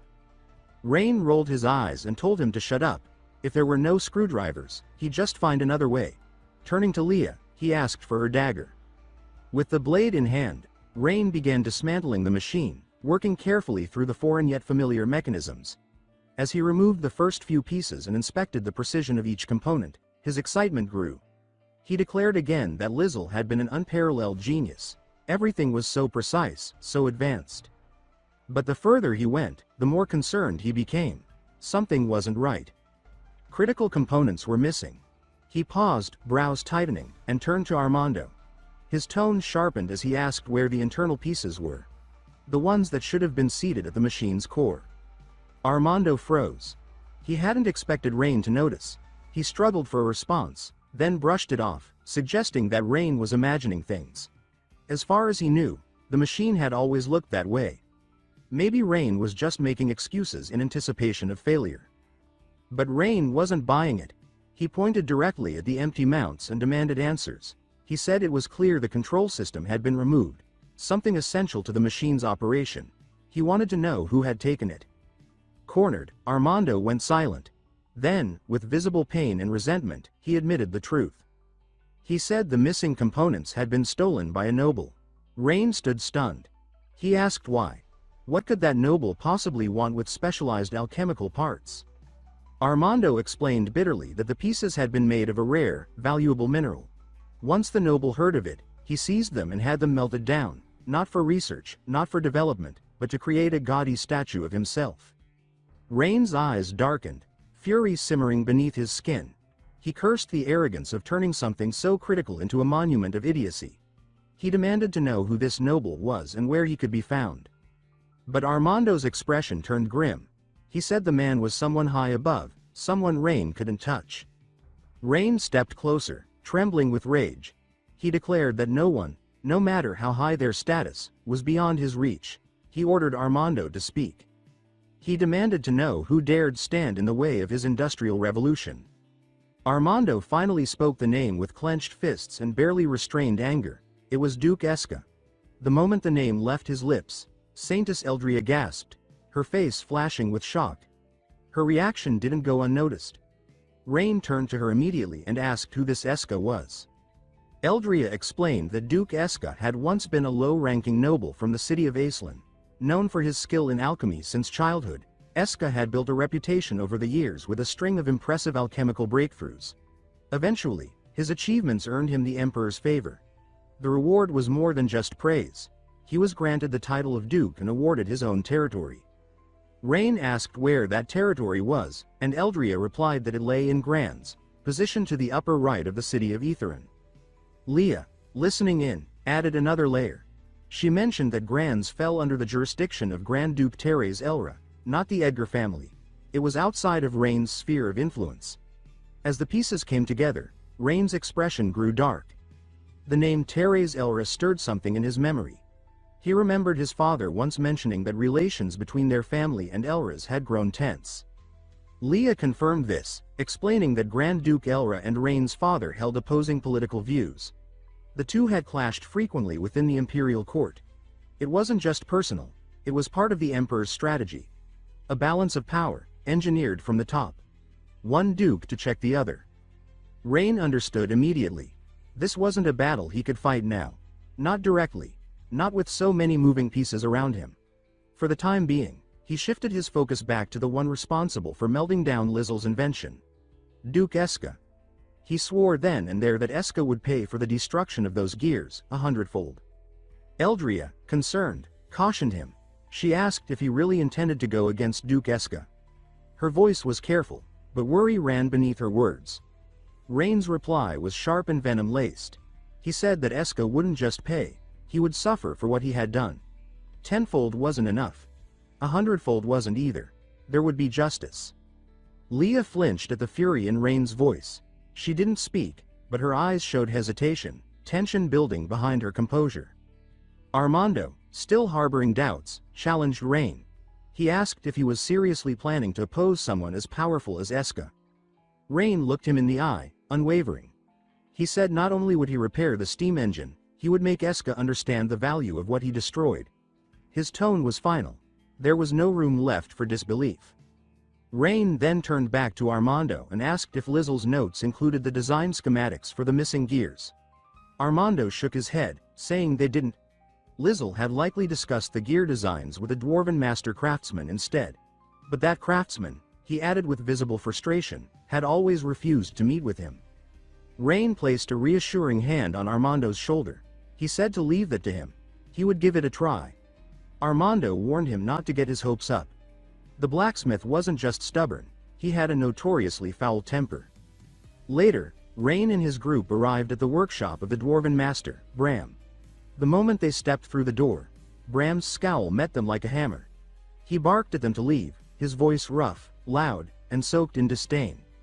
He growled that he had no time to waste on little brats, and glared at them as though they'd insulted his forge just by walking in. Eldria quickly stepped forward and tried to reason with him. Her tone was pleading, her words sharp with urgency. She reminded Bram of all that Rain had done for the people of Esselin, driving out corrupt nobles, ensuring food reached the poor. She begged him not to dismiss Rain like he was just another aristocrat. Bram sneered. He muttered that he already knew who Rain was. A noble boy playing hero. Sure, he'd done a few good things, killed a few rotten nobles, fed a few mouths, but Bram wasn't impressed. He declared that lords were supposed to do those things. That feeding the people wasn't an achievement, it was the bare minimum. Just like a blacksmith's duty was to forge for others, a ruler's job was to serve. No one praised a smith for doing his job, so why should Rain be any different? Rain surprised him by agreeing completely. He said Bram was right, it was a lord's duty to care for the people. And that was exactly why he was here today. That response gave Bram pause. He didn't show it, but something shifted behind his eyes. Bram then asked bluntly if Rain was here to request a forging job. Rain didn't hesitate. He laid everything on the table. He explained that he needed the gear designs Lizel had once commissioned, or, better yet, for Bram to recreate the gears himself. As soon as he finished speaking, Bram's face hardened. His scowl deepened into something darker. He exploded with anger, shouting at them to get out. His voice cracked with fury as he said he wouldn't give them a single damn thing. Rain, confused, asked why. Bram's answer was filled with pain. He said those gears had gotten Lizel killed. He blamed himself. If he hadn't pushed Lizel to use dragon crystal ore for safety, she might never have caught the attention of the noble who eventually destroyed her. The guilt poured out with every word. His hands trembled slightly as he said he would never build anything like that again. Armando jumped on the contradiction. He reminded Bram of his earlier words, that a blacksmith's job was to forge for others. So why was he refusing now? Wasn't that hypocrisy? Bram snapped at him to be quiet. He said no meant no, and even if they had the rare dragon ore, it wouldn't work. Rain didn't back down. He latched onto Bram's mention of dragon crystal ore and reasoned that it had to be essential. That only gears forged from that specific material could make Lizel's steam engine function. Bram's eyes flickered at the deduction. Just for a moment, but he quickly masked it behind another layer of scorn. Rain pressed further. His tone turned sharp, challenging. He asked if it was really impossible for someone like Bram, a master blacksmith, to forge functioning gears from ordinary iron. Couldn't he did, even without the dragon ore? Provoked by the question, Bram pointed a finger at him and shouted that a brat like him knew nothing, and that he should stop spouting nonsense. He then gestured toward the pile of iron ore in the corner of the room and said that only the ancient dragon tribe on the entire continent had the means to smelt raw iron ore into liquid form. He warned Rain not to go chasing foolish fantasies. Upon hearing this, Rain paused and appeared to be lost in thought. It seemed he had just reached some sort of conclusion. He then pointed toward the forge and asked if Uncle Bram's forge was incapable of reaching the temperature needed to melt iron ore into liquid. At that, Bram shot Rain a look of pure contempt, as if he were a complete idiot. He said there wasn't a single forge on the entire continent that could melt iron ore into liquid, and that it was basic knowledge Rain clearly didn't know.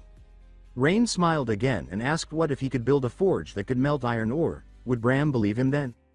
At those words, a flicker of excitement flashed across Bram's eyes, though he quickly shut them and pretended as if he had heard nothing special. He warned Rain to stop boasting and said that if such a forge could really be made, it would completely revolutionize the metallurgy of the entire empire. He questioned what gave a young noble's child the right to speak so arrogantly. Having grown used to being underestimated, Rain wasn't offended. Instead, he made a request. He asked to set that matter aside for the moment. What he really wanted to know was, if he truly could build a forge that could melt iron ore, would Bram then agree to forge the missing parts for his steam engine? Thinking that Rain couldn't possibly succeed, Bram nodded with confidence and said fine. If Rain could actually build a forge like that, then he would forge the gears. Upon hearing this, Rain felt a surge of joy inside. He had finally gotten Bram to agree, but then he grew serious again. Looking at Bram, he said that it was settled and asked him to prepare the iron ore for smelting. Bram slowly walked out the door, but not before turning back and warning that if Rain failed, he should get out and never return. Once Bram had left, Rain remained standing there, eyes locked on the forge. He began to calculate. Iron melts at 1538 degrees Celsius, and clearly the Kerr-Rained forge couldn't reach anywhere near that temperature. The forge lacked a system to supply oxygen, and under those conditions, the fuel's thermal efficiency couldn't be maximized. With that in mind, Rain picked up a large hammer and slowly walked toward the forge. Then, with powerful strikes, he brought the hammer down 4 times, creating a sizable opening in the forge's structure. The sight horrified Eldria. She rushed over, grabbed Rain's hand, and asked with deep concern what he was doing. Behind her, Armando had completely lost his composure. He shouted that Rain was a lunatic and that he had just wrecked the old man's forge. How was Bram supposed to forge the parts now? But Rain smiled and reassured them that he wasn't acting blindly. He explained that the holes were secondary oxygen inlets he had designed himself. With them, the forge's combustion efficiency would at least double, and the temperature would reach what was needed to melt the iron ore. Eldria didn't understand a word of what he was saying.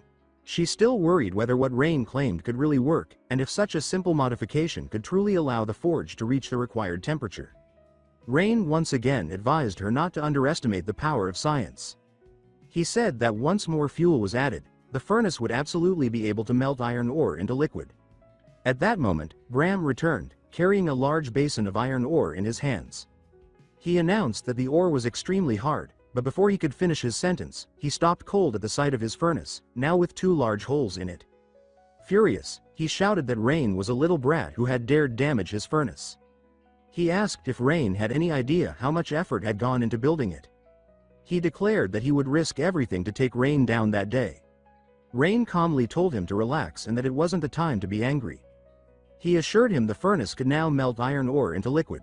Still not believing a word, Bram shouted that Rain thought forging was a joke. He accused him of believing he knew more than the blacksmith himself. He questioned if Rain even understood how tough the ore was. He explained that a regular furnace couldn't reach the necessary temperature and that the holes would just let heat escape, causing the temperature to drop even more. Not wanting to explain further, Rain simply replied that they should begin the smelting process. He said that they already had the materials and fuel, and all they needed to do was toss them in and the truth would reveal itself. Trying to suppress his anger, Bram agreed to go through with it. He wanted to see exactly what kind of trick the young man was trying to pull. He growled that if it didn't melt, he would beat Rain to a pulp. Bram then began loading the materials into the furnace and started the smelting process. Everyone in the room, except for Rain, watched intently, holding their breath to see whether Rain's claims would come true. It didn't take long before their eyes lit up with excitement. The iron ore inside had begun to melt, and streams of hot liquid metal slowly flowed out of the furnace. Eldria gasped in astonishment, exclaiming that it was really melting. The iron ore had actually turned to liquid. She asked how that could even be possible. Armando turned to Rain, his eyes filled with curiosity. He was eager to understand how it worked. Without rushing to explain, Rain smiled and looked toward Bram. He asked what Bram thought. Bram looked as though he had just woken from a dream. He stammered and then, a second later, his face shifted from shock to exhilaration. He asked the young man how in the world he had done it. He marveled that just by making 2 holes, Rain had gotten the furnace hot enough to melt iron ore. Rain replied casually that, roughly speaking, it had to do with aerodynamic principles. He added that if Bram was interested, He could explain it in detail later. But for now, he asked if Bram could help him forge the gear that Miss Lizzle had left behind. Hearing this, Bram's excitement slowly faded. He let out a long sigh and finally nodded, saying that he would help forge the gear. He acknowledged that Rain had won the bet. Still, he didn't forget to issue a warning. He said that if that noble returned to cause trouble, he wouldn't take responsibility for what happened. Rain's eyes turned cold, and he responded calmly, saying not to worry. If the noble didn't come looking for him, then he would go find the noble himself. After Rain had modified the furnace to reach the required temperature to melt the iron billets, Bram also completed the missing component of the steam engine. With the gear finally in his possession, Rain and his team hurried back to Lizzle's laboratory. Rain carefully examined the gear's structure, an excited smile stretching across his face. At last, he held the core component needed to complete the steam engine, an enormous breakthrough that would open the door to an industrial era in a world dominated by magic. Standing beside him, Leah couldn't hide the concern in her voice. She said that while the gear looked solid, she wasn't sure it could withstand the intense operation of the steam engine. If it cracked or broke during use, it could place him in danger. From behind her, Eldria quickly added her voice, stating that perhaps she should ask her tribe to search for some dragon crystal ore instead, since it would offer more reliable safety. As an experienced industrial engineer, Rain responded with a confident smile. He explained that there was no need to worry. He said that Lizzle had only used dragon crystal ore because her understanding of industrial engineering lacked depth. Hearing that, Armando furrowed his brow, the frustration barely hidden in his tone. He said that Rain shouldn't speak so disrespectfully about his master. Rain chuckled lightly, his sharp gaze cutting toward Armando. He told him that he should be more concerned about himself and reminded him of their agreement. If Rain successfully repaired the steam engine, then Armando would obediently become his subordinate. Though clenching his fists in frustration, Armando still stood firm. He responded that he would keep his word. As long as Rain truly completed the repairs, he would honor every condition of their wager. At that moment, Rain slowly placed the gear into the empty section of the machine. As each mechanical piece locked into place with a perfect fit, a powerful wave of satisfaction surged through his chest. Once everything was firmly secured, Rain called everyone over. He told them to get ready, that they were about to witness a miracle. With that, he pulled the lever. Just as he expected, the steam engine trembled faintly at first before gradually finding a steady rhythm. Thick white steam hissed from the boiler, accompanied by a loud, roaring sound. It was like the birth cry of a new age. Eldria couldn't hold back her excitement. She exclaimed that it worked, praised Lord Rain, and shouted that the machine was running. Standing amid the thick white mist, Armando remained silent. His heart overflowed with emotion. He had never imagined that he would live to see the miracle his beloved master had poured her life into brought back to life.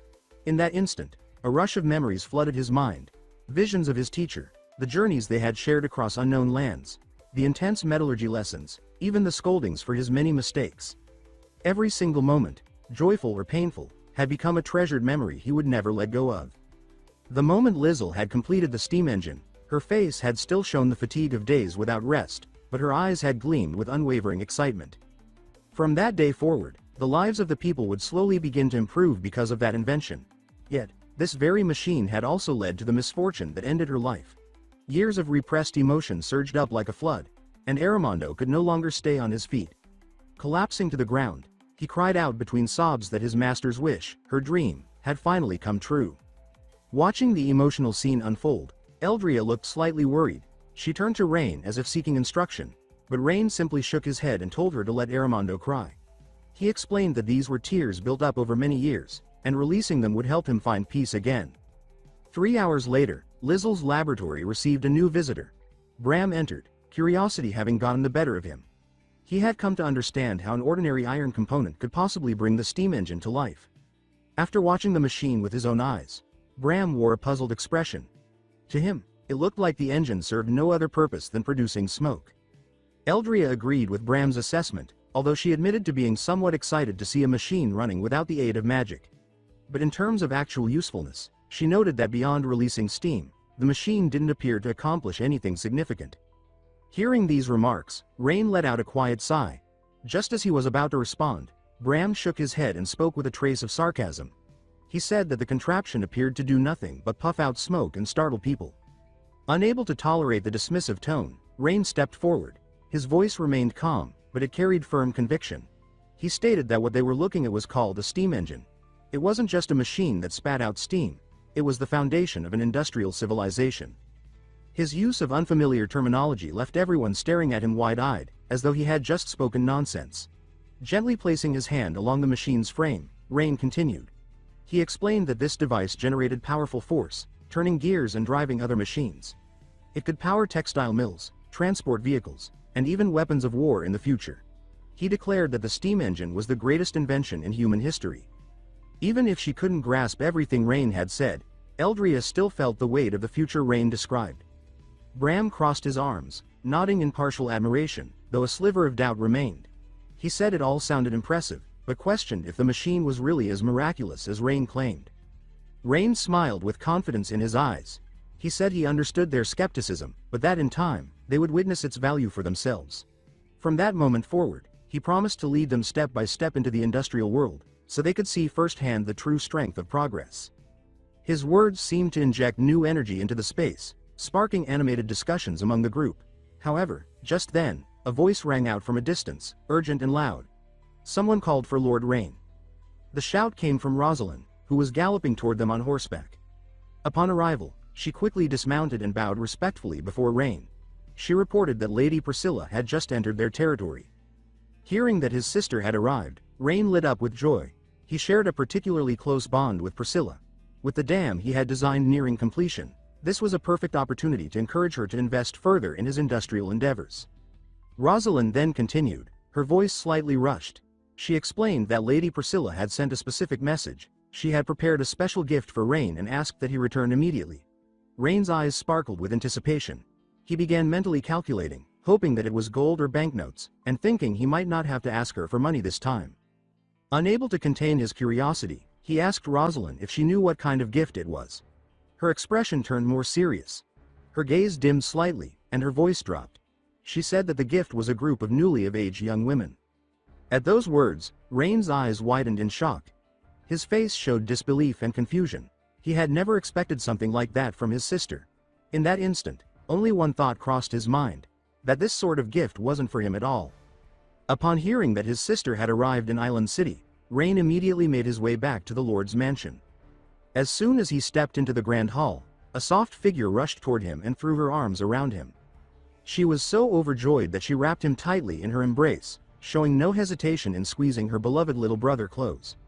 The hug was so enthusiastic that Rain's face was pressed directly into the soft hills of her chest, causing his cheeks to flush a deep shade of red as he awkwardly tilted his head to look up at her. He said that he missed her too, but stammered that he had a really important question to ask first. Before finishing his sentence, he pointed toward the group of young women standing quietly in the corner of the room. Each one of them looked radiant and undeniably beautiful. With a more serious tone, he asked why they were there. Priscilla responded with a smirk and a teasing glint in her eyes. She asked what was wrong and teased if he was feeling shy, then added with mock innocence that perhaps none of them were his type. Rain scratched the back of his head and let out a sigh of exasperation. He said that wasn't the point, but ever since they had shown up, the servants and guards had been giving him strange looks, and it was honestly starting to make him uncomfortable. Priscilla widened her eyes in genuine surprise and asked seriously if the people here truly dared to show disrespect to the city lord. Rain's eyes drifted toward Leah, who stood silently in the back. What troubled him most was her unreadable expression, so cold and distant that it left him deeply unsettled. He couldn't help but wonder whether she now believed he was some kind of pervert. That thought led him to lean in closer to Priscilla and whisper that Leah's face looked unusually stern, and that she, who was usually so gentle, now looked like she wanted to kill him. Priscilla, in contrast, found the situation amusing. She chuckled softly and said that Leah was probably acting that way because she cared about him. She added that maybe Leah had feelings for him and was reacting out of jealousy. Priscilla's impulsive personality and simplistic view left Rain feeling completely helpless. He let out a long sigh, realizing there was no way he could ever change his sister's way of thinking. He straightened his expression and spoke sternly, asking her to stop joking around and just tell him the real reason she had brought all these girls here. Seeing that her younger brother was finally being serious, she calmly replied that it was because of the letter he had sent her. Rain furrowed his brows in confusion and asked what it was about his letter that made her think bringing an entire group of girls was necessary. Priscilla responded with a mysterious smile. She explained that in his letter, he had mentioned being distracted by Rosalind. Based on that, she figured he might need some new options to broaden his perspective. She then gestured toward the group of women and said that each of them came from different backgrounds and had different personalities. She had brought them because she wanted to see what kind of woman Rain truly liked. Rain interrupted her, clearly panicked. He said she had completely misunderstood, and that he never claimed to have feelings for Rosalind. He insisted that this was just a big miscommunication.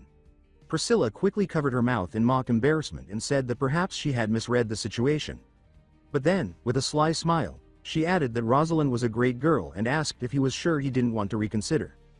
Before Rain could respond, Priscilla turned her attention toward Leah and addressed her directly with a mischievous grin. She asked if Leah would mind if Rain decided to take a few more wives. The question clearly caught Leah off guard, but after a short pause, she regained her composure. She replied calmly that Lady Priscilla must be joking, and added that she was merely Lord Rain's servant. She explained that she had no right to interfere in such personal matters and that whatever he chose to do was entirely up to him. Rain let out another sigh, full of helplessness, and turned toward Leah to reassure her. He told her not to take anything his sister said seriously. But just as he spoke, Priscilla's eyes narrowed slightly. She had noticed something. Leah's hands were clenched tightly, her knuckles faintly trembling, as if she was trying to suppress a wave of anger. Priscilla thought to herself that perhaps she had taken the joke a bit too far. Her gaze shifted toward her subordinates, and with a cooler tone, she announced that the joke was over and gave an order to escort the girls downstairs to rest. One of the women immediately bowed and responded with a respectful, "Yes, my lady," quickly carrying out the command. Back in the office, the atmosphere began to relax, and Rain and Priscilla were finally able to sit down and have a proper conversation. Rain was the first to speak. He shared that in just a few days, the Island City Dam would be completed. He explained that the project wouldn't only help control the water supply, but it would also provide irrigation for nearby farmlands. In addition, it had the potential to serve as a large-scale hydroelectric power source. Upon hearing this, Priscilla looked slightly flustered. She admitted inwardly that she had no idea what a dam, a generator, or even a steam engine was. To her, it all sounded like some kind of advanced magical formation. Rain noticed her confusion and smiled. He patiently explained that these were tools designed to harness the power of moving water to operate mechanical systems.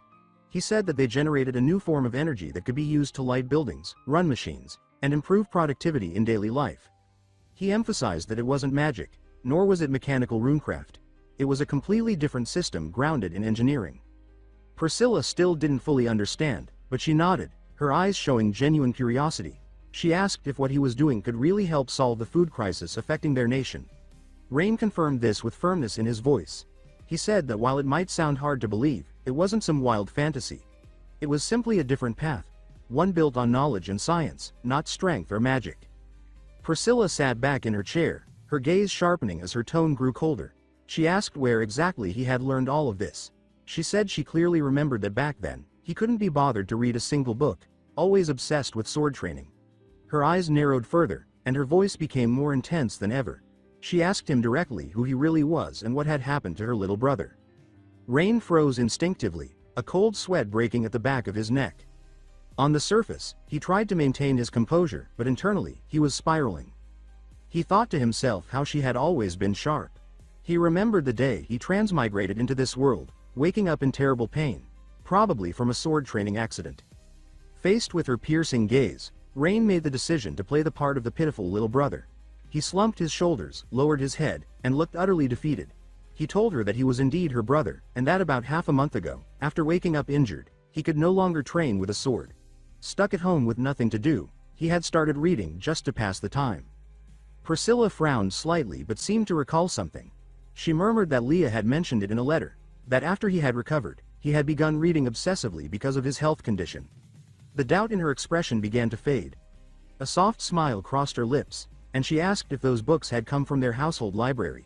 She said she couldn't recall seeing anything quite like what he was describing and wanted to know what the book looked like. At that, Rain reached into his coat and pulled out an old, worn notebook, the Journal of Lizzle. He handed it to Priscilla and told her that what he read was something like that. Priscilla opened the book and flipped through the pages. Her eyes gradually widened in astonishment. The strange theories and wildly impractical diagrams unfolded before her like a glimpse into a new universe. She turned to look at her younger brother again, but now her gaze was full of pride and affection. She said that she was impressed and remarked that only her little brother could turn a few strange books into something real. Rain scratched his head, slightly embarrassed. He admitted that he had only dived into the material because he couldn't train in martial arts anymore. Priscilla walked over and stood beside him. Her voice softened as she said that she understood what he had gone through, and that she knew he hadn't given up swordsmanship out of weakness, but rather to survive. She urged him not to push himself too hard and assured him that no matter what happened, she would always be there for him. Feeling the warmth of her embrace, a deep familial bond he had never experienced in his previous life washed over Rain. He smiled faintly and said that he really was okay. He told her that he was alive and well, and he had even come up with ideas that might actually help others.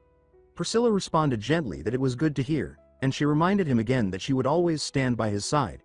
She said that if there was anywhere in the territory that needed support, all he had to do was ask. She would give him everything she had. Rain smiled without meaning to, thinking to himself that this sounded a lot like a request. Immediately after, he spoke up with confidence. He said that as it happened, there was indeed a special place where he truly needed her help. Hearing that Rain had something important to ask, Priscilla smiled, deliberately drawing out the moment. She teased him, saying that it hadn't been long and already he was asking for her help again. She leaned back in her chair, telling him to go on and explain what it was this time. Rain stepped forward, his voice steady and sincere. He said that he hoped she would invest in him, clarifying that what he was planning involved the future development of Islan and was of critical importance. Priscilla raised an eyebrow at that. Deep down, she already had a sense that Rain wouldn't be asking unless it was truly serious. She tapped her chin thoughtfully, then gave a soft chuckle. She pointed out that he had already managed to secure a number of resources from the nobles in the city and asked whether that wasn't enough. Rain calmly shook his head and clarified with a small smile that it wasn't money he needed. He said what he needed now was people. He lifted his gaze, his eyes steady with purpose. He explained that Islan had suffered extensive damage from both war and natural disasters, and that the population had declined severely. He went on to say that skilled individuals, artisans, experienced farmers, competent administrators, were now scarce, and these were the essential elements needed to rebuild. Priscilla's eyes widened slightly in surprise. She asked if what he was really requesting was for her to send people from her domain to Islan. Rain nodded and said he hoped she could send a number of craftsmen, farmers, and administrators to help support the reconstruction. He quickly added that he would handle all the costs involved. He promised that these people would be provided with housing, food, clothing, and even access to the advanced technologies he was developing. Priscilla played with her hair rhythmically, lost in thought. The people Rain was asking for weren't just any citizens. They were the foundational members of her territory, not something she could easily let go. Hearing that, Rain's face tensed slightly with anxiety. He reminded her that she had said she would support him. He pressed further, asking if she was now going back on her word. He added that if Islan were to prosper, the benefits would reach her too. Priscilla laughed softly and shook her head. She told him not to accuse her so quickly. She said she would send the people he asked for, but under one condition. Rain asked what that condition was. Priscilla leaned forward slightly and said he would have to prove himself first. She explained that he would need to show real results. Evidence that sending those people would not be a waste of time, energy, or her trust. Rain's lips curved into a faint smile. His eyes lit up with confidence as he stated that he had no doubts. He would prove how industrial power could reshape their future. Time passed, and in a luxurious room, Priscilla sat alone in her chair, eyes gazing through the tall window at the night beyond. Standing quietly before her was her loyal servant, Gwen. Priscilla spoke with quiet pride, saying that in the end, what she had feared didn't happen. Rain had not turned into some puppet of the king. He was still the little brother she remembered. Gwen replied in a slow, respectful tone. She said she was right, that Lord Rain was a clever man, and now that he was devoting himself to rebuilding Islan, its future looked increasingly prosperous. Priscilla's eyes suddenly narrowed, her voice dropped, seething with fury. She said that she would never forgive what the king had done. Poisoning her brother was something she could never let go. She gripped the armrest of her chair tightly. Her voice grew low, cold, and full of killing intent. She said that because of the king, Rain could no longer train in martial arts. Because of that man, her brother had been poisoned. She declared that to make it fair, the king should lose one of his own children. Without hesitation, she gave the order. Her voice turned icy as she told Gwen to investigate the whereabouts of the royal heirs. She instructed her to find the one who would be easiest to target and make the king pay. Gwen dropped to one knee and bowed in the formal style of a noble retainer. Her expression was firm and unwavering. She assured her that everything would be handled cleanly and efficiently. Even as the wheels of revenge were set in motion, Priscilla's eyes still blazed with rage. In her heart, she cursed the king over and over again. She thought that if he dared to touch the person most precious to her, he had only himself to blame for what came next. She promised herself that she would return the pain tenfold if she had to. Far away, the scene shifted to a remote forest. The terrain was dark, damp, and heavy with night. A group of people moved quickly and quietly through narrow paths littered with wet, rotting leaves. Behind them were 3 horse-drawn carriages, each one covered tightly with coarse cloth, concealing whatever, or whoever, was inside. One of the men walking behind the wagons turned and grinned. He said to the leader that they had caught some real prime goods this time. He added that once they made the delivery, they'd be raking in a fortune. Another man, walking a few paces behind, clicked his tongue in annoyance. He complained that most of the money would still go to that old bastard Elbert, who never did anything but sit around collecting the largest share. A third man joined in, his tone full of scorn. He said that they were the ones risking their necks while Elbert only had to mumble a few words to see the gold roll in. He grumbled that working under those conditions really sucked. Hearing the complaints, the leader suddenly snapped. His voice cut through the air like a whip. He barked at them to shut the hell up. He turned to face them, his gaze cold and piercing. He reminded them all that while Elbert might be greedy, he was still their backbone. Without him, he asked, did they really think they could have moved freely through Island these past few years, acting like it was some open market? He stressed every word, making it a clear warning. If they didn't want to cooperate anymore, they were free to walk away right now. The air turned thick with tension, like a bowstring pulled taut. No one dared to speak. Just then, a scout came running back toward the group, pale and out of breath. He stumbled up to the leader and gasped that something was wrong. The leader asked sharply what had happened. The scout struggled to speak, still catching his breath. He said that there was a new lord of Island. The leader stared at him, stunned. He repeated the words in disbelief. There was a new lord? Since when? The scout swallowed hard and explained that when he approached the city gate, all the guards there were unfamiliar. He said he had tried probing them with small talk and slipped them a few coins, but instead of accepting the bribe, they questioned him, demanding his name, his purpose, and why he was arriving at such an hour. He said he had to lie about visiting family just to avoid suspicion and leave without incident. Later, while staying at a small inn near the city gate, he picked up on whispers that chilled him to the bone. Elbert was no longer the lord of Island. The news threw the entire group into disorder. One of the men, panic clearly on his face, spoke up and said maybe they should turn back. He warned that things were too unstable now and pushing forward might lead them straight into disaster. The leader glared at him and growled in frustration. He shouted that they couldn't turn back. Turn back with what, exactly? He said there was no going back anymore.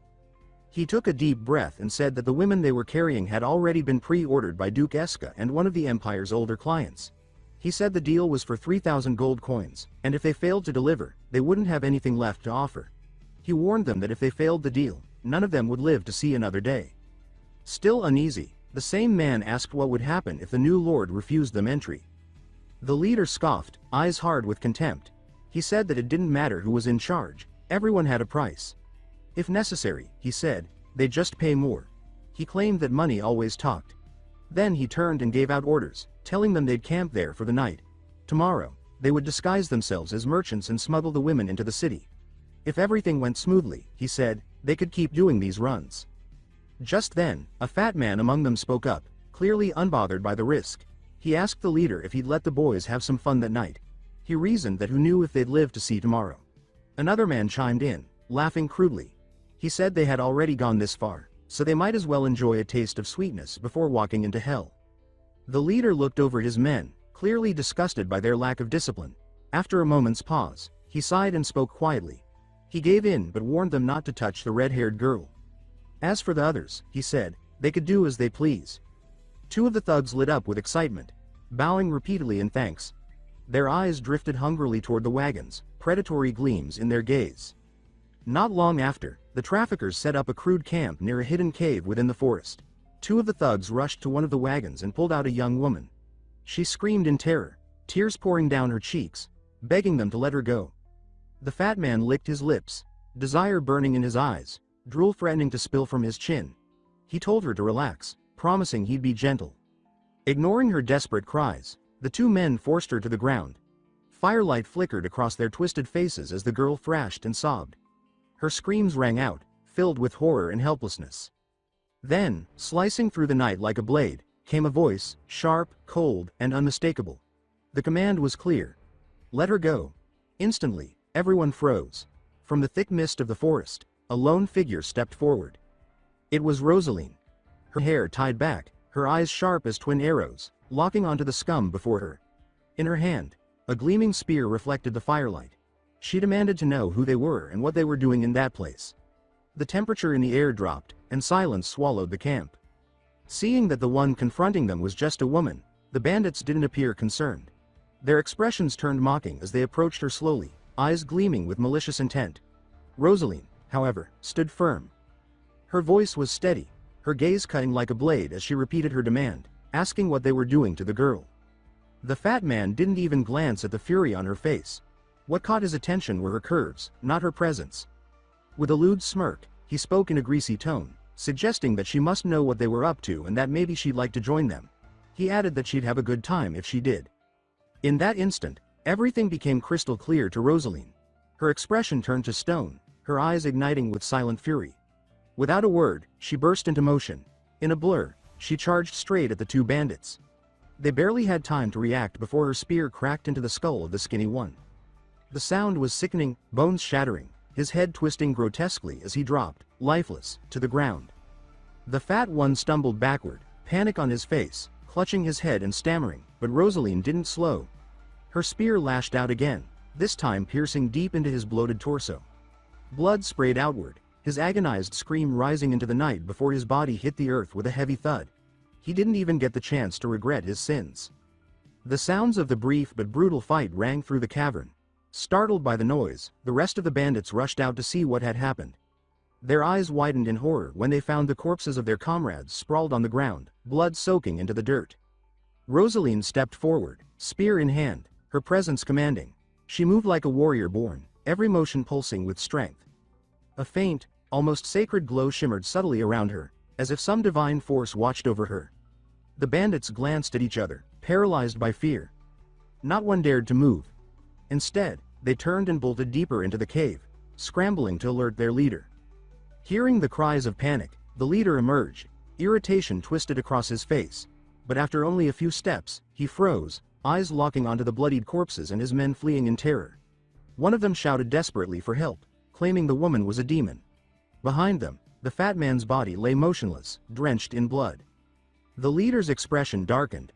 Rage sparked in his voice as he bellowed, demanding to know what she wanted from them, and what they had done to deserve such an attack. Rosaline didn't flinch. Her voice was icy, her gaze steady. She asked calmly whether the girl they had just assaulted had been kidnapped. The bandit leader stepped forward, trying to regain control of the situation. He straightened his posture and with forced seriousness, said she was mistaken. He explained that they were slave traders working under the authority of Duke Eska. He claimed they were there to deliver those slaves to legal buyers and insisted that everything was above board. As proof, he produced a permit and held it out toward her. The moment she heard the name Duke Eska, Rosaline narrowed her eyes. A memory surfaced, Rain's voice during patrol briefings, instructing her to be alert for anyone tied to Duke Eska. At the time, she had asked if there was a specific reason. He had only smiled and said that if she ever encountered people from that region causing trouble, she would know what to do. While Rosaline was still weighing her options, the bandit leader pulled out a gold coin and held it toward her. His smug smile made it clear he believed the issue could be resolved with a simple bribe. Though she didn't fully understand the details of Rain's warning, Rosaline's loyalty to him was absolute. She trusted his judgment more than any permit or explanation. Without a second thought, she slapped the coin away. Her voice rang out, sharp and fierce, demanding to know who Duke Eska even was and how they dared cause trouble on Lord Rain's territory. She declared that unless they all kneeled before her immediately, she would show them no mercy. Realizing the matter would not be settled peacefully, the leader's face twisted with fury. He snarled at her, calling her a filthy brat, and warned her not to think they were afraid. If she wanted to be stubborn, he threatened, she shouldn't expect to leave the forest alive. At that command, more bandits stepped from the shadows surrounding her. Yet Rosaline remained unfazed. Calmly, she spun her spear in a smooth arc before slamming its base into the ground with force. Her eyes swept across the group, and she gave one final warning. She said they had one chance left, surrender or die. But the bandits were confident. Their leader raised his blade and ordered them to attack. They charged, encircling her completely. Leading the charge himself, the bandit leader aimed a deadly swing at her. Rosaline didn't blink. With a single sweep of her spear, she knocked him off balance, sending him tumbling. In the same instant, she lunged forward and delivered a brutal kick to his chest that hurled him across the cave. He hit the ground hard, groaning in pain, completely overwhelmed. She walked toward him slowly, the tip of her spear pressed against his throat. Her voice, cold and commanding, cut through the air as she warned them, if they valued their lives, they would kneel. At that moment, the patrol knights arrived. They rushed forward, concern etched across their faces. Rosaline told them she was unharmed and immediately issued orders. She instructed them to tie up the remaining bandits and lock them in the dungeon. She added that she would report directly to Lord Rain, and he would decide their punishment. Within minutes, the knights rounded up the entire group. The bandits, broken and stunned, were restrained without resistance. Night deepened, but the work continued. Meanwhile, back at the Lord's mansion, Rain remained in his study, candlelight flickering over scattered documents. Though late, he was still hard at work, eyes focused on blueprints and plans. Then came a sharp knock on the door. A voice called out, "Rosaline, reporting something important." Rain gave permission to enter. Rosaline stepped inside with firm strides, then dropped to one knee in full respect. She reported that she had just captured a group of merchants from Duke Eska's territory. Rain's eyes gleamed with satisfaction at the unexpected opportunity to confront Duke Eska. He praised her for her work and asked what they had been transporting. Rosaline's expression darkened. She said that they had been trading slaves, trafficking them, and that they even had official documents bearing Duke Eska's seal. She was about to continue when a loud crack rang out. Rain's fist slammed into the table, fury contorting his face. He exclaimed that those bastards had dared to steal his labor force and sell it as property. He shouted that those miserable worms had a death wish. After receiving confirmation that the slave trafficking group had been captured, Rain's fury boiled over. He immediately ordered Rosaline to escort him to the dungeon to confront them directly. At that moment, the ringleader was being kept in a separate cell, his demeanor calm and arrogant. Cunning by nature and hardened by years of crime, he didn't so much as flinch at the sound of approaching footsteps. Confident in the protection of Duke Eska, he was certain no one would dare harm him. Rain entered the cell with cold intensity in his eyes. He glared at the bandit, his voice sharp with anger as he demanded to know how they dared to traffic human beings on his land. The ringleader sneered in response, mocking Rain for having the guts to challenge Duke Eska. He added that he wasn't sure how Rain had managed to replace the fool Eldrick and become the new lord, but advised him to cooperate instead of resisting, otherwise, his end would be miserable. Those words made Rain pause. His expression shifted slightly as he pieced things together. The possibility that the former city lord Eldrick had been colluding with these traffickers all along began to solidify in his mind. Sensing Rain's silent revelation, the ringleader smirked with satisfaction. He then boasted that they had been delivering hundreds of women annually to the Obi's empire and that what Rain saw earlier was just a small part of the operation. Rain's eyes burned with outrage. He repeated the words with disbelief, just a small part. That meant there were still more captives hidden somewhere. He demanded to know where the rest of the women were being kept. The ringleader's smile twisted into a snarl as he burst into cruel laughter. He said that if Rain wanted to know, he could get on his knees and beg. Even then, he added, with venom in his voice, he still wouldn't reveal anything. Rain tried to remain composed. He reminded the man that his life was now entirely in his hands, and warned that keeping silent would only bring him unbearable regret. But the ringleader showed no fear. He repeated that he was under Duke Eska's protection and claimed that if Rain laid a hand on him, he would be condemning himself as well.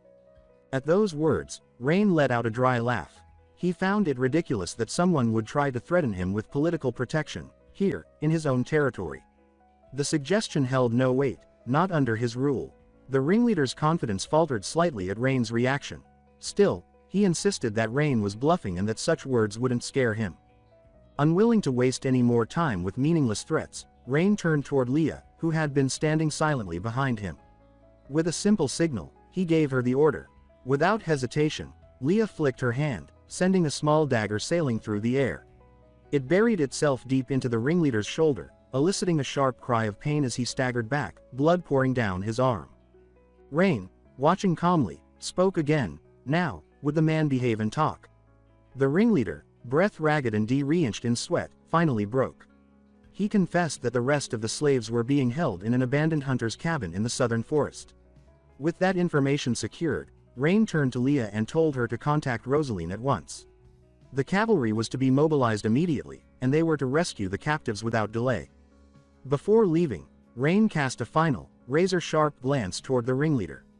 His voice was low and dangerous as he warned that if the man was lying, he would make him wish he had never been born.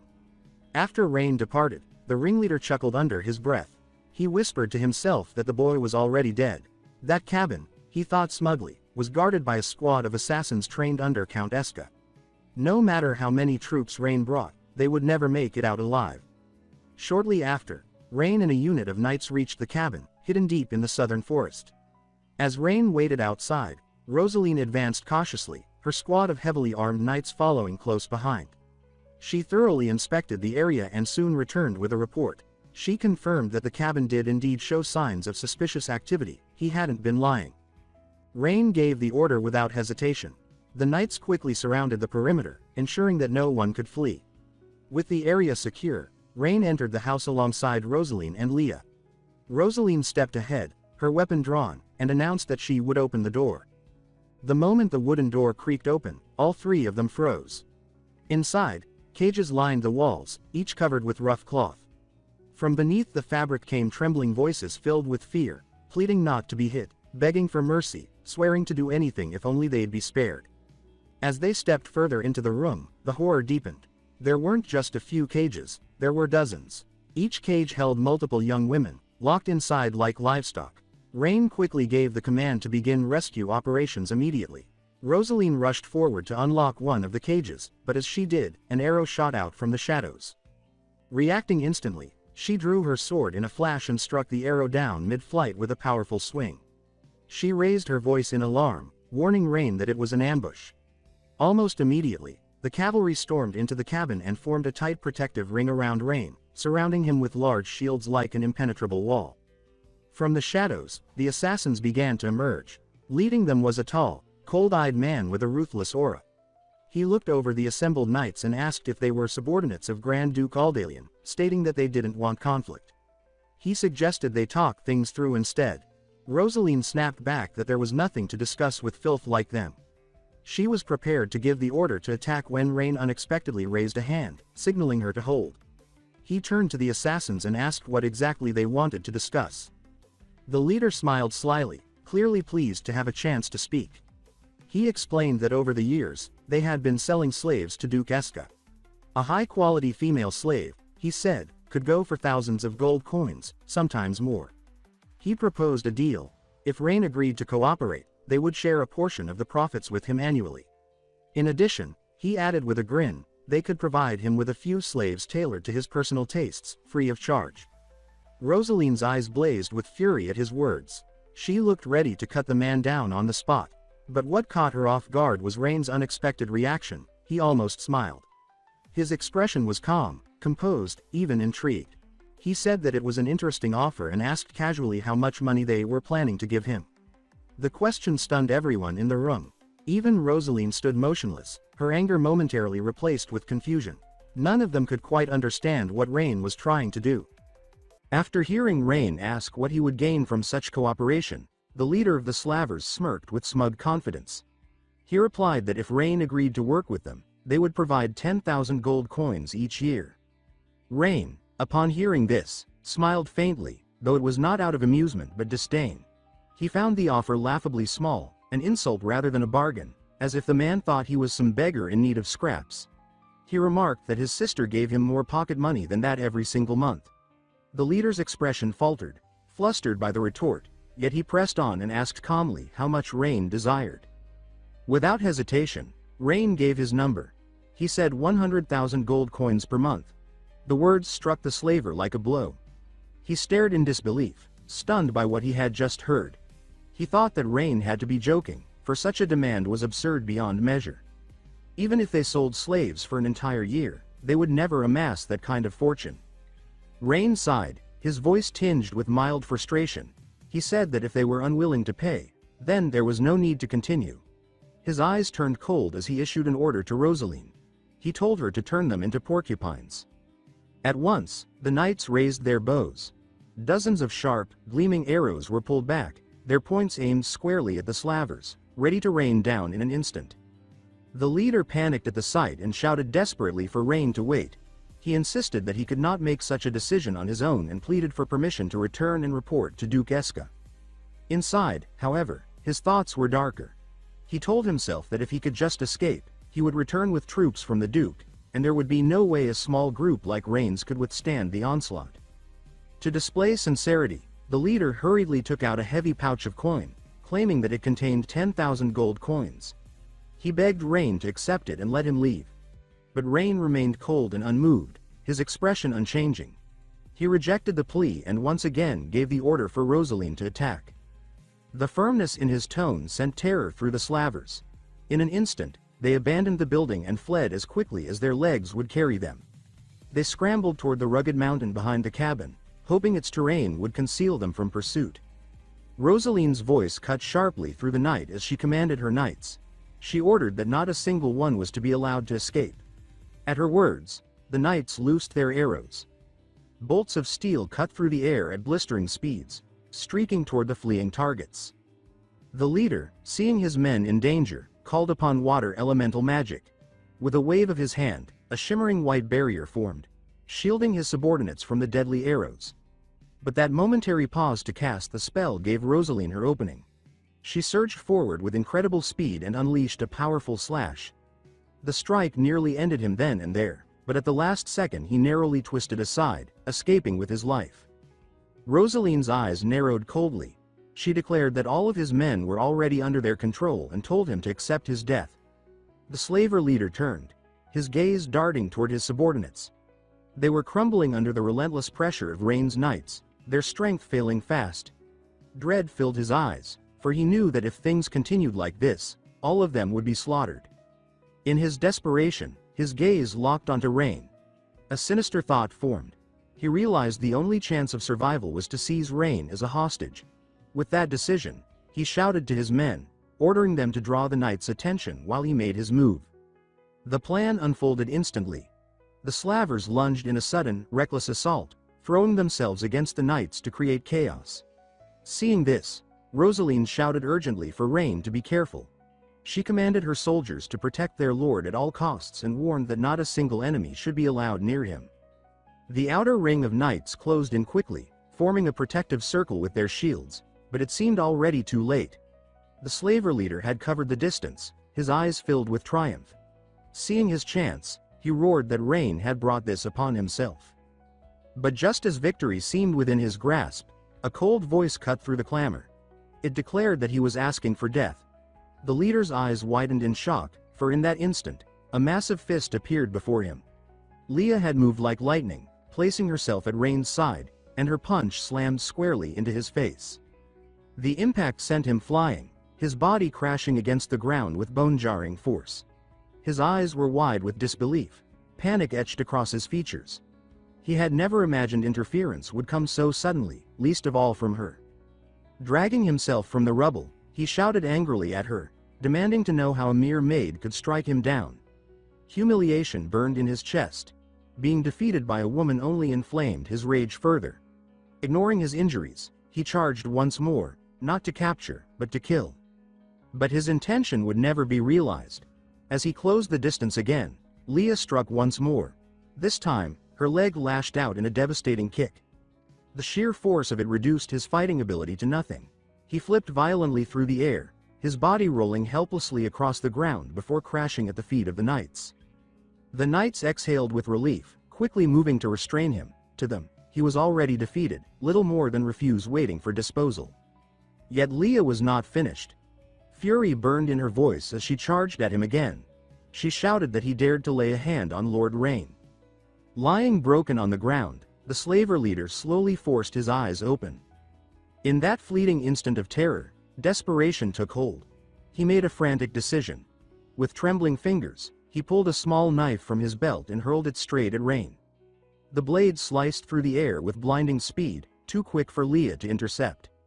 She turned her head in alarm, eyes widening, but it was already too late. The knife buried itself deep into Rain's shoulder with a sickening thud. Gasps of horror erupted around him as panic rippled through the knights. Yet Rain, despite the searing pain, remained composed. His voice was steady as he urged them not to panic, ordering the formation to hold strong. But his words did little to calm the hearts of those who cared most for him. For Rosalind and Leah, his safety eclipsed all else. Both of them rushed to his side immediately, commanding the knights to form a tight wall around him. Amid the chaos, the slaver leader seized his chance. Crawling to his feet, he slipped quietly into the shadows, retreating from the battlefield with every ounce of strength left in him. Rosalind's gaze dropped to Rain's wound, and her heart clenched. Blood was already soaking through his clothes. She quickly gave the order for the knights to abandon the chase and instead focus on escorting Lord Rain back to the city at once. She shouted for Leah to treat his wounds quickly, but when Rosalind turned her head to check on her, she was startled. Leah was no longer there. Far deeper in the forest, the slaver leader ran desperately, branches tearing at his arms as he forced his body forward. His lungs burned, but survival was all that mattered. He told himself he had to live. He had to bring word of this disaster to Duke Eska. He could already picture reinforcements crushing Rain's forces. But his frantic escape came to an abrupt halt. Standing in his path was a woman who had appeared without warning. She was tall, elegant, her presence commanding despite the serene smile on her lips. She greeted him softly, as if the night were nothing unusual. She said, "Good evening." The leader froze, heart hammering.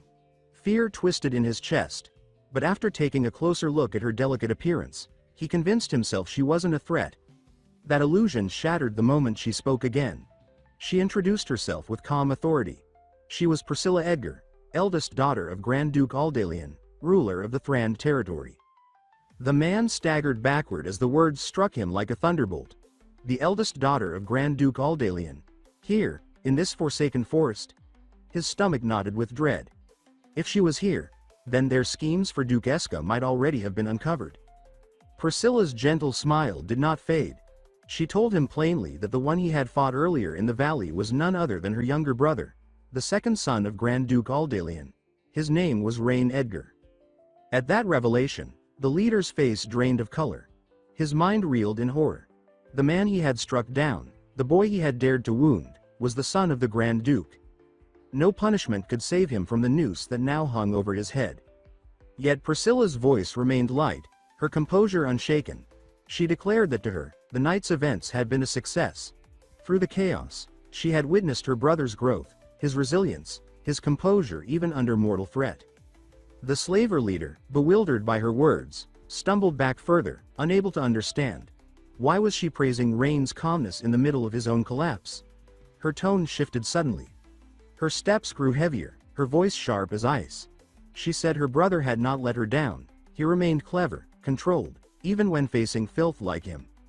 Then, with a smile once more, she told him not to worry. She said she would not lay a hand on him tonight. Confusion flooded his mind. If she meant no harm, why had she revealed so much? What did she mean by such cryptic assurances? Priscilla answered casually. She said she had only come as a spectator, but she left no doubt in her next words. He had already committed an unforgivable mistake, and what awaited him inevitably was death. At that moment, the leader's breath caught. A wave of killing intent swept over him, sharp and suffocating. He spun around, heart pounding. Leah stood there. No one had seen her approach. One moment she had vanished, the next she was behind him, eyes glowing with murderous fury. His body began trembling uncontrollably as he realized the truth. This maid was no ordinary woman. She radiated power that was both physical and magical, an aura so overwhelming it devoured all resistance. Her voice thundered with rage. She declared that he had dared to harm Lord Rain, and now he thought he could run. Her eyes glowed with a strange violet light, as though some hidden force was awakening within her. The man dropped to his knees, begging desperately for mercy, but his words dissolved into screams as his body suddenly lifted into the air. Leah had raised her hand, weaving invisible magic. He writhed and twisted helplessly above the ground, crying out, his voice breaking with fear. His mind screamed questions. What kind of magic was this? How could a servant wield such devastating power? She had already proven herself unmatched in combat, but now she revealed strength in sorcery that defied reason. With a simple flick of her finger, Leah unleashed her wrath. A glowing sigil streaked toward him, wrapping the air around his body. In an instant, space itself compressed violently, crushing him into grotesque shapes. His screams cut off abruptly as his body exploded into a horrific sphere of blood, suspended in the night sky. The droplets fell like crimson rain, painting the ground in gore. Leah, untouched by the carnage, waved her hand casually. A barrier shimmered to life around her, preventing even a single drop from soiling her garments. Her face remained cold, but inside her fury still burned. To her, his death was nothing compared to the crime he had committed. He had dared to lay a hand on Rain. For that sin, even obliteration was not enough. Once everything was finished, Leah turned respectfully toward Priscilla. She said that young Master Rain was injured and that she must return to his side immediately to tend to him. Priscilla smiled faintly and nodded, granting her leave. Having witnessed Leah's unwavering loyalty with her own eyes, she felt more than satisfied. As Leah departed, Priscilla's smile lingered. She murmured softly to herself, wondering aloud whether she should remind her brother never to make Leah truly angry. At that very moment, the air in front of her rippled, a current of violent energy gathering before condensing into a dimensional portal. From it, Gwen emerged gracefully and bowed before her lady. Gwen spoke with calm assurance, saying that Lady Priscilla need not worry. No matter how young Master Rain treated Leah, that girl would never raise her hand against him. Priscilla chuckled lightly, finding Gwen's remark suspiciously like an accusation that her brother behaved like a frivolous playboy. Gwen immediately panicked, waving her hands as she hurried to explain herself, begging for forgiveness and insisting she would never dare imply such a thing. Priscilla gave her a sly smile and teased instead, asking how she would feel if she married Gwen off to her younger brother. At those words, Gwen's face turned crimson. Flustered, she waved her hands frantically, begging her lady not to joke in such a manner. After enjoying the teasing for a brief moment, Priscilla let her expression return to its usual calm seriousness. She issued her command. Gwen was to send a message directly to Duke Eska. She was to ask him whether he had been too idle lately. Was that why he dared to grow so bold? He needed to be reminded that provoking the Edgar family was not a weight he could ever hope to bear. Gwen lowered her head and replied solemnly that she understood, promising to carry out the order at once.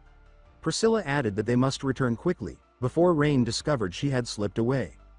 Meanwhile, back at his residence, Rain had already been treated and bandaged by Leah's careful use of magic. Seeing the deep worry in her eyes, Rain gave a gentle smile. He told her that it was nothing but a minor wound and that she need not worry so much. Yet, when he lifted his arm to prove he was fine, a sudden jolt of pain shot through his body, forcing a quiet groan from his lips. Startled, Leah quickly stopped him. She said firmly that he must not move or he would make the injury worse. Her gaze softened with genuine concern as she told him that until he was fully healed, he must not leave the house. Rain smiled again, insisting he was fine, attempting to reassure her with gentle words. But Leah would not accept his dismissal of his own health. Her tone grew firm as she insisted that once she finished dressing his wound, he must rest immediately. The warm and concerned exchange between them was suddenly interrupted. The door to the room burst open with a loud crash. Priscilla strode in quickly, her face filled with worry. She rushed to her brother's side, asking anxiously how he was and whether the wound could affect his future health. Rain reassured her with a smile, saying that it was nothing serious, merely a surface injury. Leah, standing beside him, was unconvinced. Her voice was filled with worry as she explained that he should not take it lightly. She said that if the dagger had been only slightly off, Rain's life could have been lost. Priscilla's expression hardened, her eyes serious as she agreed with Leah. She told Rain that he could not treat his life so carelessly. Then her gaze grew cold as she asked what had truly happened. With a sigh, Rain explained. Rosalind had apprehended a group of bandits involved in human trafficking. Upon investigating further, he had discovered that more captives were hidden in a valley. He had personally led a patrol to rescue them, but when negotiations failed, a violent conflict erupted. It was during the chaos that he had been wounded by a dagger thrown in the darkness. Priscilla already knew these details but chose to continue her pretense. She pressed further, asking about the origin of the bandits. She asked why they would dare to traffic women when slavery was strictly forbidden within the Edgar family's domain. Leah answered in his stead, explaining that according to their interrogation, those bandits were operating under Duke Eska's command. Priscilla's eyes grew sharp though her smile remained calm. She remarked with icy disdain that the coward Eska dared to commit such acts within their territory. Rain added that it was likely due to Eldrick's past cooperation with Eska. From their words, it seemed they had profited greatly in recent years. Priscilla nodded and sighed, remarking that Eldrick had left behind no small amount of trouble, but, she said, he was no longer an issue. She then asked her brother what he planned to do with the rescued women. Rain replied that he would personally investigate their situations. Given the city's current shortage of manpower, if they had nowhere to return to, he would allow them to remain in the city. He would arrange for them to receive basic education and eventually assign them work within the territory. Priscilla considered this a wise plan. It not only aided the women but also provided additional labor for the city. She praised Rain, saying that his thinking had grown increasingly thorough. Rain answered modestly that it was nothing to praise, only a small effort to contribute to the family. Noticing that Rain looked fatigued from his injury, Priscilla softened her tone. She said she would not disturb him further and told him to rest. Yet she firmly reminded him that from this moment onward, he must take greater care of his safety. She said she never wished to see him hurt again. Rain felt warmth rise in his heart from her concern. He said with a faint smile that he would take good care of himself. At that moment, Priscilla turned her gaze toward Leah, her eyes carrying a meaningful weight. She said clearly that she was entrusting her brother's safety to her in every possible way. Leah froze at those words, her cheeks flushing red. She understood precisely what Priscilla meant. Embarrassed yet resolute, she lowered her head and answered softly that Lady Priscilla could rest assured she would never allow Rain to be harmed again. Satisfied, Priscilla turned and left the room with a smile of quiet contentment. Outside, Gwen was already waiting. The moment she saw her lady emerge, she rushed forward and asked about Rain's condition. Priscilla replied calmly that it was nothing serious, merely a small wound. Yet despite her words, her expression showed that she was far from pleased. At that moment, Priscilla's eyes glimmered with restrained fury. She turned her sharp gaze toward the empty hallway and commanded aloud that Nox should appear before her. The air around her rippled, space itself trembling as a portal opened with violent energy. From within, a cloaked mage stepped forward and immediately knelt. He bowed low, addressing her with respect, and asked her to give her command. Priscilla ordered him to descend to the dungeon and interrogate the captured bandit leader, demanding that every secret be wrung from him. She instructed him coldly that torture could be used if necessary, but under no circumstances was the man to be killed. Her brother would still need to question him tomorrow, and she would not allow the criminal such an easy escape. Nox accepted the order without hesitation and departed swiftly to carry it out. The next morning, Rain's office received an unexpected visitor. It was Armando. The young man bowed deeply, his posture filled with cautious humility, and declared that he admitted defeat, that he was willing to serve Rain. Hearing this, Rain smirked, his voice dripping with mockery as he quoted Armando's own words back at him. He reminded him that once he had proudly declared he would rather die than serve a noble, that he was a man of ideals and conviction, and that he would rather starve to death than submit. The mocking tone made Armando flush with embarrassment, unable to argue, for he knew those were indeed his very own words. As Rain continued his jest, a sudden movement caused his wound to sting sharply, forcing him to wince and halt mid-sentence. Watching this, Armando grew confused. He wondered silently if this noble was truly someone worth following. He acted so unlike the distant and arrogant lords he once despised. Despite the teasing, Rain's heart was genuinely pleased. He could feel Armando's loyalty swelling, reaching a solid 95 points. Inwardly, Rain smiled, knowing the young man standing before him had been completely swayed by the wonders of steam power. He said with satisfaction that from now on, Armando would become a good worker in his factory. The thought of this once fiery youth toiling in his industrial plans amused Rain so much that he burst into laughter. Seeing the strange look on Rain's face, Armando grew even more confused. In frustration, he cried out that he admitted his mistakes and begged Rain to stop teasing him. He pleaded for a clear order, asking if there was anything Rain required him to do. At this, Rain turned serious. His voice steady, he asked Armando with sincerity whether he was truly willing to become his subordinate. Armando straightened, answering solemnly that he was ready, that he would serve Rain wholeheartedly as a loyal follower. In that instant, the system updated. The number of talented individuals had increased to 2. Rain felt immense satisfaction and wasted no time in appointing Armando as the head of the city's first factory. Armando, however, was left utterly bewildered. The title meant nothing to him. He had no idea what the head of a factory even did. After all, he was trained as an alchemist, not an industrialist. Rain, unconcerned, did not bother to explain. Instead, he handed over a blueprint and instructed him to study it carefully. He added that once the dam was completed, they would begin the next stage of industrializing the city. Armando unfolded the blueprint, and his eyes immediately lit up with awe. The designs were intricate, ingenious, concepts even his teacher had never conceived. At that moment, he thought to himself that Rain's brilliance surpassed that of his own master. Suddenly, the office door burst open. Rosalind stormed in, her voice urgent, announcing that something had happened. The anxiety in her tone made Rain uneasy, and he demanded to know what it was. Rosalind reported that the bandit leader held in the dungeon had been murdered during the night. The news made Rain's eyes flash with intensity. He immediately gathered his men and hurried to the prison to investigate. The revelation stunned everyone. Such a crime occurring within the mansion itself, the most heavily guarded place in the city, was unthinkable. Inside the cell, the bandit's corpse lay sprawled on the cold ground. Rain's expression hardened with dissatisfaction as he asked when exactly the death had been discovered.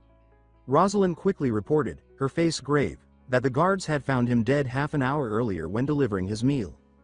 Rain's eyes scanned the chamber, and soon he noticed 4 strange characters scrawled across the wall. He asked if anyone could identify them. Selena stepped forward silently, stretching out her hand. Closing her eyes, she seemed to sense the lingering energy clinging to the symbols. After a moment, her brow furrowed with concern. She explained that the writing pulsed with the residual power of a dark mage. The words struck Rosalind like lightning, her eyes widening in shock. She had never imagined a dark mage could infiltrate their castle. Rain himself knew well the reputation of such beings. He exhaled slowly, realizing that dangerous figures continued to appear in his city one after another. Leah, visibly worried, urged him to leave at once.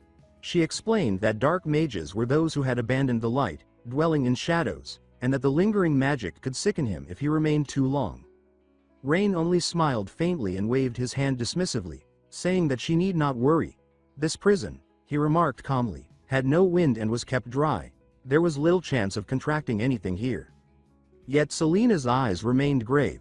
She agreed with Leah and told Rain firmly that the danger was real. She said dark mages acted from hidden corners with terrifying precision, and their magic could bring calamities such as plagues. Hearing this, Rain thought privately that they did not sound much different from scientists experimenting with bacteria. He kept the thought to himself, however, and said nothing. Selena then warned them all to remain vigilant. The dark mage's purpose was unknown. If the assassination was merely to silence the prisoner, it was one matter. But if their true target was Rain himself, then they would need to prepare a countermeasure without delay. The following day, Rain visited the city's orphanage, where several of the kidnapped slave girls were gathered. He introduced himself with calm authority, explaining that he was the lord of the city and that he had rescued them from the bandits only yesterday. He offered them 2 choices. The first was to tell him where their homes were, and he would arrange for carriages to return them. The second was to remain in the city, where he would provide work with food and lodging, and eventually grant them the chance to become official residents. Rain gave them a gentle smile and asked them to share their wishes. Yet at that moment, the girls' faces fell, sorrow clouding their expressions. They lowered their heads in silence, not a single word escaping their lips. Their grief was heavy, and Rain could feel it pressing against the room. Rain's expression darkened with concern as he looked at the children. He asked them softly if none of them remembered where their homes were.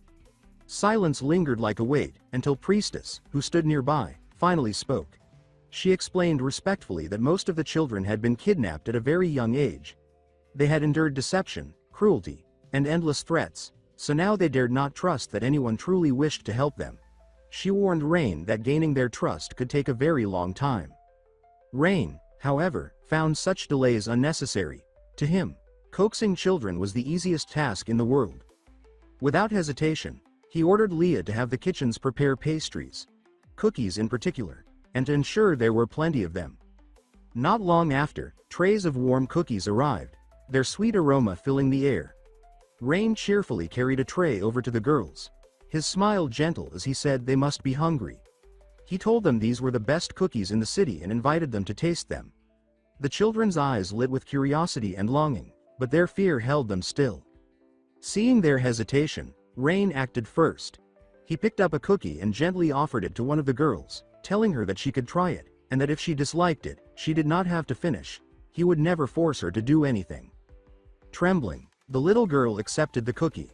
After a long inner struggle, she brought it hesitantly to her lips. The moment the sweet, crisp flavor spread across her tongue, her cheeks flushed pink, and she could not help but exclaim in delight at how delicious it was. The spell of fear broke. Realizing there was no danger, the other girls eagerly reached for the cookies and soon began eating happily, their faces brightening with joy. Watching this, Rain smiled with satisfaction, knowing his plan had succeeded. At that moment, he suggested they play a game together. The girls, curious, asked what kind of game it was. Rain explained that it was called Truth or Dare. He described it simply. Each person would draw a question card, and the one who drew it must either answer truthfully or accept a small challenge. Whoever did so would earn another cookie. Hours slipped by. Just as Rain had intended, the children's wariness dissolved completely. Laughter filled the room as they began to speak openly, their voices no longer trembling.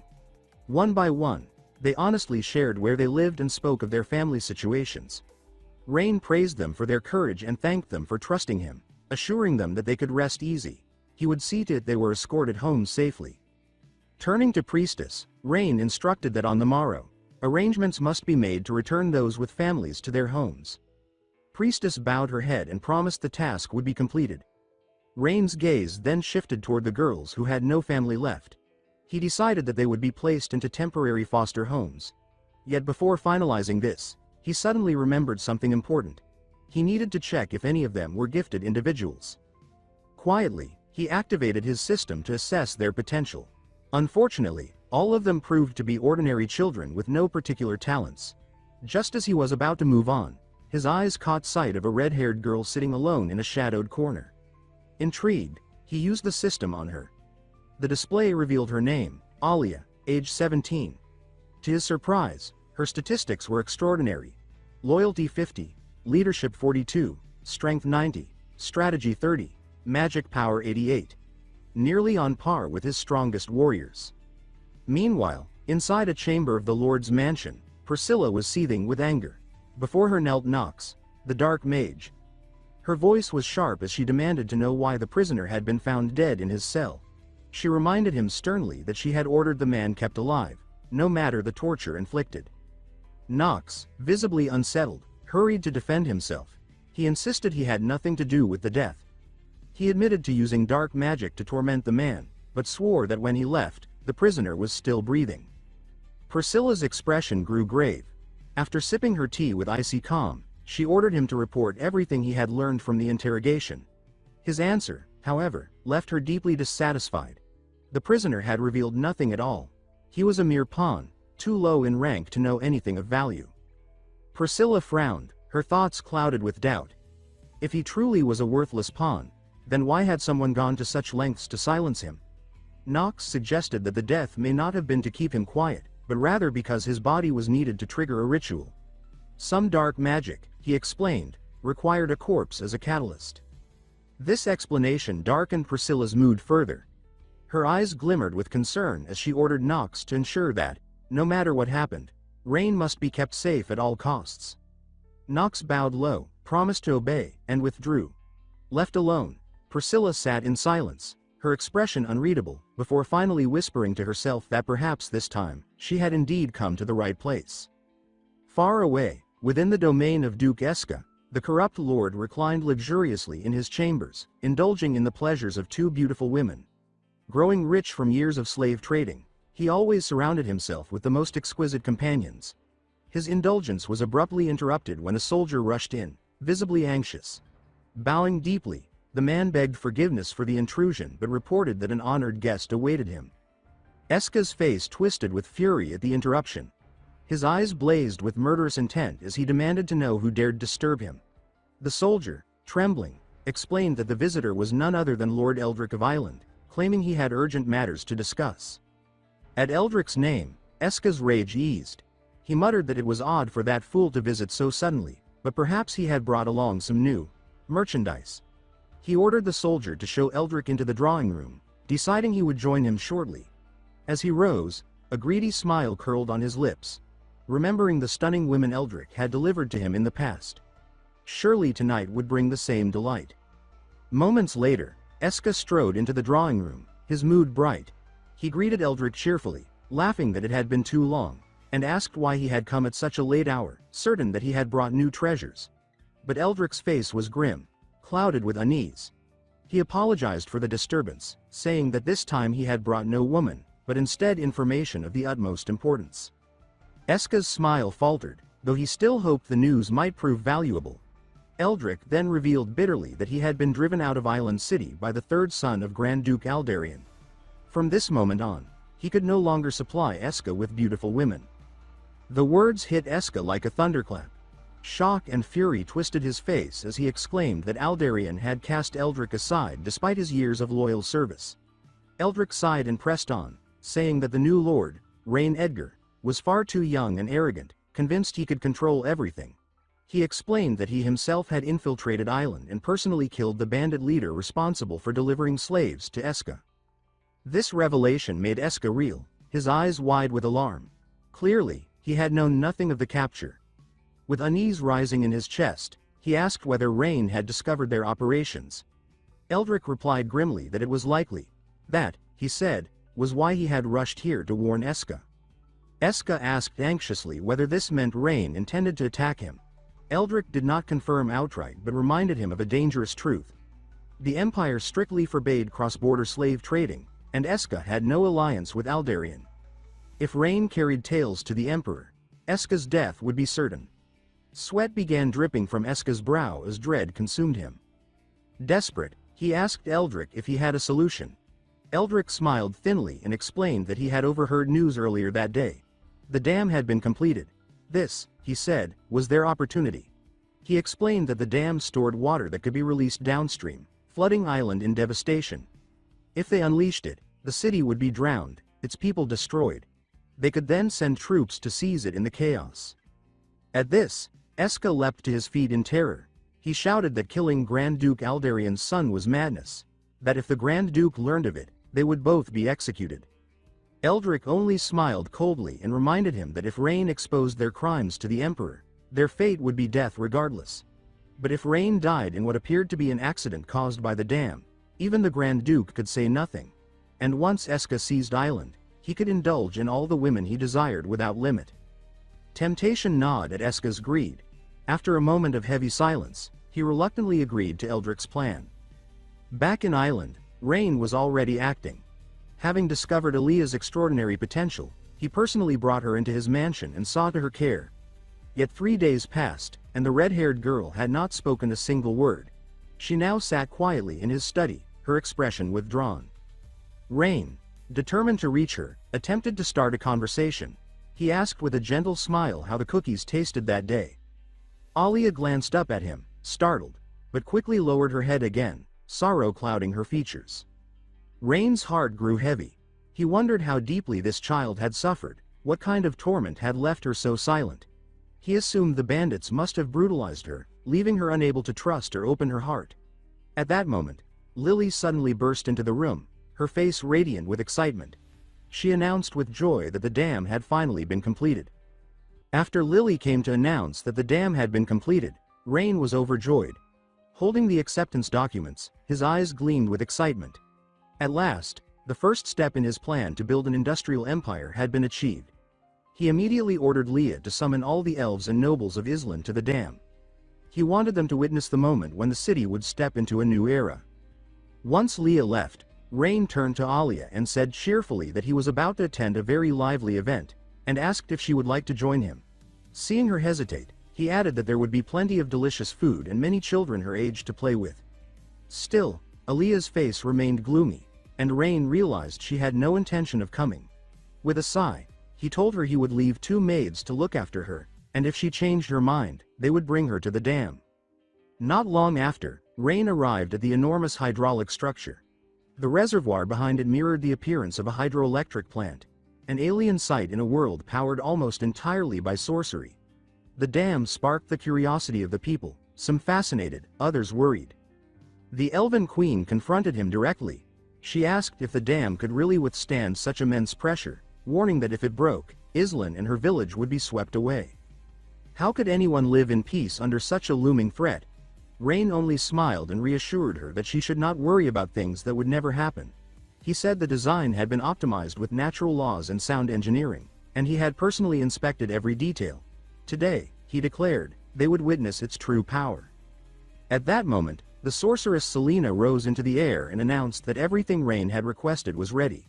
She explained that 3 massive stone slabs had been installed beneath the outlet gates, heavy enough to withstand the water's force.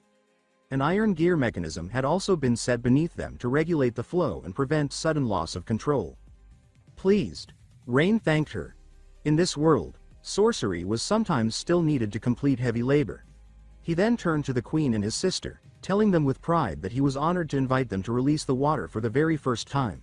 Together, they would see how this project brought new vitality and hope to Islan. The Queen, still uneasy, reminded him again of the danger. On the other side of the dam lay a massive body of water, and any accident could devastate the farmlands. Priscilla echoed her fears, asking if it was truly safe to release the water like this. They could not gamble with people's lives. Rain only smiled, his noble attire and calm presence radiating unshakable confidence. He told them not to worry, for the amount of water they would release was small and posed no danger. He explained that the design had been tested and verified many times, and he had personally ensured the safety of every connection. Once in operation, the water would flow downstream, the farmland would be irrigated, and Islan's future transformed. This dam, he promised, would be a miracle. His words eased their fears, and the 2 women nodded, moving forward to stand by his side. The 3 approached the lever. With a single pull, the sluice gates would open, but before Rain could act, a mocking laugh echoed from above. The sound froze everyone in place. Rain looked up and saw Eldrick in the sky. A flicker of concern crossed his heart. Eldrick's brazen return could only mean trouble. Eldrick greeted him loudly, saying it had been a long time. The Elven Queen demanded to know who he was, and Priscilla explained grimly that Eldrick was the former mayor of Islan, who had rebelled and fled after his defeat. Standing tall, Rain coldly declared that he thought Eldrick had perished in the last battle. To see him alive and well here only made Rain wonder what scheme he carried. He mocked that Eldrick's appearance was a mistake, for there would be no escape. Eldrick then boasted that he had joined the Orbis Empire and even earned nobility there. Rain sneered that Eldrick must have surrendered because he was dissatisfied with the title of nobility given here. Compared to Orbis, their empire's rewards were already generous. Eldrick dropped all pretense and declared his true hatred for Rain's family, stating that he was here for revenge. Rain almost laughed, saying that Eldrick alone could never hope to achieve such a thing, and asked if he had lost his mind. Eldrick's face twisted as he laughed again. He asked if Rain truly thought he came alone. Then he revealed his plan.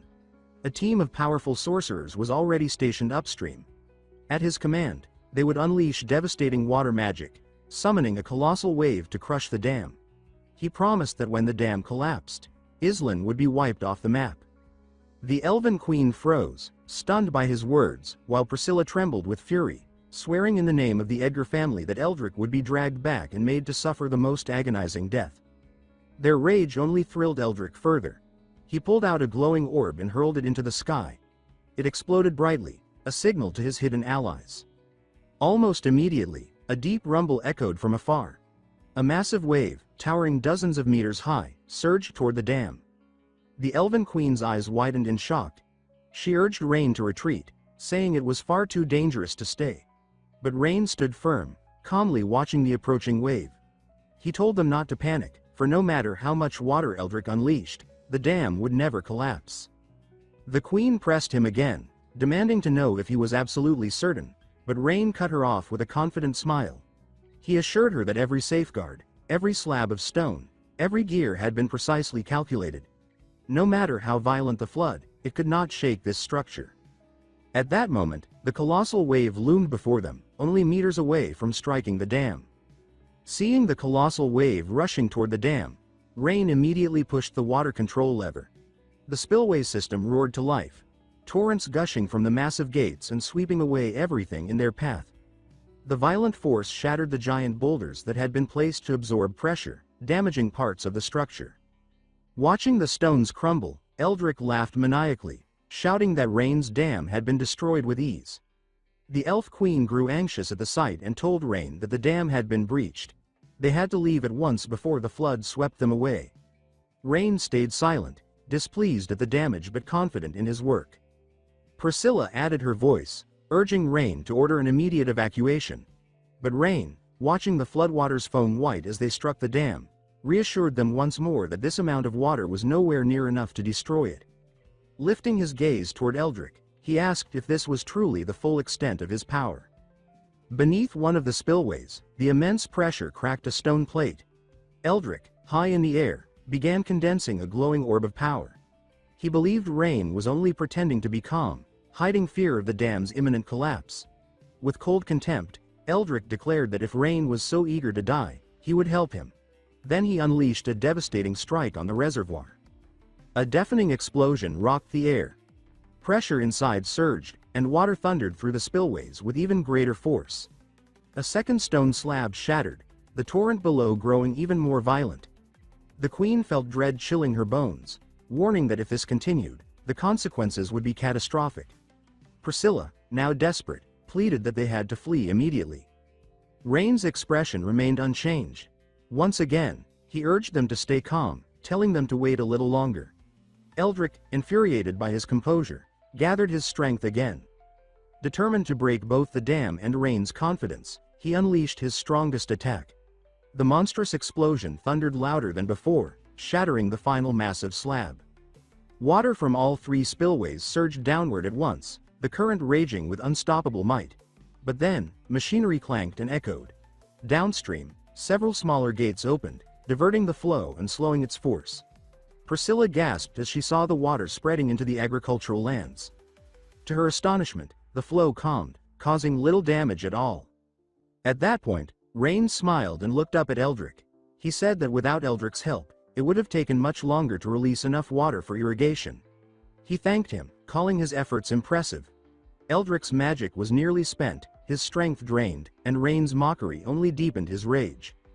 Rain then explained with confidence that the dam had never been built simply to block water, but also to harness it. The greater the flood, the better the irrigation for the farmlands. Once again, he thanked Eldrick for his assistance. Eldrick trembled with fury but had no strength left to continue the fight. Rain sneered that his plan had failed and said it was time to settle the matter of his rebellion. Eldrick spat that they would meet again soon, then turned and fled toward the Orbis Empire.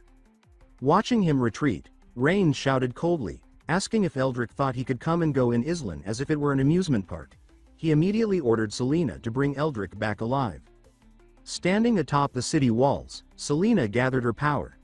Energy swelled in her hands before she unleashed it into a bolt of lightning that ripped through the sky. Eldrick sensed it too late. The strike engulfed him, paralyzing his body and stripping him of resistance.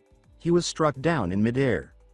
Once Rain confirmed the dam was stable, he turned cheerfully to the Queen and Priscilla, saying it was done and that they should move on to discussing their investment and business plans. The three returned to his manor. The Queen praised Rain's knowledge and vision after all that had transpired. Priscilla agreed, though she pressed him for details about their cooperation. Rain smiled and explained that the dam had solved the flooding problem, but true prosperity required economic development.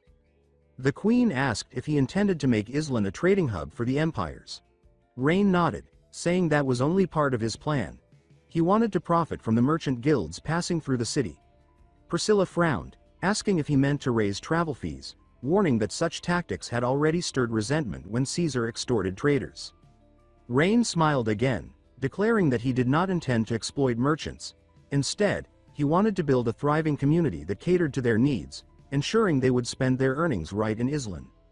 After finalizing the plan to turn Islan into a trade hub between empires, Rain brought the Queen to a ruin just outside the city. He explained that this location was crucial. Situated on the only road from the border fortress to Islan, it was the perfect spot for development. Once, he said, the site had housed an illegal casino, and if rebuilt, caravans would surely stop here to spend money. The Queen frowned. To her, it was nothing but rubble. She remarked that if it were as promising as he claimed, the casino would never have shut down. Rain grew uneasy, knowing full well that his own men had destroyed the place after confiscating it. Hiding the truth, he told her the casino had collapsed from poor management, but insisted that under his guidance, success was guaranteed. The queen sensed he was holding something back, but after a pause decided not to press further. Instead, she asked what exactly he intended to build. Rain spread out a map, marked with detailed plans. He explained that he would create not only service shops but a hub to meet every need. Inns, supply posts, rest stops, restaurants, and cafes. Caravans and travelers would find everything here, turning the ruins into a thriving commercial center. Though she didn't fully grasp his vision, the queen admitted it sounded good. Encouraged, Rain pressed on. He said that caravans constantly moved between Islan and the border fortress, and this project would spark consumption, investment, and industrial growth. The queen then asked what benefits the elves themselves would gain, since so far the advantages seemed aimed at humans. Rain smiled and assured her that the hub would double as a food distribution center. He explained that caravans would carry grain, spices, and crops from across the world, passing through this very road. The elves would never again worry about shortages. Their granaries would stay full, and they could buy from every nation at favorable prices. The queen was startled and asked if he was serious. Rain confirmed that he was. He said that not only Islan, but even the borderlands of the elves would prosper, enjoying endless reserves of food. The queen thought to herself that if this were true, her people would be free of hunger forever.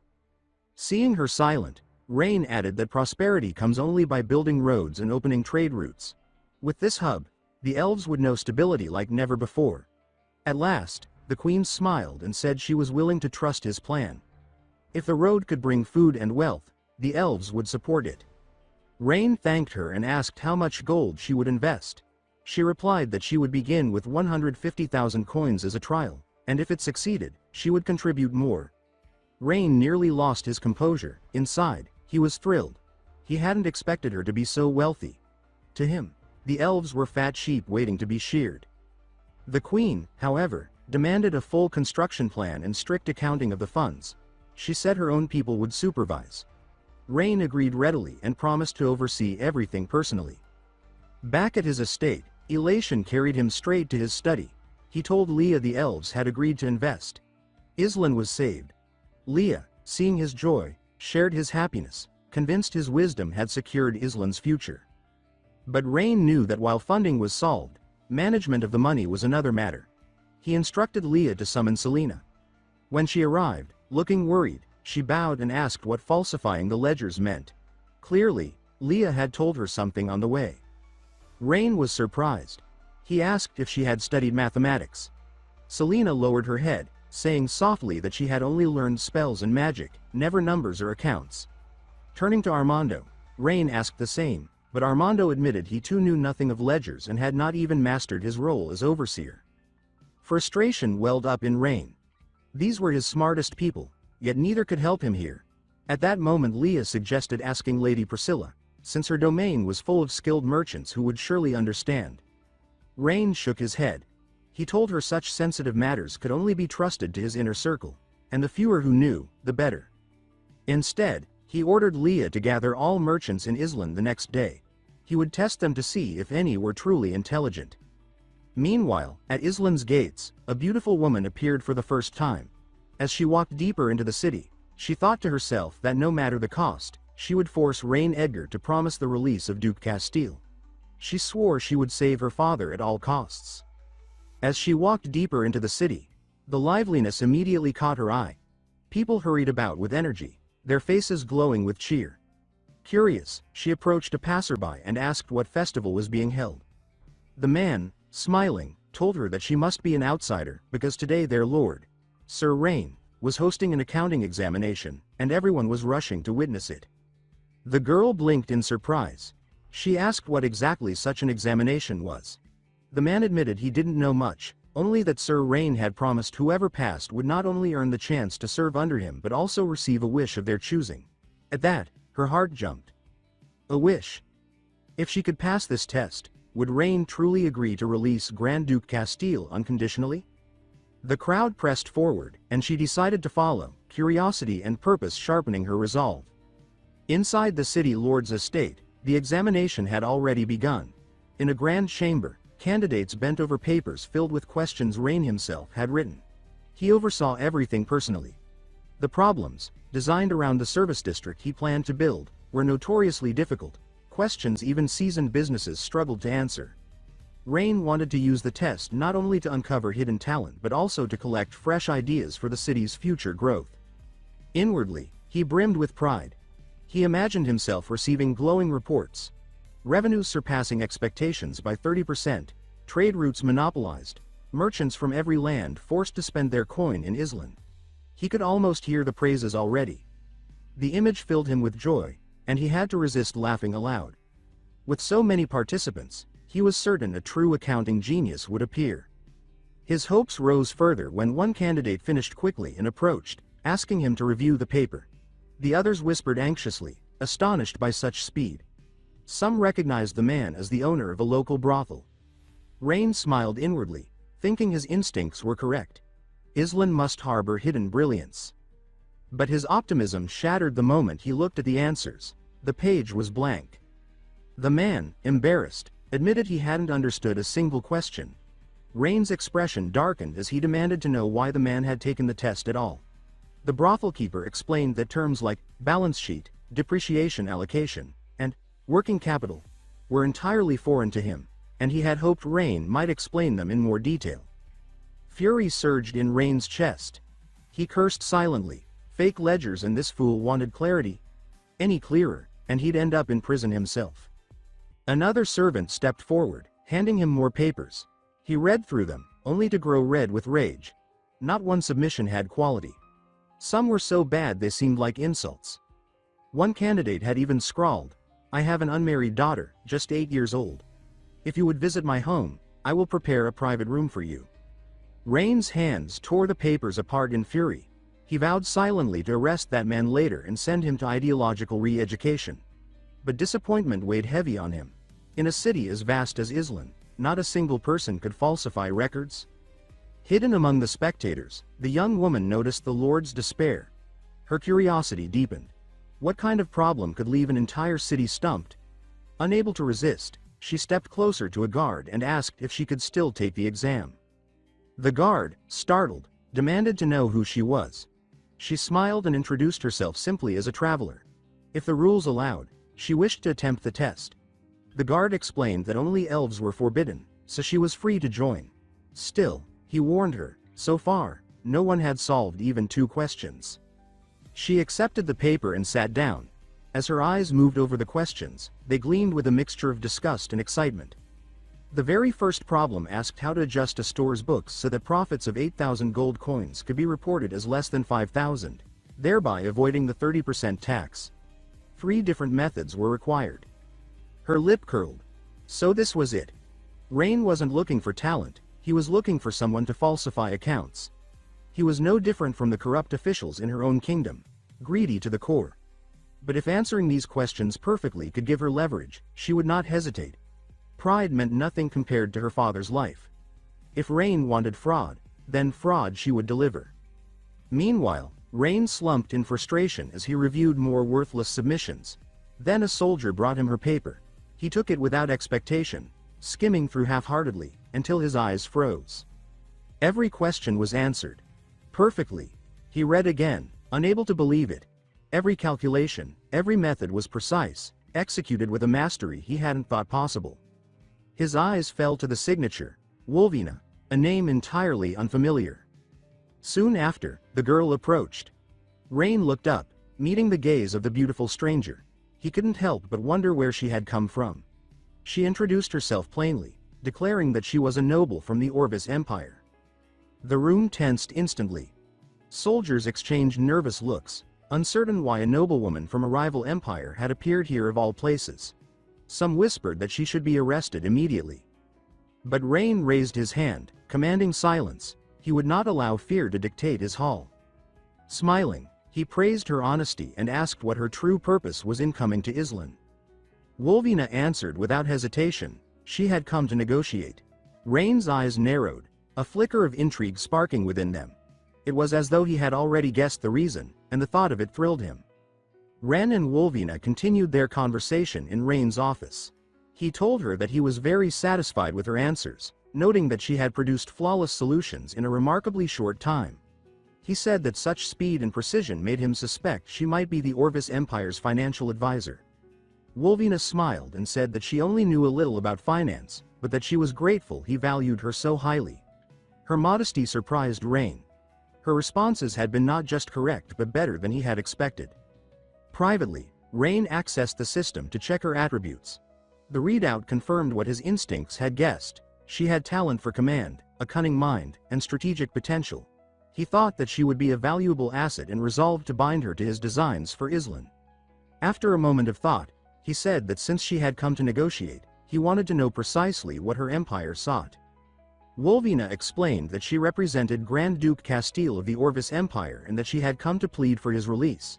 She said that, in exchange, the Empire would pay substantial compensation. Rain smiled and said that he did not need money at the moment. Wolvina stiffened. She had not expected that answer and wondered what Rain truly desired. She feared he might demand territory or concessions. When she asked what conditions he required to free Castile, Rain calmly pointed at her and said that what he wanted was her. He said that he wanted Wolvina to serve him. The demand shocked her. She asked what he meant, reminding him that she was a noble of the Orvis Empire and could not bow to a rival lord.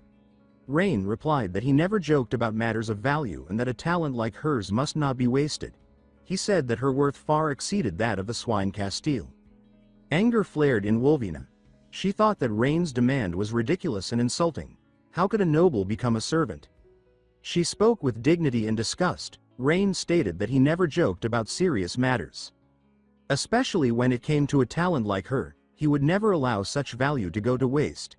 Wolvina stared intently at him, calculating, was this man truly serious, or merely mocking her? But his attitude just now didn't seem like he was joking. If she refused, she thought, will he even allow me to leave here alive? Wolvina then tried to probe his intentions with her words. She asked that if she refuses, would there be nothing left to discuss? Rain smiled, believing that their conversation had not been in vain. Since her answers in the exam had helped him resolve several major issues, he could not say that their exchange had been without benefit. He needs talents like her to help build Islan into a more prosperous city. Hearing this, Wolvina sighed. She stated that she could not promise him anything. At this, Rain became worried and wanted to know why. Is it because she is a noble, and therefore must carry the pride of your nation, unable to bow before enemies? Wolvina shook her head and said that her objection was different. Her father remained imprisoned in the Orvis Empire's dungeon, and she needed Castile returned to exchange for her father's freedom. She pleaded that Rain keep the promise he had made publicly, that the examination winner would be granted a wish. Ren studied her and said that he understood. He agreed to honor the promise and ordered his soldiers to bring Grand Duke Castile from prison so that Wolvina could take him away. Wolvina rose and bowed seriously, thanking him for his generosity. Rain only smiled and said that they would meet again soon, words that left her puzzled. Why would he say that if they had settled everything? Soon after, Wolvina and her entourage departed with Castile, heading back toward the Orvis Empire. Inside the carriage, Castile's face twisted with displeasure. He seethed about the humiliation of his imprisonment and swore that once he returned he would have the Emperor gather an army to flatten Islan and kill that brat who had put him there. Wolvina watched him with contempt and thought him a fool. Already defeated, yet still plotting revenge, she called him a stupid pig in her head. The road's roughness jostled the carriage, and Castile complained loudly about the shabby conveyance, insisting that as Grand Duke he deserved the best. Wolvina, irritated but composed, explained that the road was rough and no fine carriage could eliminate the jolts. Castile ranted that he would report her to the Emperor, but Wolvina kept silent, cursing him inwardly and telling herself that the Emperor would have cause to punish the Grand Duke for his crimes. As dusk approached, a soldier called out that a stream lay ahead and asked if she wished to rest. Wolvina ordered the camp to be made. Traveling through the forest after dark would be dangerous. They halted and settled by the water. Castile disembarked in a foul mood. Freed from the carriage but bored in a desolate spot.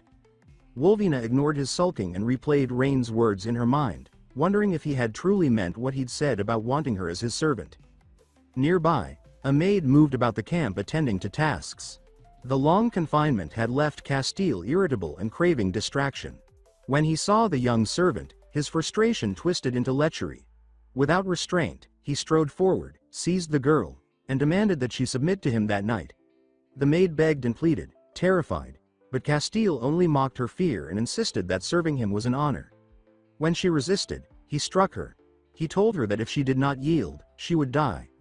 The girl crumpled to the ground, sobbing and scrambling backward, begging for mercy. Wolvina could not ignore the scene. She stepped forward and cautioned Castile to consider the image a noble should uphold. Castile snapped back at her with fury, insisting the matter was his alone and ordering her to look away. He did not notice the danger drawing close. In that instant a dark figure moved with blinding speed. Before Castile could react, the shadow was upon him and a sword drove through his body. His eyes widened in shock and agony as he confronted his assassin for a heartbeat, then sank. The assassination stunned every witness. Wolvina froze, staring at the killer. The iron blade drove straight through Grand Duke Castile's chest, ending his life in an instant. The assassin then turned his head toward Wolvina and said coldly that she was next. The suddenness of it all froze Wolvina in terror. Her hands trembled as she stumbled backward before instinct took over. She spun around and ran, shouting for her guards to protect her. Her cry pierced the air, and at once, her guards drew their weapons and rushed to her side. Seeing them approach, Wolvina called out desperately that Grand Duke Castile had been murdered. The captain of the guards stood in shock for a brief moment before barking an order for his men to form a defensive line. Behind Wolvina, the assassin advanced with slow, measured steps, his calmness chilling in its certainty. He swept his eyes over the gathered guards and smiled faintly. He said that it was convenient to see them assembled so neatly. It would save him the effort of hunting them down one by one. Then he declared that none of them would leave the place alive. Enraged, the captain shouted that the assassin was surrounded and should surrender before he was cut down. The assassin laughed darkly and replied that to be surrounded by them was a foolish illusion. Then, with a smirk, he placed 2 fingers to his lips and whistled sharply. The piercing sound was followed by the thunder of boots as knights poured out from hidden positions all around. Wolvina's heart dropped when she saw their armor. The insignia of the Olvis Empire gleamed on their chests. Panic flooded her mind. She thought frantically, why are Olvis soldiers here? The captain of the guards quickly realized they were hopelessly outnumbered. He ordered his men to tighten formation, then glared at the assassin and demanded to know how he could command the Olvis army, whether he was one of them. The assassin cut him off coldly, saying that since they were about to die anyway, he would tell them the truth. The emperor, he said, needed a war, and for that, a justification. Their deaths, along with that of Grand Duke Castile, would provide the perfect excuse for the Olvis Empire to strike at Islan. Wolvina's face turned ashen. The realization hit her like a blade. This was a trap. She had walked straight into it. Never had she imagined that the emperor would sink so low as to murder his own nobles to ignite a war. The assassin raised his sword toward the terrified guards and declared that whether they believed him or not didn't matter. Their fates were already sealed. With a cold command, he ordered his knights to charge. The clash was instant and merciless. Wolvina stumbled back, her breath quick and uneven. In her heart, she whispered an apology to her father, for disobeying him, for falling prey to another's plot, for being so naive. His warnings echoed in her mind. He had told her she was too trusting, too easily deceived. She had never understood until now. The battlefield became a slaughter. Her guards were being overwhelmed, one after another, by the ruthless knights of the Olvis Empire. Just as all seemed lost, a thunderous voice broke through the chaos. Rain appeared, mounted on a warhorse, his eyes cold as steel. He called out to Dawes of the Olvis Empire, demanding to know how he dared to trespass on his domain. Wolvina froze in shock as Rain's cavalry surged behind him, their banners of Islan fluttering in the wind.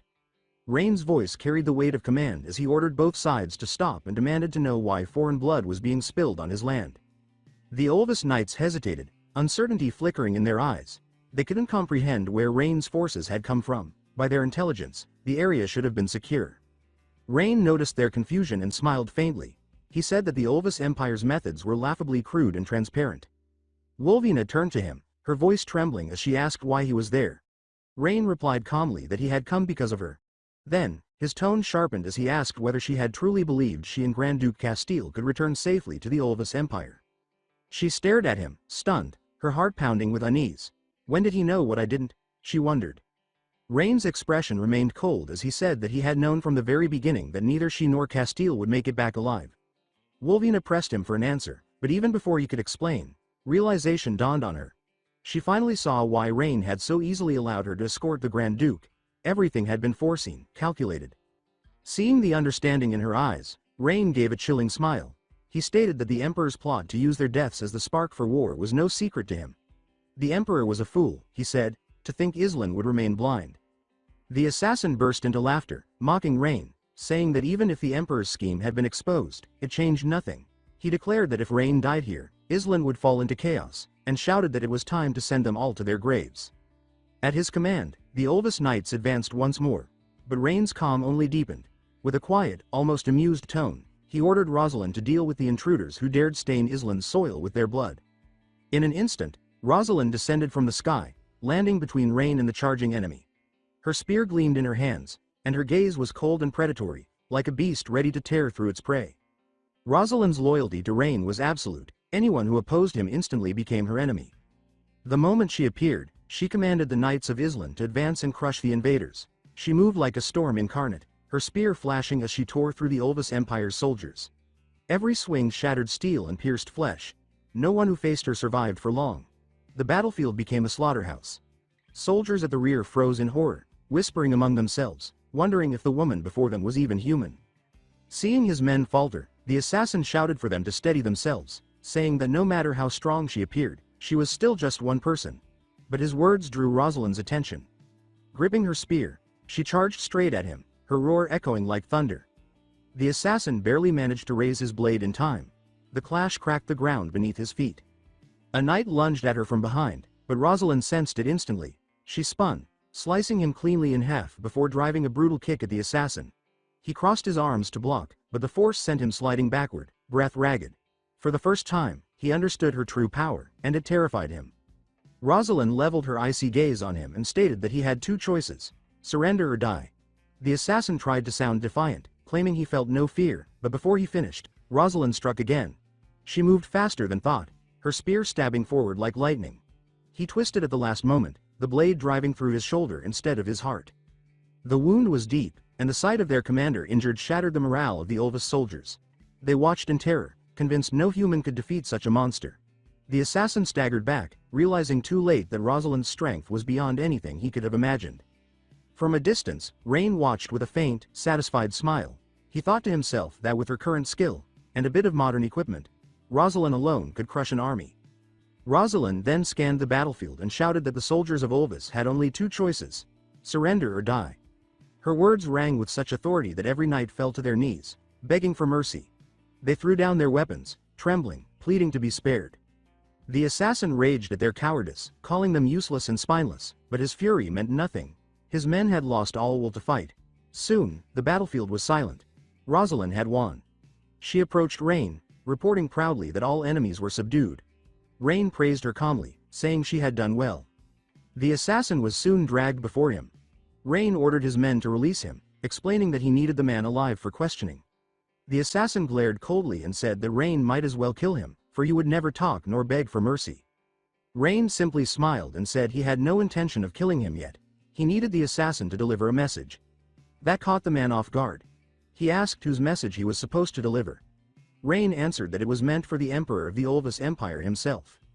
Confused, the assassin wondered what this lord was plotting.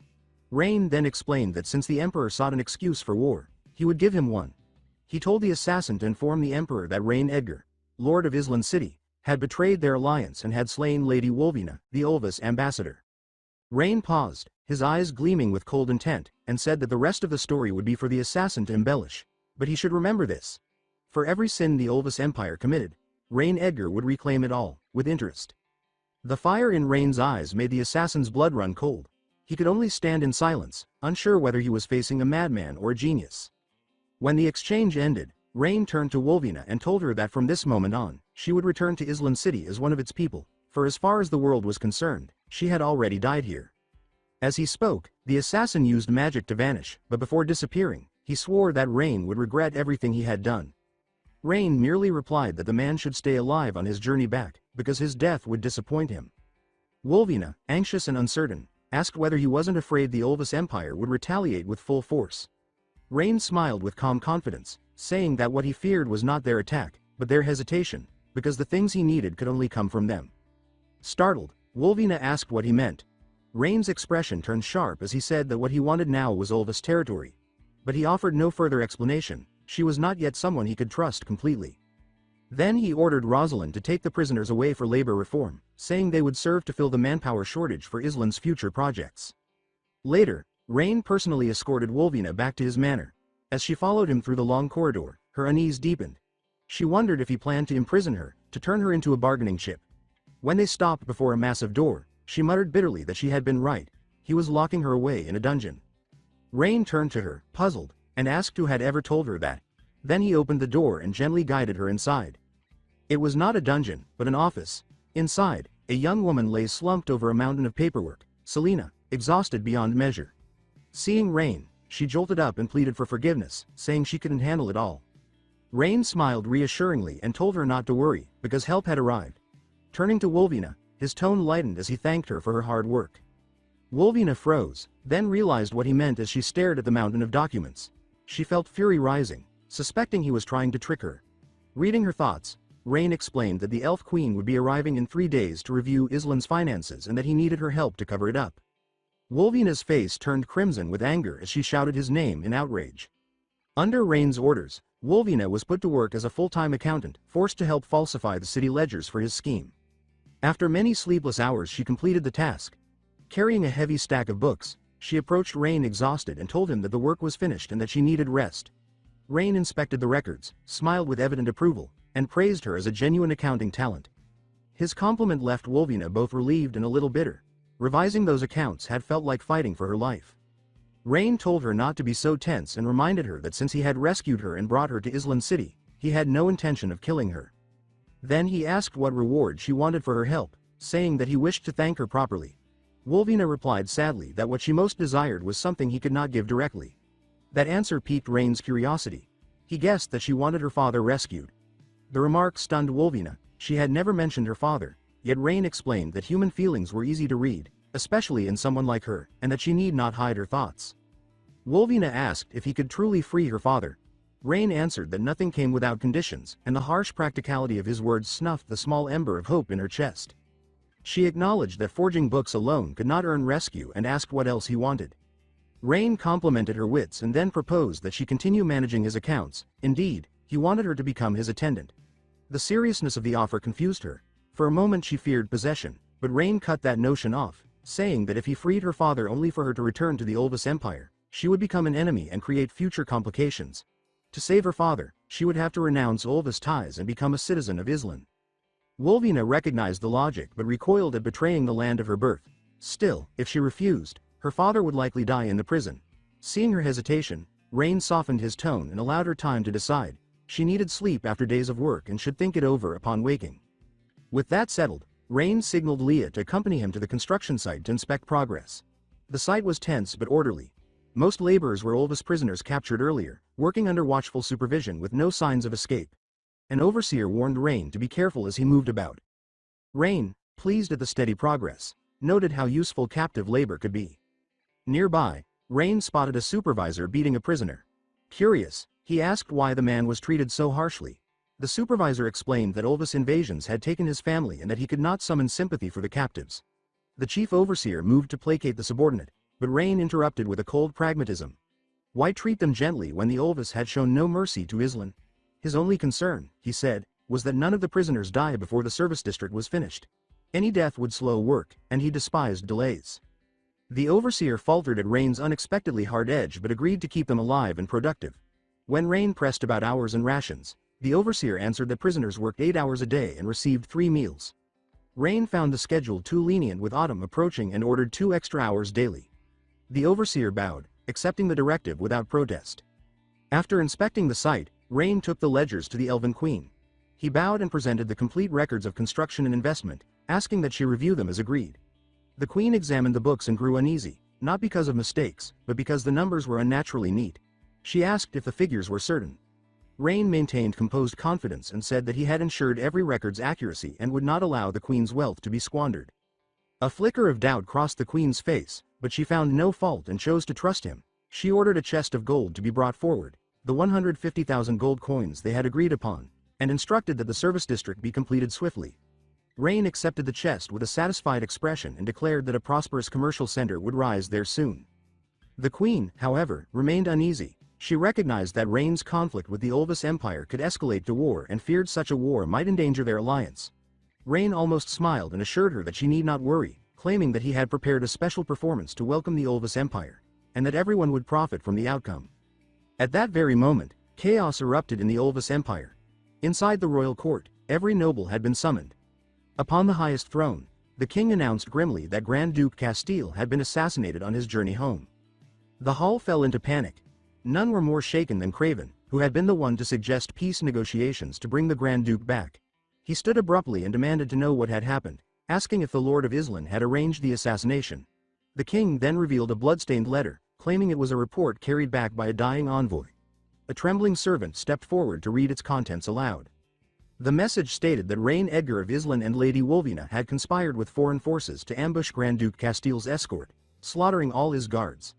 The writer urged the king to avenge this treachery and restore the empire's honor.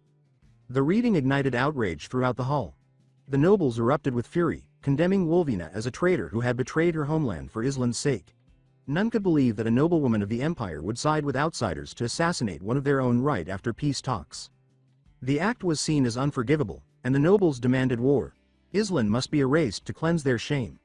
Seeing his plan unfold perfectly, the king turned to Craven with a voice dripping with feigned sorrow, reminding him that it had been his idea to negotiate peace.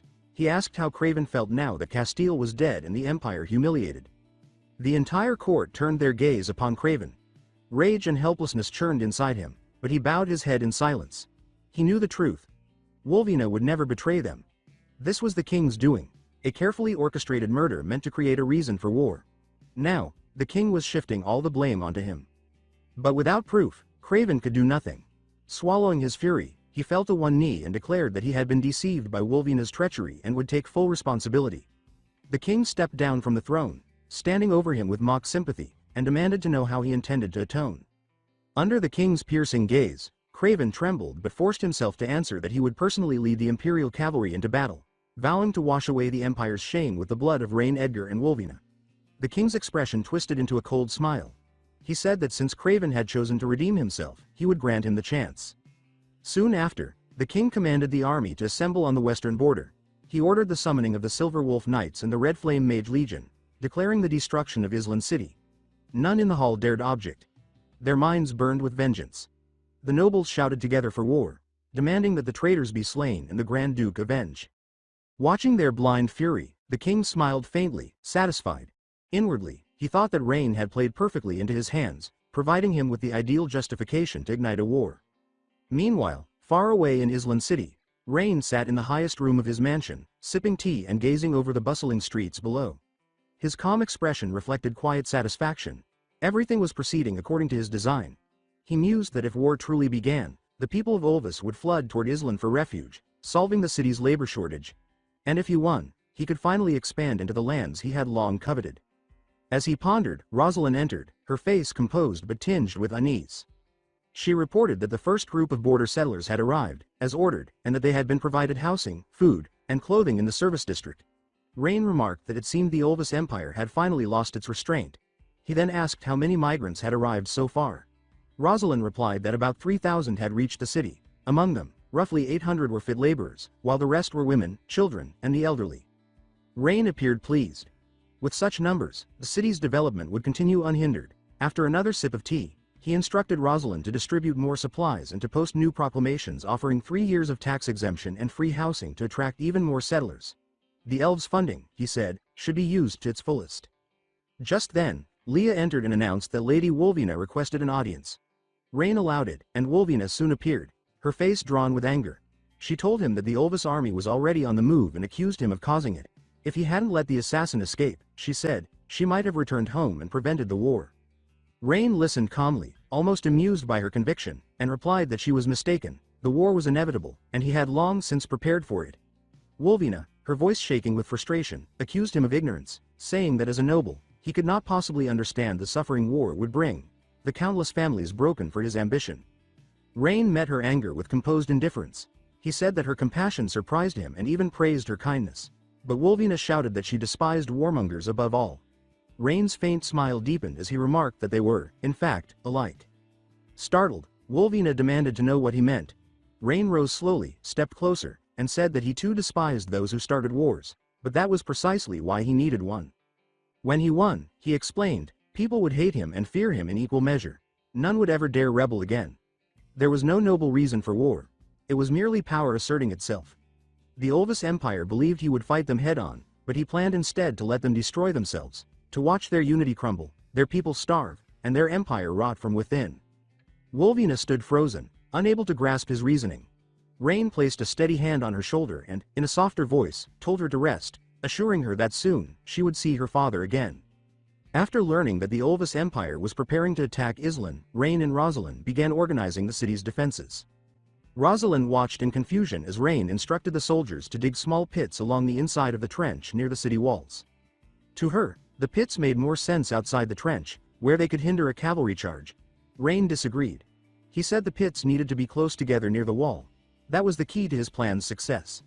His eyes drifted toward the barrels of oil stacked beside them, and a faint smile crossed his lips. He reminded Rosalind of Castile's old boast about destroying 100,000 men with a single forbidden spell. Rosalind nodded, puzzled about the connection. Rain told her that those barrels were his forbidden spell. The realization shocked Rosalind. She asked if simple oil barrels could really match the devastation of a forbidden spell. Rain confirmed it calmly. He explained that this weapon required no mage, no complicated ritual, only fire. Anyone could ignite it, from a child to an old man, and once lit, the resulting explosion could obliterate everything nearby. His tone then hardened as he gave Rosalind an order. When the Empire's army arrived, she must not win the first battle. Rosalind froze, unable to understand why he would forbid victory. She argued that defeating the enemy at the border could delay their advance and save countless lives. Rain dismissed the idea, saying her view of war was too simple. A costly victory would only drain their own forces. What he wanted was not to hurt the enemy, but to deceive them. He said he wanted the invaders to believe Islan had fallen, that they had already triumphed. He wanted them to march forward full of pride, straight into the graves he had prepared for them. Rosalind began to understand. She repeated his intention aloud. To feign weakness and lure the enemy deeper. Rain nodded, pleased. He told her that when the Olvis vanguard arrived, she would lead the defense, but she must lose, convincingly, yet not disastrously. She was to fight just hard enough to make them think Islan's forces were struggling, but not surrendering. Then, when they pressed forward in confidence, they would cross into the field of buried oil barrels. Rain smiled as he said this was the moment he was waiting for, the moment their enemies would walk willingly into hell. Rosalind, inspired, vowed to carry out his strategy precisely. Rain commended her resolve and instructed her to finish the fortifications while he checked on the weapons project with Armando. He believed this battle would change the course of history. At the forge, Armando and Bram were locked in a heated argument. Armando accused Bram of defying Rain's blueprint, while Bram insisted the design was flawed. He claimed that the gun's steel tube was too thin to withstand the pressure of gunpowder and would burst before firing. Armando defended the plan, saying the dimensions were Rain's calculations, and every detail had been tested. They were to follow the instructions exactly, without alteration. Their argument was still raging when Rain arrived. Hearing the dispute from outside, he asked why they were fighting. Armando explained that Bram refused to follow the plans, while Bram countered that the design was dangerous and impractical. He said that even if Rain had improved their furnaces, he clearly knew nothing about proper metallurgy. A thin barrel, he argued, could never endure an explosion. Rain listened patiently, then smiled faintly. He admitted Bram's caution was reasonable but assured him the barrel would not burst if used correctly. He explained that the design relied on precise ratios of powder and pressure. Controlled properly, it would not explode. It would unleash enormous force. Bram remained skeptical, doubting that such a small device could generate enough power to matter. Rain replied that at 50 meters, it could punch straight through a knight's steel armor. The dwarves burst into laughter, thinking he was exaggerating. They believed he was mocking them. How could a mere metal tube surpass their best weapons? Rain didn't argue further. Only proof would convince them. He asked if all the components were ready. Bram admitted that most were finished and promised to complete the final parts immediately. Driven by curiosity, the dwarves worked tirelessly, and soon the prototype was ready. Rain lifted the completed weapon with care, admiring its craftsmanship. Its weight, balance, and polish exceeded his expectations. He praised the dwarves, calling their work exceptional. Bram, flattered but still unconvinced, suggested they test it right away. Rain agreed, inviting them to witness its power firsthand. Armando hesitated, offering to test the weapon himself, fearing for Rain's safety. Rain refused, assuring him the design was perfectly stable. They moved outside to the testing yard. 50 meters away stood a steel breastplate mounted on a wooden post. Rain took aim, his mind steady and focused. Everything, he thought, had been calculated exactly. This moment marked the dawn of a new age. He pulled the trigger. A sharp explosion thundered through the yard, and the lead ball shot from the barrel with astonishing speed. When the smoke cleared, a clean hole marked the center of the steel plate. Bram and Armando stood frozen, staring at the shattered armor. Their disbelief slowly turned to awe. What they had just seen defied everything they knew. Rain's strange device had worked exactly as he said it would. Seeing the hole torn through the armor, the dwarves who had mocked Rain fell silent. None of them had imagined that such a small tubular weapon could unleash such destructive force. Bram stared at the firearm in Rain's hand with awe and fear, trying to grasp how something so compact could pierce a knight's breastplate. He wondered how Rain conceived such ideas and realized that this single weapon could overturn warfare across the continent and even end the age of knightly rule. Rain, pleased with the test, turned to Bram and asked what he thought of its power. Bram, shaken, suddenly knelt. He said that the dwarves would pledge eternal loyalty to Rain, that Rain's brilliance surpassed theirs, and that they were willing to forge whatever weapons he desired. The two dwarves behind him panicked and begged their master to reconsider. Bram rounded on them in anger and demanded if they understood what they had witnessed. He asked whether they believed their bodies could withstand even one shot from the weapon, and they fell silent. The truth was obvious. Before the power of gunfire, all beings stood equal. Moments later they knelt as well and declared loyalty, asking Rain not to make things difficult for them in the future. Rain laughed and said that he had never forced anyone to please him. Bram only grew more confused. Rain then explained that oaths were not what bound people to him, only shared interests. Bram, stunned, understood immediately. He lowered his head again and vowed that the weapon's design would never be leaked and that they would never betray him. Rain, satisfied, helped him to his feet and said they would discuss details later. For now, he wanted the dwarves to gather their people and begin full production because war was coming. Bram straightened and promised to work at full capacity. Outside the border city, the vanguard of the Olvis Empire arrived and set camp on the rocky cliffs near the walls. Duke Craven ordered his soldiers to rest and forbade reckless action. A knight rode up, puzzled, and asked why they did not seize the town immediately. Another knight agreed and said that Aislinn was only a remote outpost without a proper garrison. Craven sighed at their foolishness. He reminded them of how Grand Duke Castile had died here.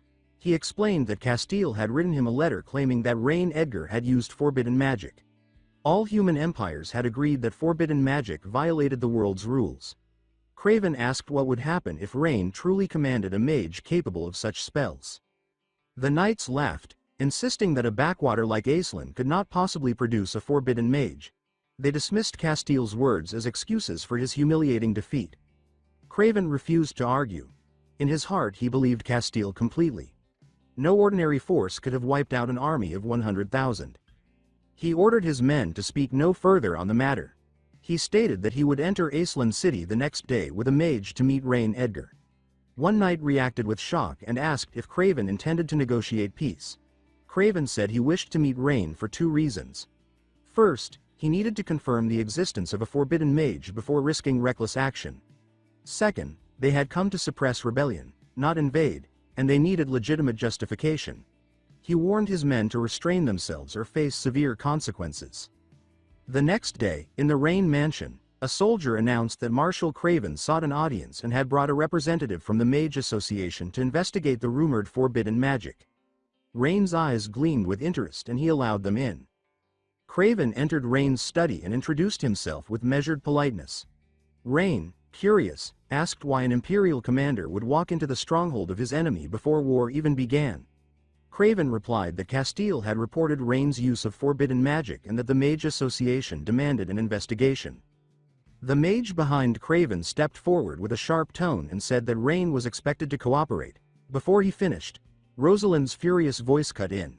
She said that he had no right to address Lord Rain without respect and asked how a mage could forget basic etiquette. The mage sneered and declared that the association did not follow noble customs or administrative rules. He said the association bowed to no one and that Rain was no exception unless he proved himself both smarter and stronger. Rosalind held back her anger and coldly asked how Lord Rain was expected to prove such things. The mage smirked and placed a strange device on the table. He said it was a toy he had acquired and claimed that if anyone could fit the white wooden board perfectly into the frame, he would bow to Rain with the highest respect and acknowledge Rain's superior intellect. Rain looked at the puzzle and smiled inwardly, recognizing it as a child's educational toy. He thought that a man of 40 playing with such a thing did not seem exceptionally intelligent. Selina, observing from nearby, whispered that she recognized it from the mage promotion exams, calling it the legendary Tangram puzzle. Rain asked if she understood its workings. She explained that although the puzzle had many possible solutions, only very rare arrangements allowed the pieces to fill the frame perfectly, requiring exceptional spatial and logical skill. The old mage nodded proudly and added that even high-ranking mages needed considerable time to solve it. He boasted that it had taken him a month. He said that if Rain truly possessed the brilliance people claimed, he should solve it immediately, and the mage would bow before him. He laughed confidently, certain Rain could not do it. Rain sighed inwardly at the arrogance, thinking that the old man had spent a month on a toy meant for very young children. He looked at the puzzle on the table. Selina asked Rain for permission to attempt the puzzle, explaining that she had solved a similar one during the advanced mage exam. Rain allowed it, and she focused intently on assembling the pieces. 30 minutes passed, yet she still could not complete it. Exhausted, she admitted that she had failed. Rain stared at the scattered pieces and sighed inwardly, wondering why the mages of this land struggled with something so simple. The old mage began to mock Selina, saying that with comprehension so poor she had no right to dream of advancing in magic. He then declared that their failure proved there was no forbidden spellcaster in Islan and that all of them must be fools. His insults enraged the guards, who viewed ridicule toward Rain as a crime worthy of death, but the old mage ignored their outrage. He believed Rain was nothing more than a rural noble, powerless to retaliate. He said that since no one could solve his puzzle, there was no reason for him to remain, and he turned to leave. He had barely taken 2 steps when Rain told him to stop. Rain asked who had told him that no one in Islan could solve the puzzle. The old mage frowned and asked if Rain had someone else. Rain smiled and said that he would solve it himself. Hearing this, the old mage burst into laughter, convinced Rain was delusional. He reminded Rain that he had failed even the basic mage exam as a child and called him a pampered noble unfit to solve an advanced puzzle. Rain, irritated but composed, said that he had never bothered with their exams because the questions were too foolish to waste time on. The old mage roared that Rain was making excuses and challenged him to solve the puzzle immediately. Rain did not act yet. Instead, he proposed a wager, saying that solving the puzzle alone would be dull. The old mage, confident in his superiority, agreed and asked what Rain wanted. Rain said that he would assemble the puzzle in under 30 seconds, and if he succeeded, the old mage must kneel and apologize to Selina. Selina grew nervous. To her, the test was extremely difficult. She feared Rain had overreached, but he reassured her that as long as he stood here, no one would be allowed to bully his subordinates. He then waited for the old mage's answer. The old mage immediately accepted and created his own condition. If Rain failed, Rain must kneel and apologize to the entire Mage Alliance. Rain accepted without hesitation and began working. His hands moved with astonishing speed, and within 30 seconds, the puzzle was completed flawlessly. The old mage froze, shaken to his core. He whispered that it had taken him more than a month to solve the same riddle and could not comprehend how Rain had done it so easily. Rain smiled and reminded him of their wager. The old mage trembled and tried to regain his pride by saying Rain must have been lucky and that luck did not count as skill. Rain replied that luck or strength did not matter. What mattered was that the puzzle was solved. His voice grew cold, heavy with threat. He stated that the mage now had 2 choices: kneel and apologize, or die by Rosalind's blade. Rosalind slammed her sword into the floor beside her, radiating clear murderous intent. The old mage stumbled backward in terror, soaked in sweat. Before he could react further, Craven intervened. He said that the mage had sworn the wager before everyone and that breaking it would disgrace both the Empire and the Association. The old mage stammered that he had not expected anyone to solve it, but Craven cut him off sharply and demanded that he honor his oath, threatening to report his behavior upon their return.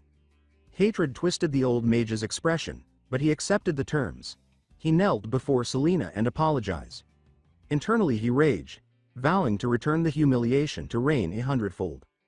Craven watched Rain with new caution, recognizing that Rain was far from an ordinary noble. Rain, seeing the mage kneeling, sensed the deep resentment boiling inside him but dismissed it as meaningless. The man lacked the power to threaten him. Rain then said it was time to move on to the real matter. The mage, burning with anger yet unable to retaliate, thanked Rain for sparing him and then stated that he would now begin the investigation into the alleged use of forbidden magic from Grand Duke Castile's report. He declared that he would inspect every mage registered with the association in Islan and, if necessary, every academy student. Rain rejected the proposal immediately. The mage narrowed his eyes and asked if Rain intended to oppose the Mage Alliance. Rain replied calmly that he had never used forbidden magic and never would. The mage asked why. If that was true, Rain refused a full investigation. Rain's expression darkened. He repeated that he had not used forbidden magic, so the investigation was unnecessary, and he added that the mage had no authority to investigate his association in such a way. Each word he spoke landed with heavy pressure, and the mage felt cornered. Furious but powerless, the mage clenched his fists and glared at Rain with bitter resentment, unable to do anything except endure. At this moment Craven stepped forward and stated that the Mage Alliance existed to uncover truth and prevent wrongful conclusions. He explained that if forbidden magic was used in human warfare, the resulting casualties could be devastating. Rain smiled, though his voice gained weight. He said that calling such casualties catastrophic was ironic, since the Olvis Empire had invaded their borders for years and slaughtered far more of his own people than any forbidden magic ever had. As he spoke, he approached Craven and met his gaze directly. He said that Craven seemed to believe the Empire was free to butcher his citizens while his people were forbidden to resist, and now Craven dared to speak about avoiding casualties as though war were a harmless pastime. Craven did not grow angry. He bowed his head slightly and said he understood Rain's hatred, but insisted that he had not come to fight Aislan City to the death. Even if Rain did not trust him, he truly wished to prevent war. Rain answered without surprise. He said that avoiding conflict was simple. Craven only needed to bring Wilvine's father so the two could reunite, and after that surrender the 3 southwestern border cities to Aislan. Peace would follow immediately. Craven's eyes filled with disbelief. His hands tightened as he said these conditions could never be accepted. Rain's tone hardened as he replied that negotiations were then finished and war was inevitable. With that, the talks collapsed. Craven left with a final warning, saying that Rain should not regret this when they met again. Outside Aislan's border fortress, the Olvis Imperial Legion had already established a vast camp and prepared for assault. Inside the command tent, the generals gathered around a large map while Craven felt a quiet disappointment. The battle he had hoped to prevent was now certain.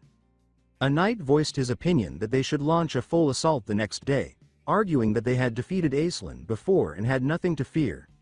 Another insisted the moat should be handled first or the troops would have difficulty advancing. When Craven still remained silent, one knight stepped forward and asked for his plan. Craven advised them not to underestimate the enemy, reminding them that Grand Duke Castile once led 100,000 troops and still failed to take the city. This angered the commanders, who dismissed Castile as inexperienced. They claimed that if they had been present, Aislan would have fallen long ago. Craven's disappointment deepened. He considered them fools. Castile may not have been the strongest commander, but he still commanded a massive force. If these arrogant officers did not understand how Rain had destroyed that entire army, then sending even 1,000,000 men would only lead them to the same fate. Suddenly a voice called from outside, remarking that the marshal seemed troubled about how to take Aislan City. Startled, Craven turned as the mage entered the tent. Craven addressed him as Lord Orin and asked why he had come. Orin replied with a sly smile that the Mage Alliance had suffered humiliation, and if they did not take revenge, they could not maintain their honor within the Empire. Craven asked what Orin intended. A cruel glint flashed in Orin's eyes as he announced that he could dismantle the magical barrier protecting Aislan City. If the Imperial Legion happened to attack at that moment, he said, the city would fall easily. He did not finish the sentence, but every commander understood his intent. They were delighted at the idea. Without the barrier, Aislan's defenses would collapse. Craven did not share their excitement. He stared at Orin, realizing the mage's reasoning had been consumed by rage and ambition. Still, Craven knew he could not refuse. With a tired breath he agreed to cooperate. Orin bowed eagerly and praised Craven's wisdom before leaving. Craven watched him go with a faint sigh, thinking that in this contest no one would walk away untouched. Outside, Orin's expression darkened. He knew that if he stole the magic crystal powering Aislin's protective circle, the barrier would crumble. He muttered that tomorrow's siege would show Rain the cost of humiliating the Mage Alliance. Back in Aislinn City, Rain sat in Aaliyah's room. Seeing the girl's worried expression, he smiled and told her it was time for her to sleep. He opened his system interface and checked her loyalty, now at 74. With cookies and sweets he had raised it from 50, though her silence troubled him. He suspected she might be mute. She continued staring at him lying down, and he sighed, admitting to himself that he was terrible at putting children to bed. So he offered to tell her a story, choosing Snow White and the Seven Dwarfs. But just as he began, a massive explosion tore through the city. Rain shot to his feet and rushed to the window. A pillar of light surged upward from the city center. Across the barrier that protected Aislinn, cracks spread like fractures in glass, threatening to shatter the shield completely. His expression hardened, anger rising at once. Selena and Leah burst into the room. Leah reported anxiously that the central magic circle had gone out of control and that the citywide barrier was on the verge of collapsing. Rain demanded to know what caused it. Selena explained that the guards had been attacked by a powerful mage cloaked in black, and many believed him to be the same mysterious sorcerer who had killed the bandits in the prison days earlier. Rain's gaze darkened. After considering the details, he doubted it involved any dark sorcerer. The first person who came to mind was the arrogant mage who had visited earlier that day. As he pondered, Leah urged him to remain in the castle for safety. Selena agreed, insisting she should handle repairs while he stayed behind. Rain frowned sharply and told them both to stop talking nonsense. He reminded them that he was not a sheltered noble who hid behind others, nor someone who needed women to fight in his place. The two fell silent, stunned by his anger.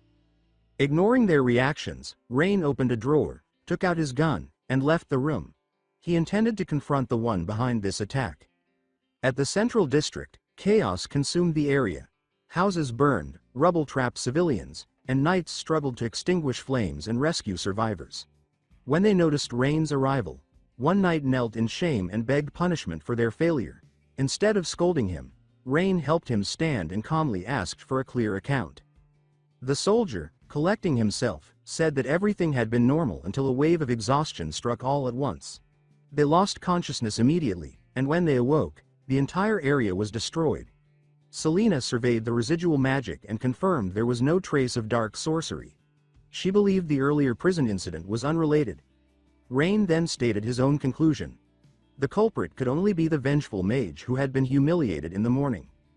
He ordered the guards to count casualties and mobilize every rescue team to treat the wounded and evacuate the trapped. After the knight sprinted off to carry out the command, Rain told Selena to lead him toward the core of the magic circle. He expected to find the fool there. His assumption proved correct.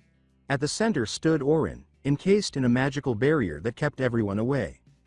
When he saw Rain, Orin grinned with feverish excitement and declared that this destruction was the price for daring to offend him and the Mage Alliance. Selena shouted that a Grand Mage should not interfere in conflicts between nations.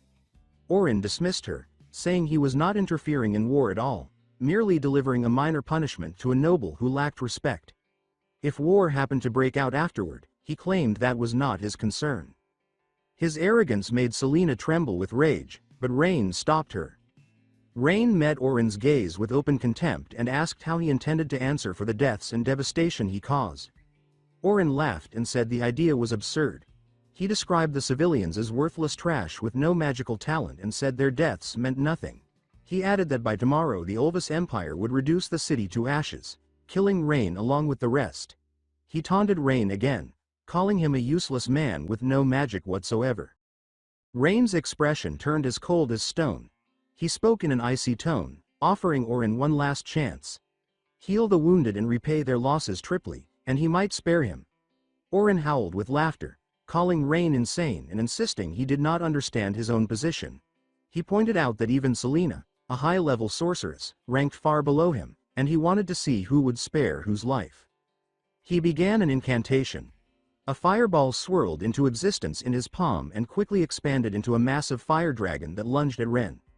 Selena reacted instantly, raising an ice barrier to shield him, but the difference in power was overwhelming.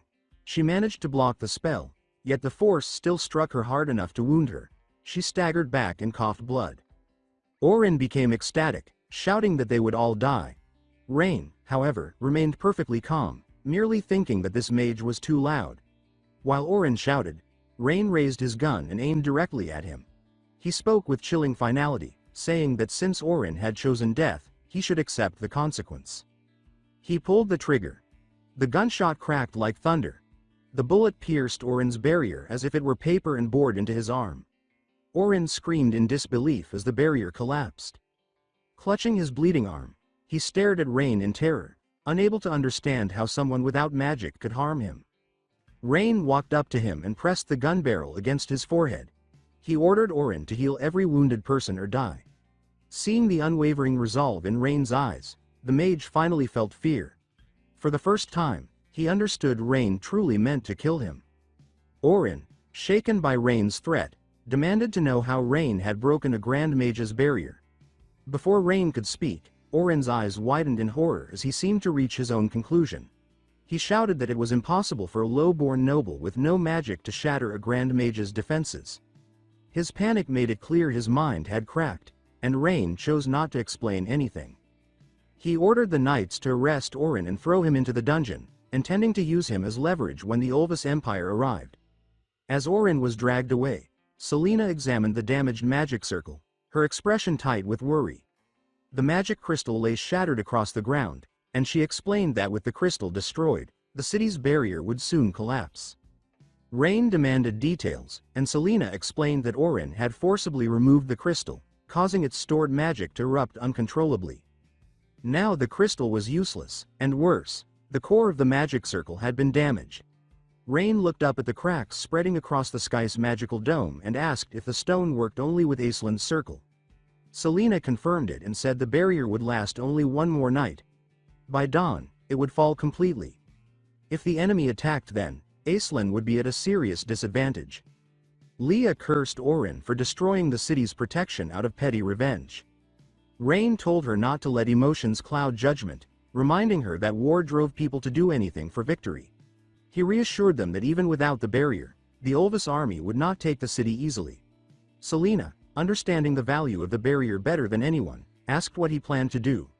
Rain answered calmly that the situation was under control, told them to rest, and promised he would give them a satisfying answer the next day. The next morning, tension filled the Olvis military camp. Every knight stood ready for the assault. Inside the command tent, Craven looked grim. He did not want this battle but could not defy imperial orders. Worse, they still had no understanding of what had annihilated Castile's army. A knight entered and reported that Orin had not returned. Scouts had searched all night without finding him. Craven's expression darkened. He wondered what had happened to the mage who had claimed he could dismantle Aislinn's barrier. Another knight impatiently urged Craven to attack immediately, volunteering 20,000 vanguard troops. Craven warned them not to underestimate the enemy and pointed out that Orin's disappearance meant something had gone wrong. The commanders ignored him, calling the Mage Alliance unreliable parasites and insisting that even if Orin had died, the Alliance would do nothing. Exhausted with their arrogance, Craven reluctantly ordered the two commanders to take 20,000 troops and probe Aislinn's strength, warning them not to act recklessly. They accepted the order with obvious indifference. Outside Aislinn City, on a small hill, Rain and his subordinates waited. Selena, hovering above, spotted the Olvis vanguard approaching and alerted him.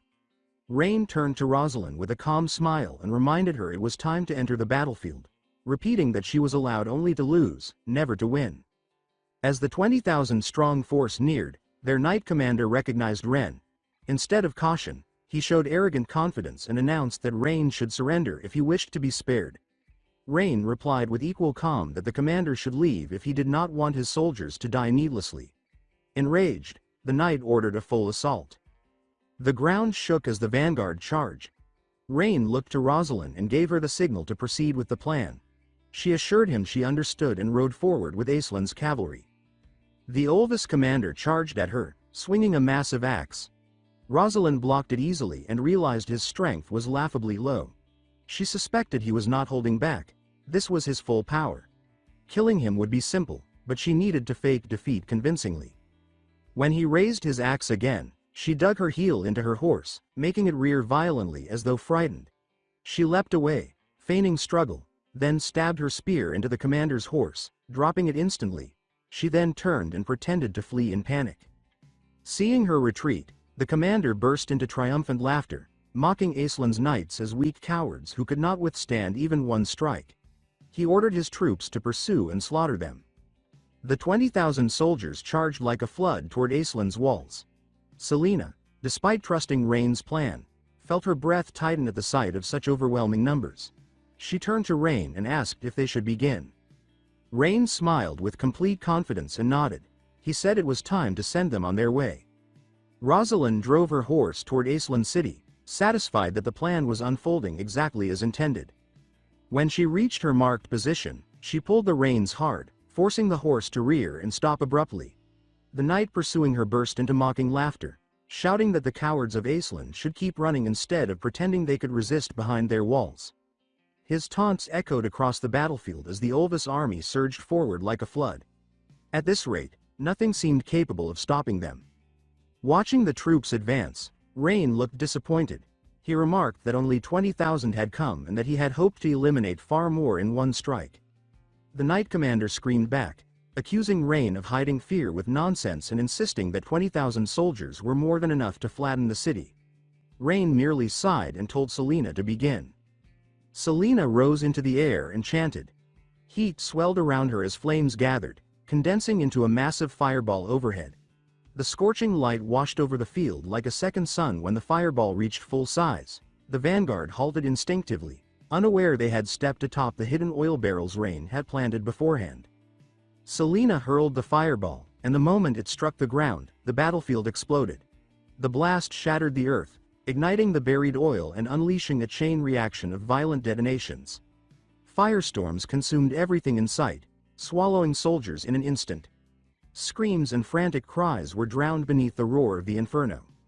Those who tried to flee found themselves surrounded by walls of flame. The knight commander shrieked in terror, declaring it must be forbidden magic, but his realization came too late.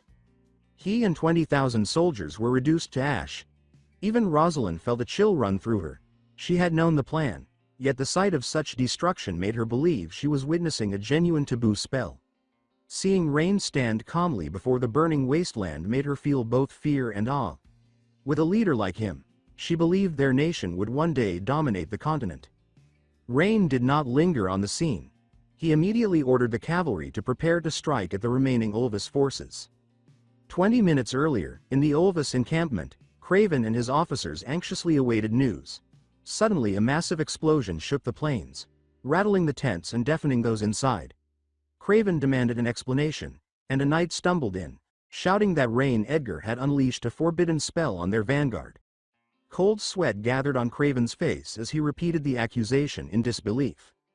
The commanders erupted in outrage, condemning the breaking of continental law. Craven seized the knight and demanded a precise account. The trembling soldier described an enormous fireball erupting from the earth. Terrified, Craven ran from the tent and ordered all mages to follow him to extinguish the blaze. Outside, the guards were staring upward in horror. Craven looked up and froze. A colossal fireball still blazed in the sky. Blotting out the sun, he ordered all mages to unleash water magic and raced toward the battlefield. Upon arrival, dozens of mages summoned storm clouds, pouring rain across the burning valley. Yet the flames refused to die, fueled endlessly by the exploded oil stores. Despair washed over Craven as he realized Rain had not used forbidden magic. He had used something worse. If that same power could be used in open battle, then the Empire itself could collapse within days. As he trembled at this realization, another knight reported that the flames were finally weakening. Craven felt no relief. He only prayed someone had survived. But by then, Rain and his army were already standing outside the Olvis encampment. Rain approached calmly and greeted Craven. Craven lifted a hand to quiet his terrified soldiers and pleaded for the chance to end the war here. He promised to return and secure a decree to stop the conflict. Rain's expression darkened. He asked if Craven truly believed war could be started and stopped at whim, and if he thought Rain was someone to be negotiated with so casually. He said it was already too late. Behind him, Aislin's knights raised their rifles and aimed at the mages hovering above. The mages stared at the strange metal tubes in confusion, unable to sense any magic. They mocked Rain, claiming he was nothing without forbidden spells. Rain showed no mercy. He ordered his soldiers to kill every mage in the sky. Gunfire erupted instantly. The bullets tore through the air, shattering magical barriers with ease. Screams filled the sky as the mages were ripped apart, unable to comprehend the invisible power striking them. Craven felt horror flood him all over again. This was not magic, yet it was more lethal than any spell he had ever seen. While he struggled to understand, Rain smiled and told Craven to deliver a message to his emperor. Rain Edgar is coming for him. Inside the vast grand hall of the Olvis Empire, the king sat surrounded by kneeling nobles. Among them was Craven, recently released by Rain and returned in haste. His posture was rigid, his face strained with fear as he reported that the siege of Island City had failed and that 20,000 vanguard soldiers had been completely annihilated by Lord Rain Edgar. The king reacted instantly, slamming his hand against the armrest, his fury impossible to hide. He demanded an explanation for such a catastrophic defeat. Craven, still shaken by what he had witnessed, explained that Rain wielded a form of power unlike anything the Empire had ever encountered. He described a valley consumed by infernal flames, an overwhelming firestorm that erased everything in its path. He added that Rain also possessed iron tube weapons capable of piercing magical shields and killing flying mages with a single shot. Overcome with panic, Craven raised his voice and warned that continuing the war would lead to the Empire's total destruction. He begged the king to halt the campaign and pursue peace negotiations with Rain. The king's expression darkened further. He rebuked Craven, accusing him of cowardice and betrayal. He declared that dying for the emperor was the highest honor for Olvis soldiers and claimed Craven was allowing personal fear to cloud his loyalty. Craven frantically bowed again and again, insisting that he feared neither death nor disgrace. He said he had seen the flames firsthand, heard the screams, watched mages fall from the sky, and endured relentless artillery bombardment. He stressed that what occurred was not a battle but a massacre, and warned that if the war continued, the entire empire would be doomed. Before he could finish, the king cut him off, declaring that Craven had disgraced the empire. He accused him of groveling and announced that he had misjudged him entirely. With a single command, the king sentenced Craven to lifelong imprisonment. Sweeping his gaze across the hall, the king then proclaimed that he would personally lead a crusade to raise Island City. Craven cried out in desperation, insisting the war was unwinnable and pleading for release. His words were ignored. Knights seized him and dragged him away as he struggled and shouted. He was thrown into a dark, damp dungeon cell, cold stone pressing against his body as he hit the floor. He quickly sat up and pleaded with the knight to release him, insisting the king could not be allowed to continue this war, as it would only invite catastrophe. The knight showed no reaction, locking the door and walking away. Left alone, Craven felt absolute despair. None of this was what he had ever wanted. His thoughts narrowed to a single goal. He had to find a way to stop the war. A voice suddenly spoke from behind him, remarking with mild amusement that Craven had ended up there as well. Startled, Craven turned and realized he was not alone. Sitting calmly in the corner was a familiar middle-aged man. It was Duke Richard. Craven hurriedly asked why Richard was imprisoned. Richard laughed faintly and reminded him that he had been locked away for many years, adding sarcastically that Craven had been imprisoned once before for offending a noble's daughter. Craven sighed and replied that if the situation were truly that simple, things would be far easier. Richard immediately grew serious, noting that Craven's expression suggested something far worse had occurred. Craven then recounted everything, from the failed siege to Rain's overwhelming power, concluding that Rain was an enemy the Empire could never defeat and that continuing the war would only result in meaningless slaughter. Richard listened in stunned silence. When he finally spoke, he summarized the situation in disbelief, noting that a young man with only a few hundred followers had destroyed 20,000 elite soldiers and wiped out an entire mage unit. Craven confirmed it without hesitation and insisted every word was true. Craven then admitted he could not understand why the king was so obsessed with Island City, arguing that the empire could easily expand by attacking weaker nations instead. Richard responded that there was a reason, and when Craven pressed him, Richard explained. Years ago, before his imprisonment, Richard had traveled with the king to the western region. Near Island City, they discovered an abandoned underground temple containing a monster sealed within an ancient magical circle. The creature communicated with the king through psychic means and promised him absolute power and dominion over the entire continent in exchange for breaking the seal. Craven was horrified and asked if the king had accepted the offer. Richard confirmed that he had, explaining that the king was never content with ruling a single empire and was obsessed with total domination. He described the king as mad and warned that releasing the creature would destroy not only Island City but the entire Olvis Empire. Richard revealed that he had used his family's unique sealing technique to hide the magic circle's fluctuations. Despite the king sending troops to spill blood in Island City year after year, the seal remained inactive. Craven finally understood why Richard had been imprisoned for so long. Richard explained that the king could not kill him because he alone knew how to remove the seal. He smiled faintly and remarked that if the king insisted on continuing the war, then the Lord of Island would teach him a harsh lesson. By then, Craven had calmed. He admitted that Richard's explanation had terrified him and that he truly believed the empire was on the brink of collapse. He then said he would pretend he had never heard any of it and planned to seek a position under Wilvina after the war, noting that she had gained considerable fame. At the mention of his daughter, Richard's eyes lit up with sudden excitement. He eagerly asked if she was truly doing well. Leaning back, Craven answered quietly that she was currently in Island City, serving under Rain's command.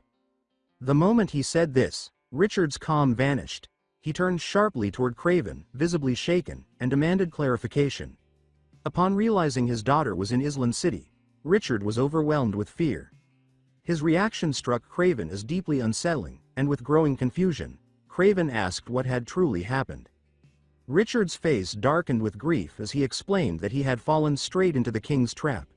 When Craven reacted in shock, Richard clarified that breaking the ancient seal required blood from either himself or Wilvina. That meant if the king succeeded in killing Wilvina inside Island City, the sealed monster would be released into the world. The realization struck Craven with crushing force. Fear and betrayal twisted his expression as he understood that the deaths of countless soldiers and his own actions had all served a purpose he had never imagined. None of it had been meaningless by accident, it had been planned. Richard sighed heavily and admitted that he once believed his continued survival would restrain the king. He never expected the king to resort to such vile schemes, deliberately placing Wilvina in Island City because he knew she was the true key to the seal. Richard confessed that he had underestimated how far the king was willing to sink, even using innocent lives to achieve his ambitions. Craven's anger quickly gave way to panic. He rushed to the cell door and screamed for the guards to release them, shouting that the empire itself was in danger and hurling curses when no one answered. His desperation echoed uselessly through the corridor. Then a sharp cracking sound rang out behind him. Richard had shattered the shackles binding his wrists. A strange, flame-like aura flickered around his body as he calmly approached the cell door. When Craven demanded to know what he was doing, Richard stated coldly that there was no reason to remain imprisoned now that the king intended to sacrifice his daughter. He asked whether Craven was ready, declaring that they would drag the Mad King down from his throne. Craven was stunned, unable to understand why Richard had endured imprisonment for so long despite possessing such terrifying power. Richard explained that exposing the king's final trump card had always mattered more than escape. With that, Richard extended his hand. Power surged forth and blasted the prison door apart in an instant.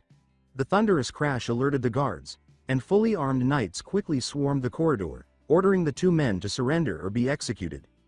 Richard remained unfazed. Craven nervously warned him that the knights would not hesitate to kill, but Richard simply acknowledged the warning. He stated that he would clear the path while Craven found an exit.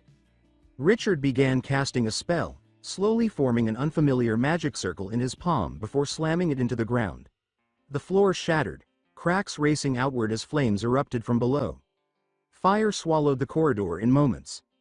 Knights screamed and fled, while those too slow were burned to ash. As chaos erupted, Craven quickly spotted an escape route. Together, they rushed through it and burst outside the prison. Two exhausted knights stood guard nearby. One noticed them too late and was knocked aside by Craven in a single blow.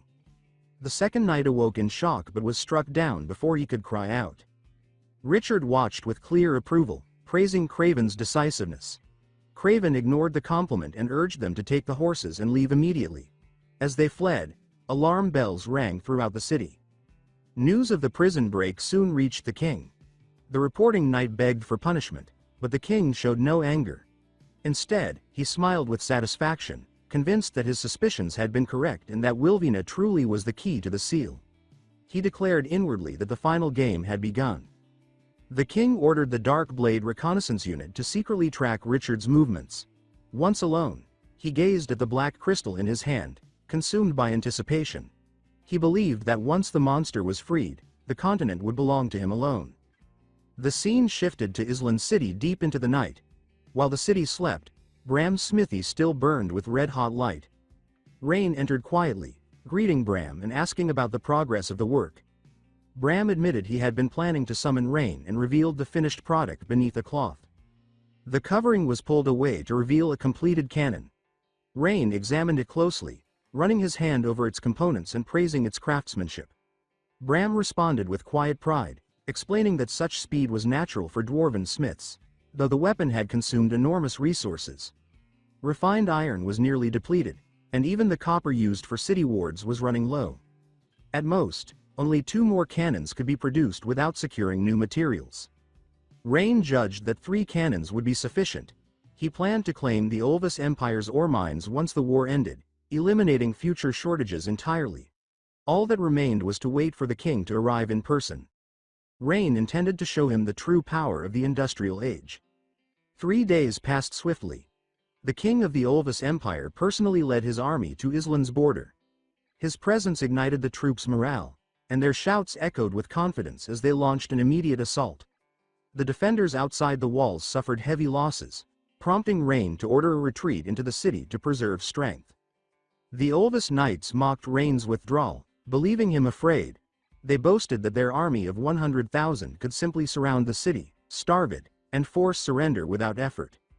From the city walls, Rain watched the encirclement form. The taunts below slowly ignited cold anger in his eyes. That night, candlelight flickered inside Rain's study. Rosaline and Selina stood before him, both visibly anxious. Rosaline asked to lead an attack the next day, warning that continued retreat would damage morale. Selina supported her, arguing that striking first still offered a chance at victory. Rain calmed them, explaining that war was not about winning every battle, but about winning the decisive one. Meaningless engagements only wasted lives and resources. He pointed out that the city lacked sufficient weapons and ammunition for an offensive and warned that arrogance often led to defeat. He explained that their goal now was to encourage the enemy's complacency. He revealed that 36 large barrels of oil had already been buried in the designated area. Once ignited, they would be enough to completely incinerate the Olvis Empire's vanguard. Rosaline's eyes immediately brightened when she heard Rain's plan. She had not expected him to have prepared such a decisive countermeasure and openly praised his brilliance. Rain, however, showed no satisfaction. He sighed and explained that the situation was far more dangerous than it appeared. If all the buried oil barrels detonated at once, the protective wall surrounding Island would collapse instantly. Selina's face paled as she realized the implication. She anxiously stated that losing the city wall meant losing their only shield against the Olvis Empire. Rain confirmed her fear and explained that this was precisely why they had only one chance to succeed. At that moment, the door burst open and a soldier rushed in to report that 2 enemy spies had been captured and claimed to carry vital information. Rain was surprised, as there was little reason for espionage with the city already under siege, but he still ordered them brought in. When the prisoners were escorted inside, Rain immediately recognized one of them as Craven. Unable to hide his surprise, he questioned why Craven was there. Craven avoided answering directly and instead introduced the man beside him as Duke Richard, a former high-ranking official of the Olvis Empire and the father of Wilvina. Rain, usually calm, pressed them sharply, assuming they had come to surrender and questioning whether the Emperor was aware of their actions. Craven replied solemnly that he had not come to surrender but to beg Rain to stop the Emperor. This only deepened Rain's confusion, prompting him to demand an explanation. Craven suggested that Richard explain everything. Richard stepped forward and spoke gravely, asking Rain to hear him out despite his suspicion. He revealed that deep beneath Islan lay an ancient sealing array. Years ago, he and the Emperor had discovered ruins containing an ancient monster sealed within it. The Emperor now intended to break that seal using blood and unleash the creature for his own ambition. Rosaline reacted in visible panic, while Rain fell into deep thought. The revelation aligned perfectly with the predictions he had made earlier. After a brief pause, Rain asked Richard to explain the exact condition required to break the seal. Richard answered honestly that the seal would break if either he or Wilvina died within the city's vicinity. The Emperor planned to use the war as cover to have Wilvina killed. Richard then pleaded with Rain to send troops to escort them out of the sealed zone, insisting that even if he died afterward, the monster would no longer be able to awaken. Rain fell silent again, but only briefly. He decisively refused. Richard reacted with agitation, accusing Rain of not understanding the severity of the situation and reminding him that this concerned the fate of the entire continent, not just two nations. Rain responded coldly, asking whether Richard expected him to abandon Islan, sacrifice its civilians, and mobilize his armies solely to protect them. Richard countered by accusing Rain of selfishness, claiming he was gambling the world's future to preserve his own territory. Rain remained calm and smiled faintly as he clarified his stance. He explained that he did not gamble with fate and would never entrust the continent to a mad emperor. Nor would he abandon the people of Islan. What he wanted was for that emperor, who believed himself supreme, to personally witness his ambitions crumble piece by piece. Far away in the imperial military camp, the Emperor of Olvis spoke quietly into the air, signaling that the time had come. Black smoke condensed into a cloaked figure kneeling behind him, identifying himself as a shadow guard awaiting orders. The Emperor instructed him to infiltrate Islan during the next day's assault and assassinate Wilvina amid the chaos. The assassin acknowledged the command and vanished into smoke. Left alone, the Emperor's eyes gleamed with obsession as he imagined the seal breaking, the gods kneeling, and the world bowing before him as the sole ruler of the continent.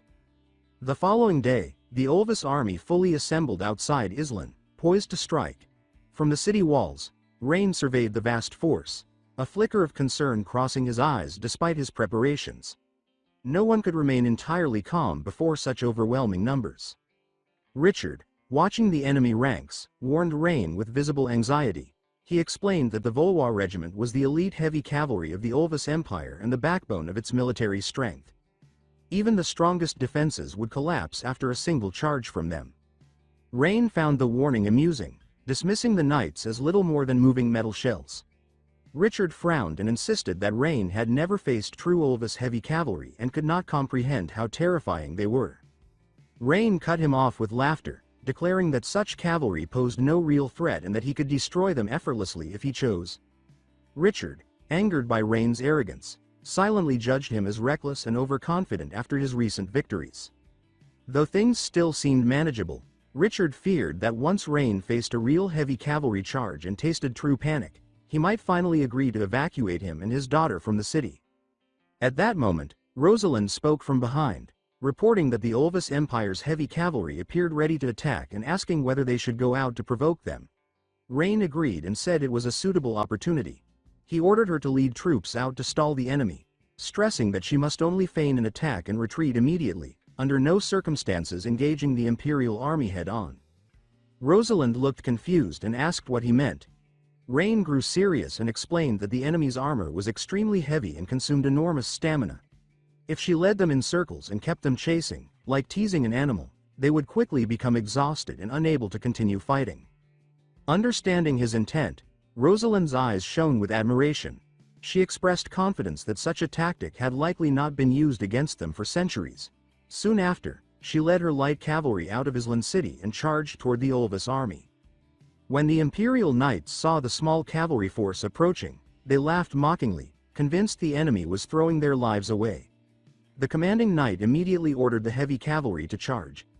As both forces thundered forward, the ground shook under the hooves of countless warhorses.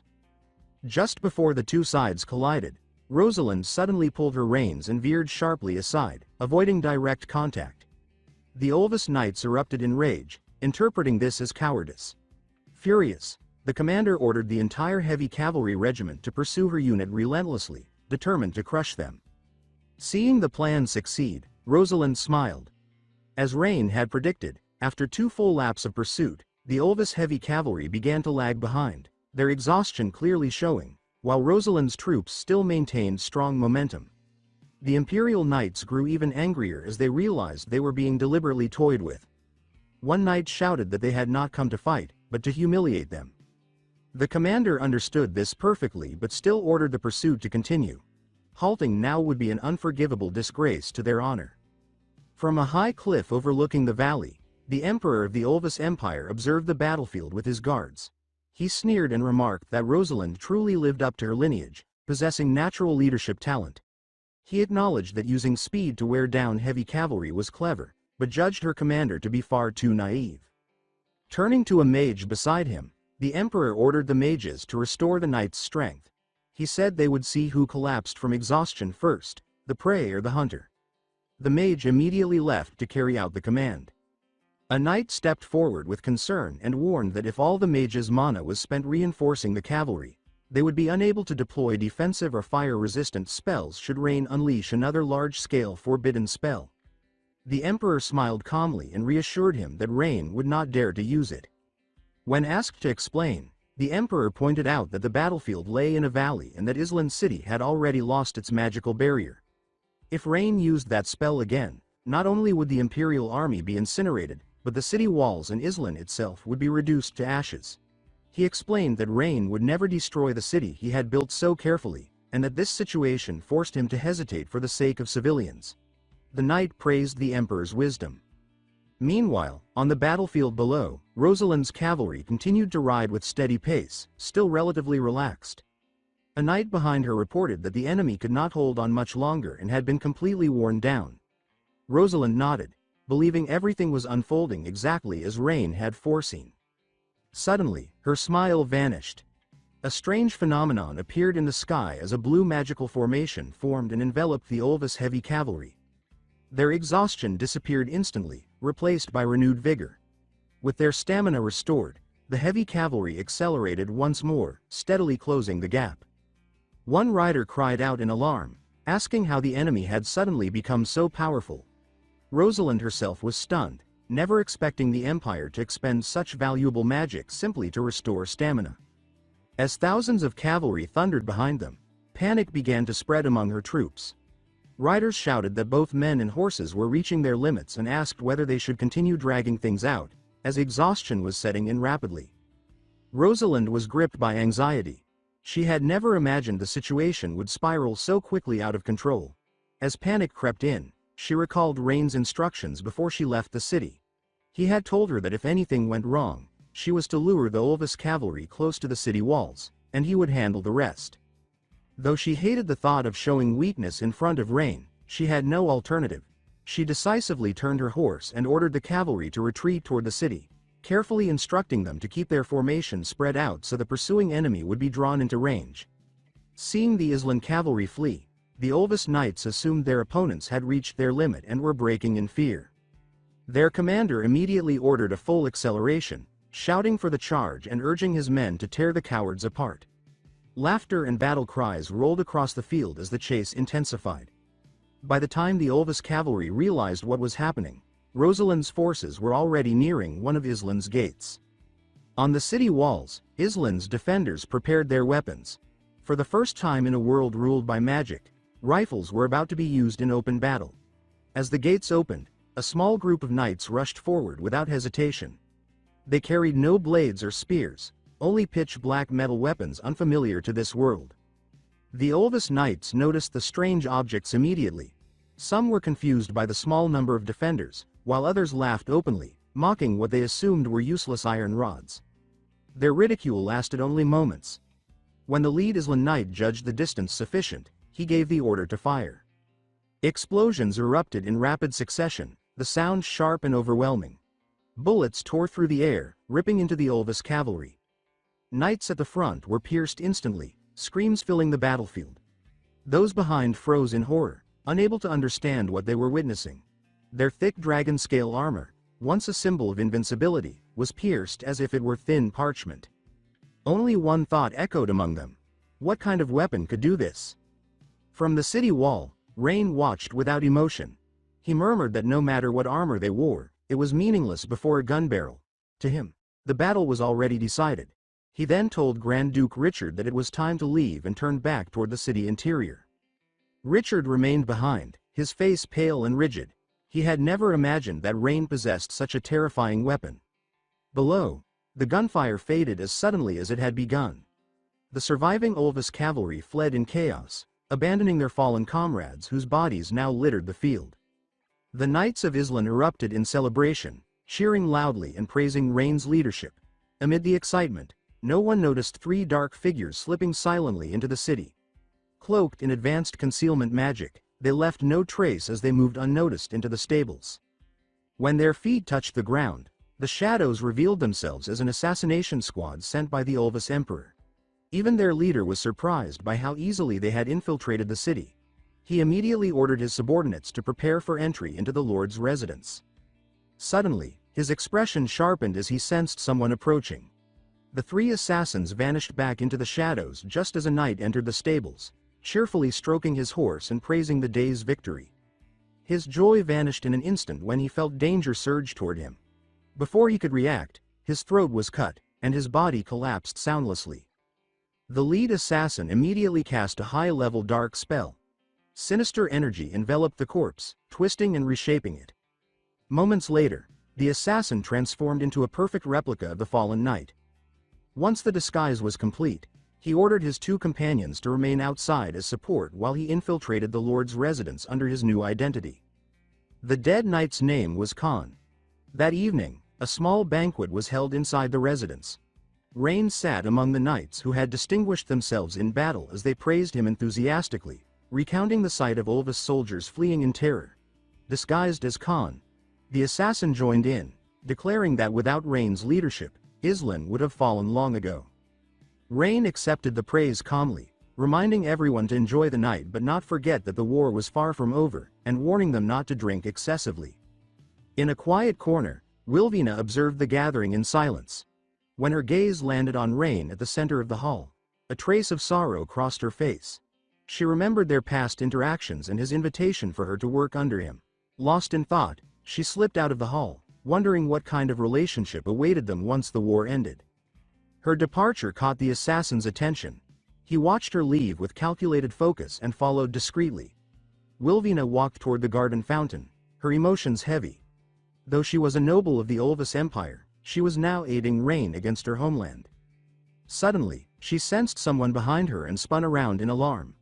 The assassin stepped forward, smiling gently, asking why she had left the banquet and whether she was lost in thought. Recognizing the face of Khan, Wilvina relaxed and explained that she was simply tired and wanted some fresh air. Then suspicion flickered in her mind. He had addressed her as Lady Wilvina, yet everyone in the city, under Rain's orders, called her the Minister of Finance.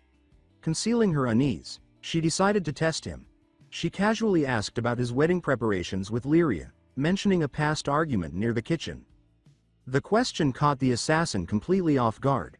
After a brief hesitation, he replied vaguely that everything was fine and claimed they had already reconciled, adding that Lyria was a good person despite her temper. Wilvina's expression instantly turned cold. She stepped back and stated with quiet certainty that he was not Khan, and that no one named Lyria existed in this city. She asked coldly who he really is.